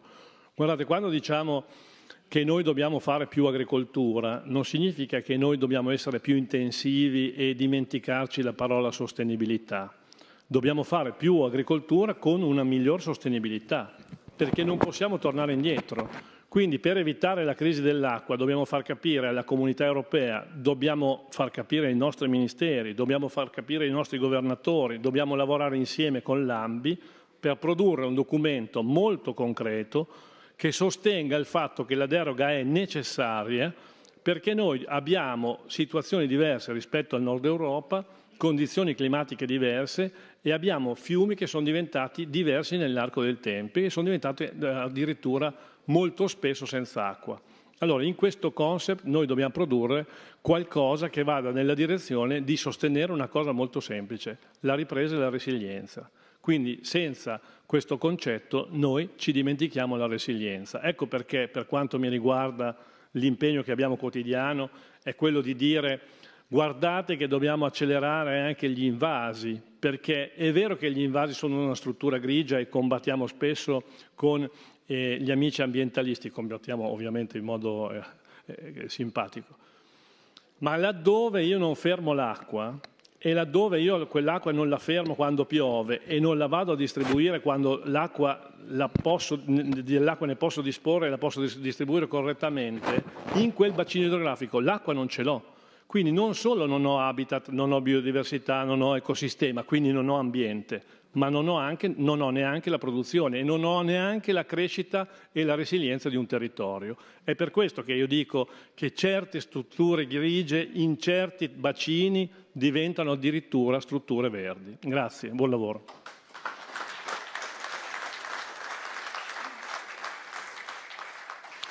Grazie. E adesso dovrebbe essere collegato con noi Massimo Lucchesi, segretario generale dell'autorità di bacino distrettuale dell'Appennino settentrionale.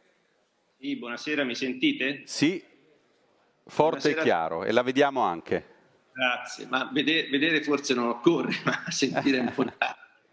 Allora, io intanto ringrazio Ambi Nazionale, Ambi Veneta per l'invito. Io vi ho seguito fin dall'inizio e credo che l'incontro, che poi appunto dirò come ha detto il Presidente Gargano, non si fermi solo a un incontro così di confronto, ma vada anche oltre per capire come tutte queste cose le mettiamo a sistema e ci ragioniamo sopra e ci confrontiamo anche dal punto di vista tecnico. Credo che appunto l'impegno, e questo lo do come autorità di distretto, sia proprio, lo dico apertamente, cioè mettiamoci a un tavolino e ragioniamo, perché credo che sia l'occasione buona per condividere tutti questi elementi, tutti questi studi e capire appunto come ci rapportiamo. Perché la paura che io ho è che la formula, i numeri da calibrare poi diventino, come dire, anche un elemento che ci condanna. Quindi il numero stesso ci dice tante cose, ma poi bisogna aggiungere a tutti questi numeri, a queste formule, degli elementi appunto di conoscenza dei territori e le particolarità, le peculiarità dei territori. Quindi credo che questo sia un impegno che vada oltre anche questo diciamo, incontro di oggi pomeriggio. Credo che siano venute fuori sia diverse sollecitazioni. Io mi limito un po' a alcuni aspetti generali, lo diceva prima anche il collega Berzelli.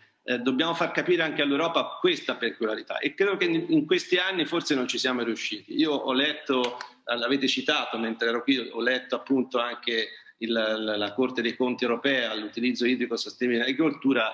Mi sembra che ci sia una serie di raccomandazioni, ma mi sembra che venga bene fuori dall'audit che loro hanno fatto anche forse un'incapacità nostra diciamo, a comunicare questa peculiarità e queste particolarità. Nelle varie analisi che fanno nell'audit mi sembra che a un certo punto facciano un ragionamento molto generale su tutta l'Europa di alcuni paesi e quindi su questo credo che anche noi come autorità di distretto dobbiamo impegnarci. Io credo che se ha un senso e credo che lo abbia lavorare sulla transizione ecologica, credo che si debbano superare anche un po' le settorizzazioni, cioè dobbiamo avere una visione olistica. Io credo che come dire, sia fondamentale il confronto, io non mi spaventerei appunto se ci sono posizioni estreme, perché credo che dal confronto venga sempre fuori qualcosa di positivo, quindi lo dico perché la nostra governance ci costringe a fare questi confronti, siamo articolati in autorità, regioni, enti locali, quindi come dire, è un lavoro continuo che va fatto e su questo credo che anche il lavoro che sta facendo ANBI con l'autorità di distretto credo che sia fondamentale. Io credo l'altro aspetto che vedo e che è un'opportunità, ma che vedo aspetti positivi ma anche preoccupanti al tempo stesso anche sul discorso del PNR.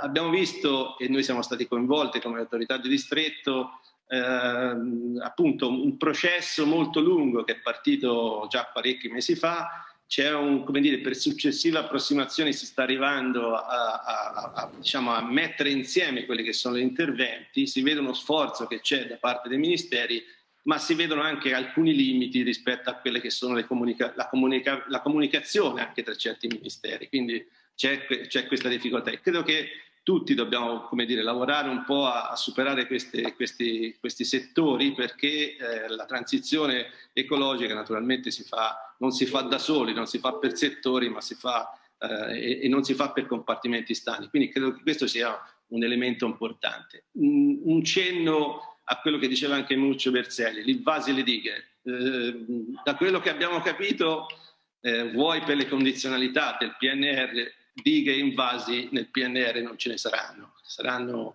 come dire, diciamo, rimandate alla programmazione quella diciamo, ordinaria.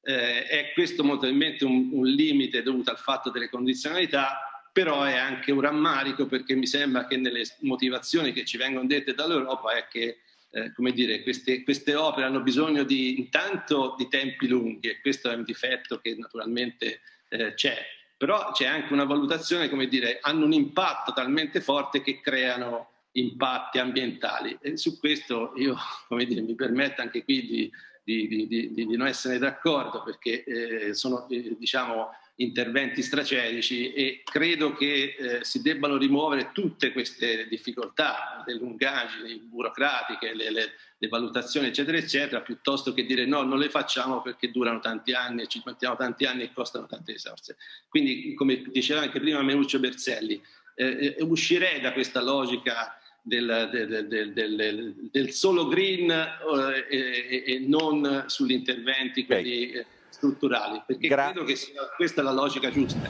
Grazie. E adesso darei la parola a Erasmo D'Angelis, segretario dell'autorità di bacino distrettuale Appennino Centrale.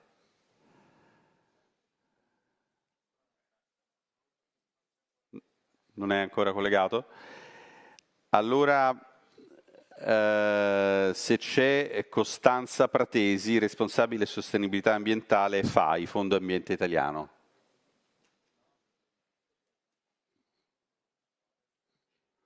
Non ci sono, allora direi di... perché insomma, delle volte... Chiedo scusa. Prego. Sentite? Sì, sono Coccaro, dal distretto Appennino Meridionale, in sostituzione della dottoressa Corbelli, che mi aveva comunicato oggi. Salve, buonasera. Buonasera. Velocemente, giusto perché i tempi sono molto stretti, quindi evidentemente dobbiamo risparmiare. Innanzitutto riporto i saluti del segretario generale, che purtroppo è stata impossibilitata a partecipare, quindi aveva anticipato che insomma, non avrebbe partecipato, ma ci teneva che noi potessimo essere presenti a questa giornata di lavoro. Il tema del deflusso ecologico è evidentemente un tema importante dal punto di vista della pianificazione distrettuale, è stato richiamato ampiamente anche dagli altri rappresentanti delle autorità di bacino, dei segretari generali. Ci sono alcuni passaggi che credo possano essere ripresi, parzialmente anche ricollegandomi a tutto quello che è stato già detto.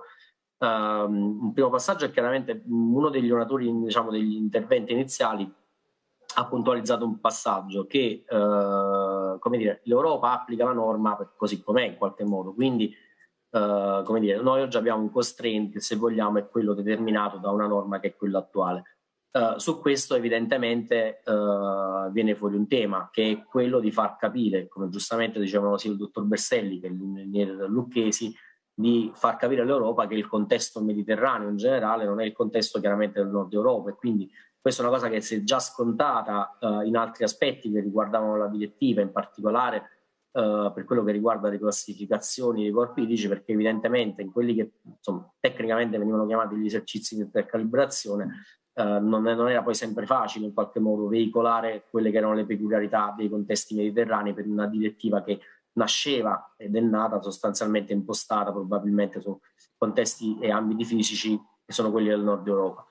Però da questo punto di vista c'è anche la possibilità di accompagnare questo tema con la questione delle deroghe che segnalava la dottoressa Colaizzi, perché chiaramente noi abbiamo un patrimonio infrastrutturale e anche un patrimonio socio-economico, se mi permettete questo termine, che chiaramente è stato costruito e si è sviluppato intorno all'utilizzo di questa risorsa. Quindi evidentemente il concetto della sproporzione o dell'impatto eccessivo rispetto al tessuto sociale di un'azione tout court di tutela evidentemente potrebbe diventare un contesto non sostenibile. Da questo punto di vista affiancare ad un'azione di questo genere il pacchetto di programmi infrastrutturali che già in parte è stato attuato e che verrà anche attuato successivamente anche tramite il PNRR, come aveva già anticipato anche il direttore Galgano, evidentemente come dire, ci si aiuterà, ci supporterà sicuramente anche in un'azione di confronto eventualmente laddove fosse necessario, proprio perché manifesterà, come dire, la volontà, anzi la concretizzazione di un'azione che il sistema Italia, mettiamola così, diciamo, attua nella risoluzione di una problematica che invece insomma, non potrebbe essere gestita in maniera completamente diversa. Un po' diversa, va benissimo. Un tema sicuramente importante. Grazie. Io la ringrazio molto della sua testimonianza, grazie e buon lavoro. Adesso siamo arrivati alle conclusioni, sono venute fuori tantissime cose, tantissimi impegni e io darei la parola a Federico Caner, coordinatore assessori all'agricoltura della Conferenza delle Regioni e assessore all'agricoltura della Regione Veneto. Prego. Bene, grazie, buonasera a tutti. Innanzitutto intanto ringrazio ovviamente il Presidente regionale, il Presidente nazionale dell'ANBI per aver realizzato questo convegno molto importante. Credo che ci volesse un confronto di questo tipo. Gli interventi che abbiamo sentito sono stati tutti interventi molto importanti. La materia è una materia complessa.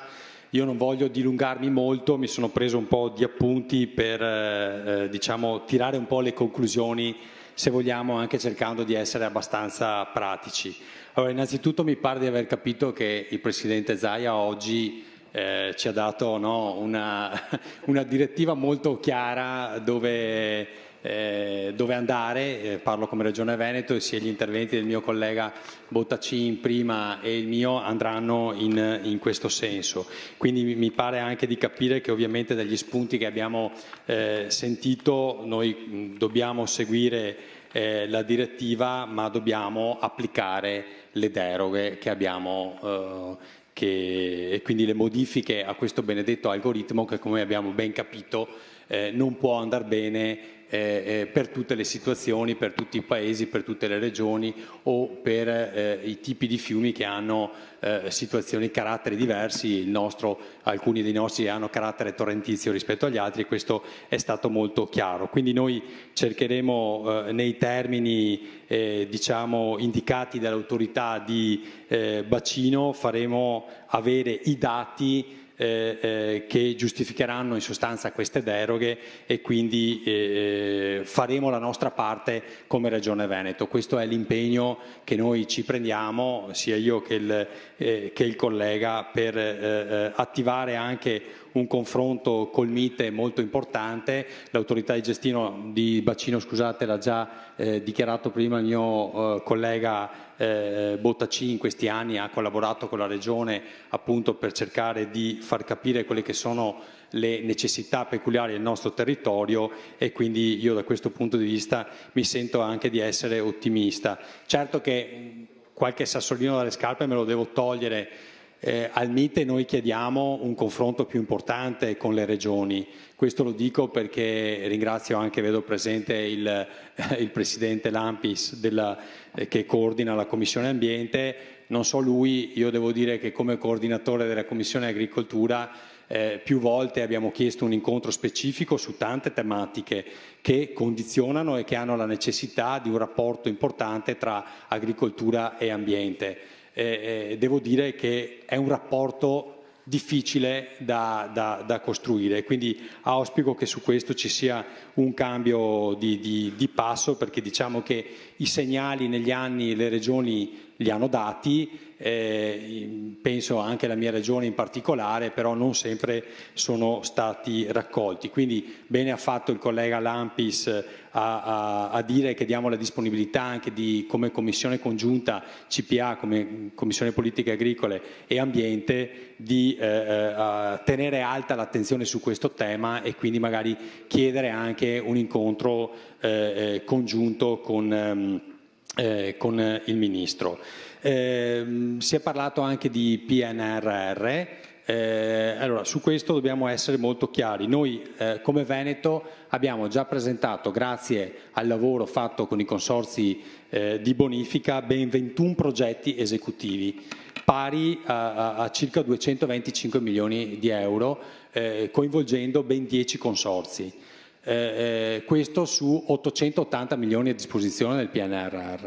Allora, è chiaro che un primo segnale che deve arrivare dalla conferenza delle regioni è che questo ammontare deve assolutamente incrementarsi, perché altrimenti noi non riusciamo a venire incontro a quelle che sono esigenze che abbiamo detto essere fondamentali. La Regione Veneto ha posto come priorità assoluta nei progetti presentati nel PNRR questi progetti. Quindi per noi la difesa idraulica, la gestione dell'acqua in particolare, che non è solo, come abbiamo sentito, un bene per l'agricoltura, è fondamentale per tutte le cose che abbiamo sentito stamattina e che non vado a ripetere. Però abbiamo capito tutti che è fondamentale, è una priorità rispetto a tante altre iniziative che sono tutte importanti, guardate, perché ogni assessorato, ogni ministero, tutti hanno necessità di avere risorse e tutti sono progetti importanti per lo sviluppo del Paese, però abbiamo capito che questi sono più importanti di altri, quindi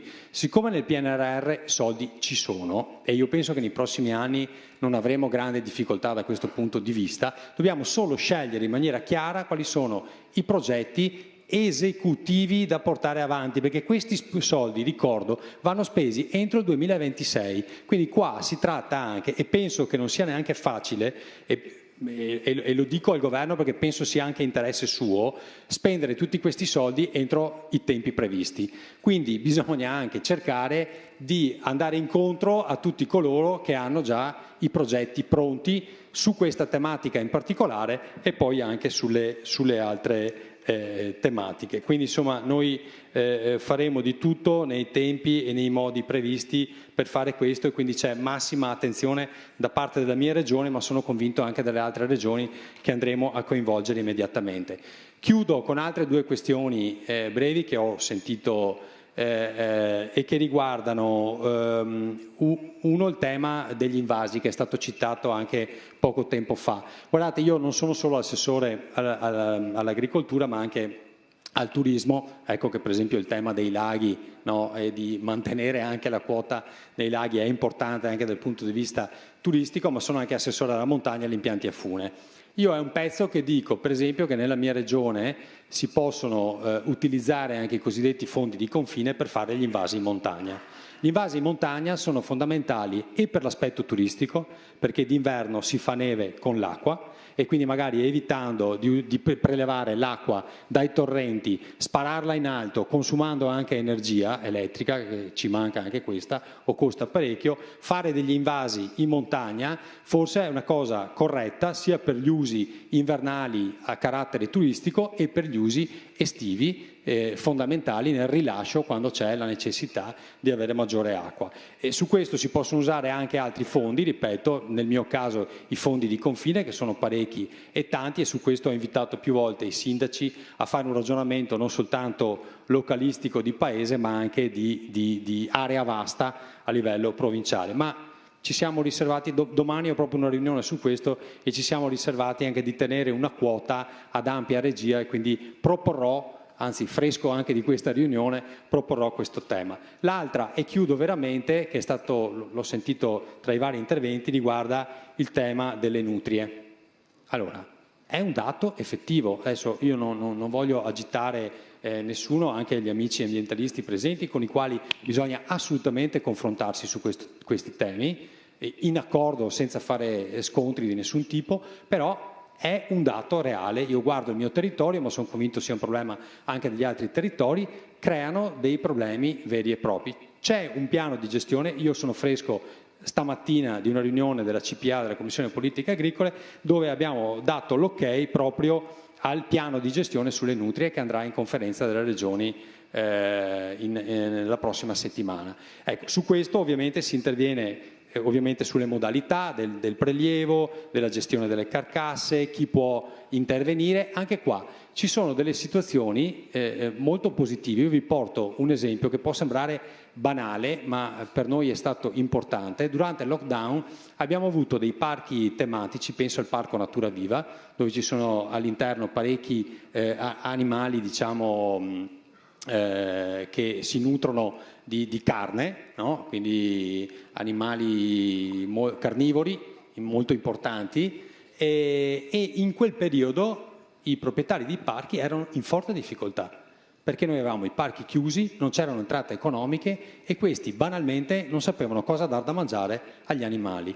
Ora abbiamo fatto una sperimentazione da questo tipo che utilizzando le carcasse di alcuni animali prelevati, tra cui anche le nutrie, abbiamo dato da mangiare ai carnivori, risolvendo due problemi e cercando di fare anche un piano di gestione di contenimento. Ecco, io penso che su queste tematiche si possa ragionare, così anche magari lancio qui un'idea, coinvolgere i consorzi di bonifica in alcuni territori per la gestione delle carcasse, perché a volte chi magari effettua il prelievo non ha la capacità di smaltire secondo le direttive, le metodologie previste, e quindi magari su questo ci si potrebbe anche accordare con i consorzi di bonifica se possono aiutarci a fare la raccolta secondo le normative vigenti. Ecco, queste mi rendo conto che siano tematiche anche importanti, ma credo che una riflessione da questo punto di vista debba essere fatta, e io come assessore e come Presidente della Commissione Politiche Agricole sono disponibile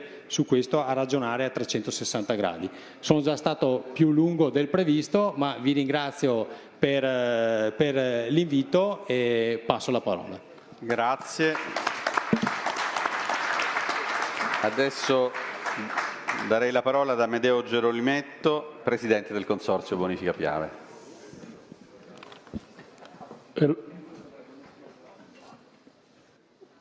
Siamo arrivati al termine. Credo che gli obiettivi che ci eravamo posti con questo appuntamento, mi sento di poter dire di finire la serata soddisfatto. Perché? Soddisfatto perché siamo riusciti a portare al centro della comunità, uso questo termine, tenendo conto della platea che avevamo di fronte e contando soprattutto sulla diffusione che potranno dare i media, il problema del deflusso ecologico, come abbiamo capito dai sondaggi e dalle verifiche che erano state fatte, poco noto alla comunità. Adesso resta una cosa. Sicuramente abbiamo capito che gli elementi del mondo della bonifica arrivano tutti per poter valutare attentamente la questione. Dal mondo della bonifica arrivano anche però le richieste e le preoccupazioni che continuano a essere sul tavolo, perché io leggo 1/1/2022 c'è la scadenza. Perciò tempo ne abbiamo poco. Il mondo della politica ha dato la sua disponibilità ad esserci fino in fondo, però attenzione. A noi deve comunque arrivare un qualche cosa che ci dice che possiamo continuare la nostra attività dopo l'1/1/2022. Questo ci interessa. Vi ringrazio perché, ripeto, l'adesione e la partecipazione è stata importante e credo che sicuramente riusciremo, con i presupposti che sono stati espressi, raggiungere un obiettivo sicuramente interessante, perché abbiamo parlato di fatti, di concretezza, di sostanze che ci fanno ben sperare. Grazie.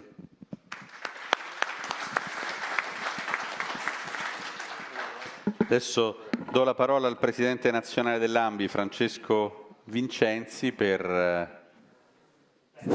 conclusione. Le conclusioni dopo 2 ore e mezza non è sicuramente facile, quindi non vi terrò assolutamente impegnato per molto tempo, però 2 o 3 cose le voglio ricordare. Innanzitutto grazie per la giornata di oggi. Sono orgoglioso anche di rappresentare un mondo come quello dei consorzi di bonifica che ha dimostrato con la giornata di oggi non solo di fare il suo compito, quindi di rappresentare le istanze dei consorzi di bonifica, ma soprattutto di proporre, di essere una proposta per le istituzioni, per la politica, per cercare di risolvere un problema, perché credo che nel nostro Paese è più facile esporre un problema senza dare delle soluzioni. Noi invece, come ogni volta proviamo a fare, è quello di dare anche a un problema una, non dico facile risoluzione, ma comunque fare delle proposte perché diventino poi diventi la soluzione per risolvere questa problematica. Sono state date tantissimi spunti di riflessione, tantissimi e bellissimi anche dal punto di vista proprio del lavoro. Credo che abbiano dimostrato gli studi che quello che stiamo dicendo non è qualcosa di campato in aria, ma è qualcosa che quotidianamente tocchiamo con mano ed è la realtà che tutti i giorni, non solo noi consorzi di bonifica, ma noi cittadini, se non stiamo attenti, sono cose che ci capitano e che poi quando succedono dovremo arrivare a risolverle. Credo che la direttiva quadro acque, per arrivare poi al tema veloce, sia una direttiva, come è stato detto da più parti, dal Presidente Prandini piuttosto che dal Presidente Zaia e da tutti noi, una direttiva che come al solito l'Italia non ha giocato in prima persona, ma ha giocato con degli interlocutori che sicuramente non hanno rappresentato il nostro Paese in quel momento. D'altronde faccio una piccola chiosa, siamo più impegnati a fare delle campagne elettorali piuttosto che andare a fare il nostro lavoro nelle istanze, nelle sedi più opportune, e poi questi purtroppo sono ahimè i risultati. Io credo che rispetto a questo però dobbiamo fare un passo avanti. Il primo ragionamento che voglio fare è che la transizione ecologica e la sfida della transizione ecologica e della sostenibilità, per mia convinzione personale, non si raggiunge in nessun modo, in nessun contesto, solo ed esclusivamente mettendo dei vincoli, rispettando in modo perentorio delle direttive o addirittura arrivare a fare delle sanzioni. Io credo che la transizione ecologica e la sostenibilità ambientale, economica e sociale, perché non possiamo tenere distinti i tre filoni della sostenibilità, si raggiunge innanzitutto con un passaggio culturale importante. Prima di tutti noi dobbiamo essere consapevoli di dove vogliamo arrivare per preservare noi, la nostra vita e soprattutto dare le stesse opportunità alle nuove generazioni che devono vivere sul nostro territorio. Serve un passaggio culturale importante. Dall'altra parte occorrono quegli investimenti che abbiamo citato e che sono importantissimi, ma anche qui con un'idea di dove vogliamo arrivare. Perché parlare di investimenti oggi in particolare, parlando a questa platea e parlando a tutti noi, in questo momento è facilissimo. Non abbiamo mai avuto, ve lo dico con grande franchezza, tante risorse come abbiamo in questo periodo. Noi già oggi che stiamo parlando, stiamo spendendo nel nostro Paese 1 miliardo di euro sul sistema irriguo e sul sistema idrico per dare delle risposte alla mitigazione dei cambiamenti climatici. Ci accingiamo ad avere ulteriori risorse che sicuramente per l'importanza e la tragicità del tema non sono sicuramente abbastanza, e anche, lo dico anche qui con grande orgoglio, perché il mondo dei consorzi di bonifica ha dimostrato al Paese di essere uno tra i pochi soggetti nel nostro Paese a spendere le risorse, a spendere nei tempi europei e non nei tempi italiani, mettendo in condizioni di migliorare gli aspetti economici e sociali del nostro Paese.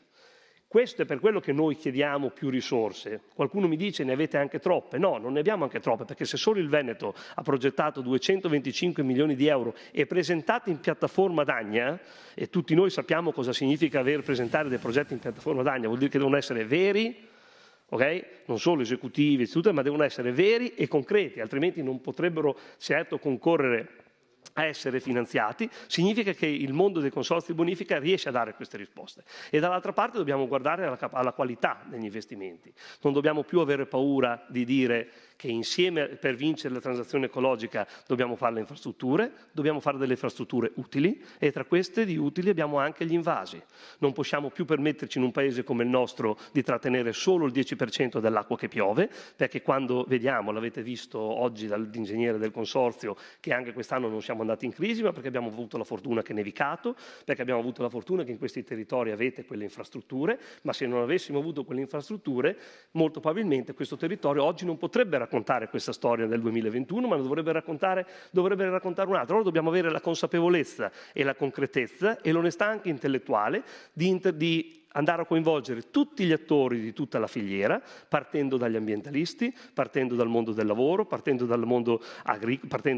per il mondo agricolo, per il mondo industriale, quindi tutta la filiera dell'uso della risorsa idrica, per andare a condividere che tutti gli investimenti che andiamo a fare, anche gli invasi, non hanno solo ed esclusivamente uno scopo solo, ma hanno una multifunzionalità e hanno una pluralità di utilizzi che oggi è indispensabile in un tempo di cambiamenti climatici. E l'altra sfida, e concludo, e qui l'ha ricordato il Presidente Prandini, che i consorzi di bonifica sono ormai 15 o 20 anni che ci lavorano, va bene? Ed è quello di utilizzare al meglio la risorsa. Siamo i primi, come agricoltori, a volerlo utilizzare al meglio, ma abbiamo anche la consapevolezza che dobbiamo andare a valorizzare dal punto di vista economico e sociale alcuni sistemi irrigui che dal certo punto di vista non efficientano al massimo l'utilizzo della risorsa, ma dall'altra parte creano quelle esternalità positive, quel valore aggiunto ambientale e sociale che se non le avessimo qualcuno le deve pagare. Mi fa piacere che oggi sia emerso anche che la volontà dei cittadini sul fatto di concorrere anche attraverso un contributo, passando per mantenere le cose come sono dal punto di vista ambientale, e anche questo ci fa dire che dobbiamo solo avere il coraggio, come abbiamo avuto il coraggio stamattina, di trovare gli interlocutori giusti, fare in modo che insieme, in un viaggio tutti insieme, si riescano a raggiungere gli obiettivi, perché nessuno può avere la volontà o può avere la capacità di escludere un altro nel poter esprimere il meglio di se stessi. Io lo dico altrettanto, come è stato ricordato prima, e lo ringrazio dal nostro giornalista che sta condotto benissimo la giornata, anche limitando diciamo così, i tempi, che io dico, e lo dico come un messaggio positivo, nei momenti più difficili il nostro Paese ha dato il meglio di sé. Io mi auguro che anche in questo momento, usciti dalla pandemia con una mole di risorse importanti come il piano di resilienza, il nostro Paese riesca a fare il meglio di sé, che l'Italia riesca a fare l'Italia. Se riusciamo a fare questo, credo, l'abbiamo dimostrato con Expo, l'abbiamo dimostrato con gli eventi calamitosi che abbiamo avuto, passando da Vaia, passando dalle alluvioni, passando dalle enormi siccità, credo che questo sia il momento di mettere insieme tutte le forze per far sì che l'Italia dia il meglio di se stesso, qui e anche in Europa, poi nelle trattative che in questo momento dovremo andare a fare rispetto alla politica agricola comune, rispetto al farm to fork, rispetto a tutte quelle tematiche che poi hanno degli impatti positivi, se gestiti bene e trattati bene, anche sul nostro territorio e con l'economia del nostro territorio. Grazie e buona serata a tutti.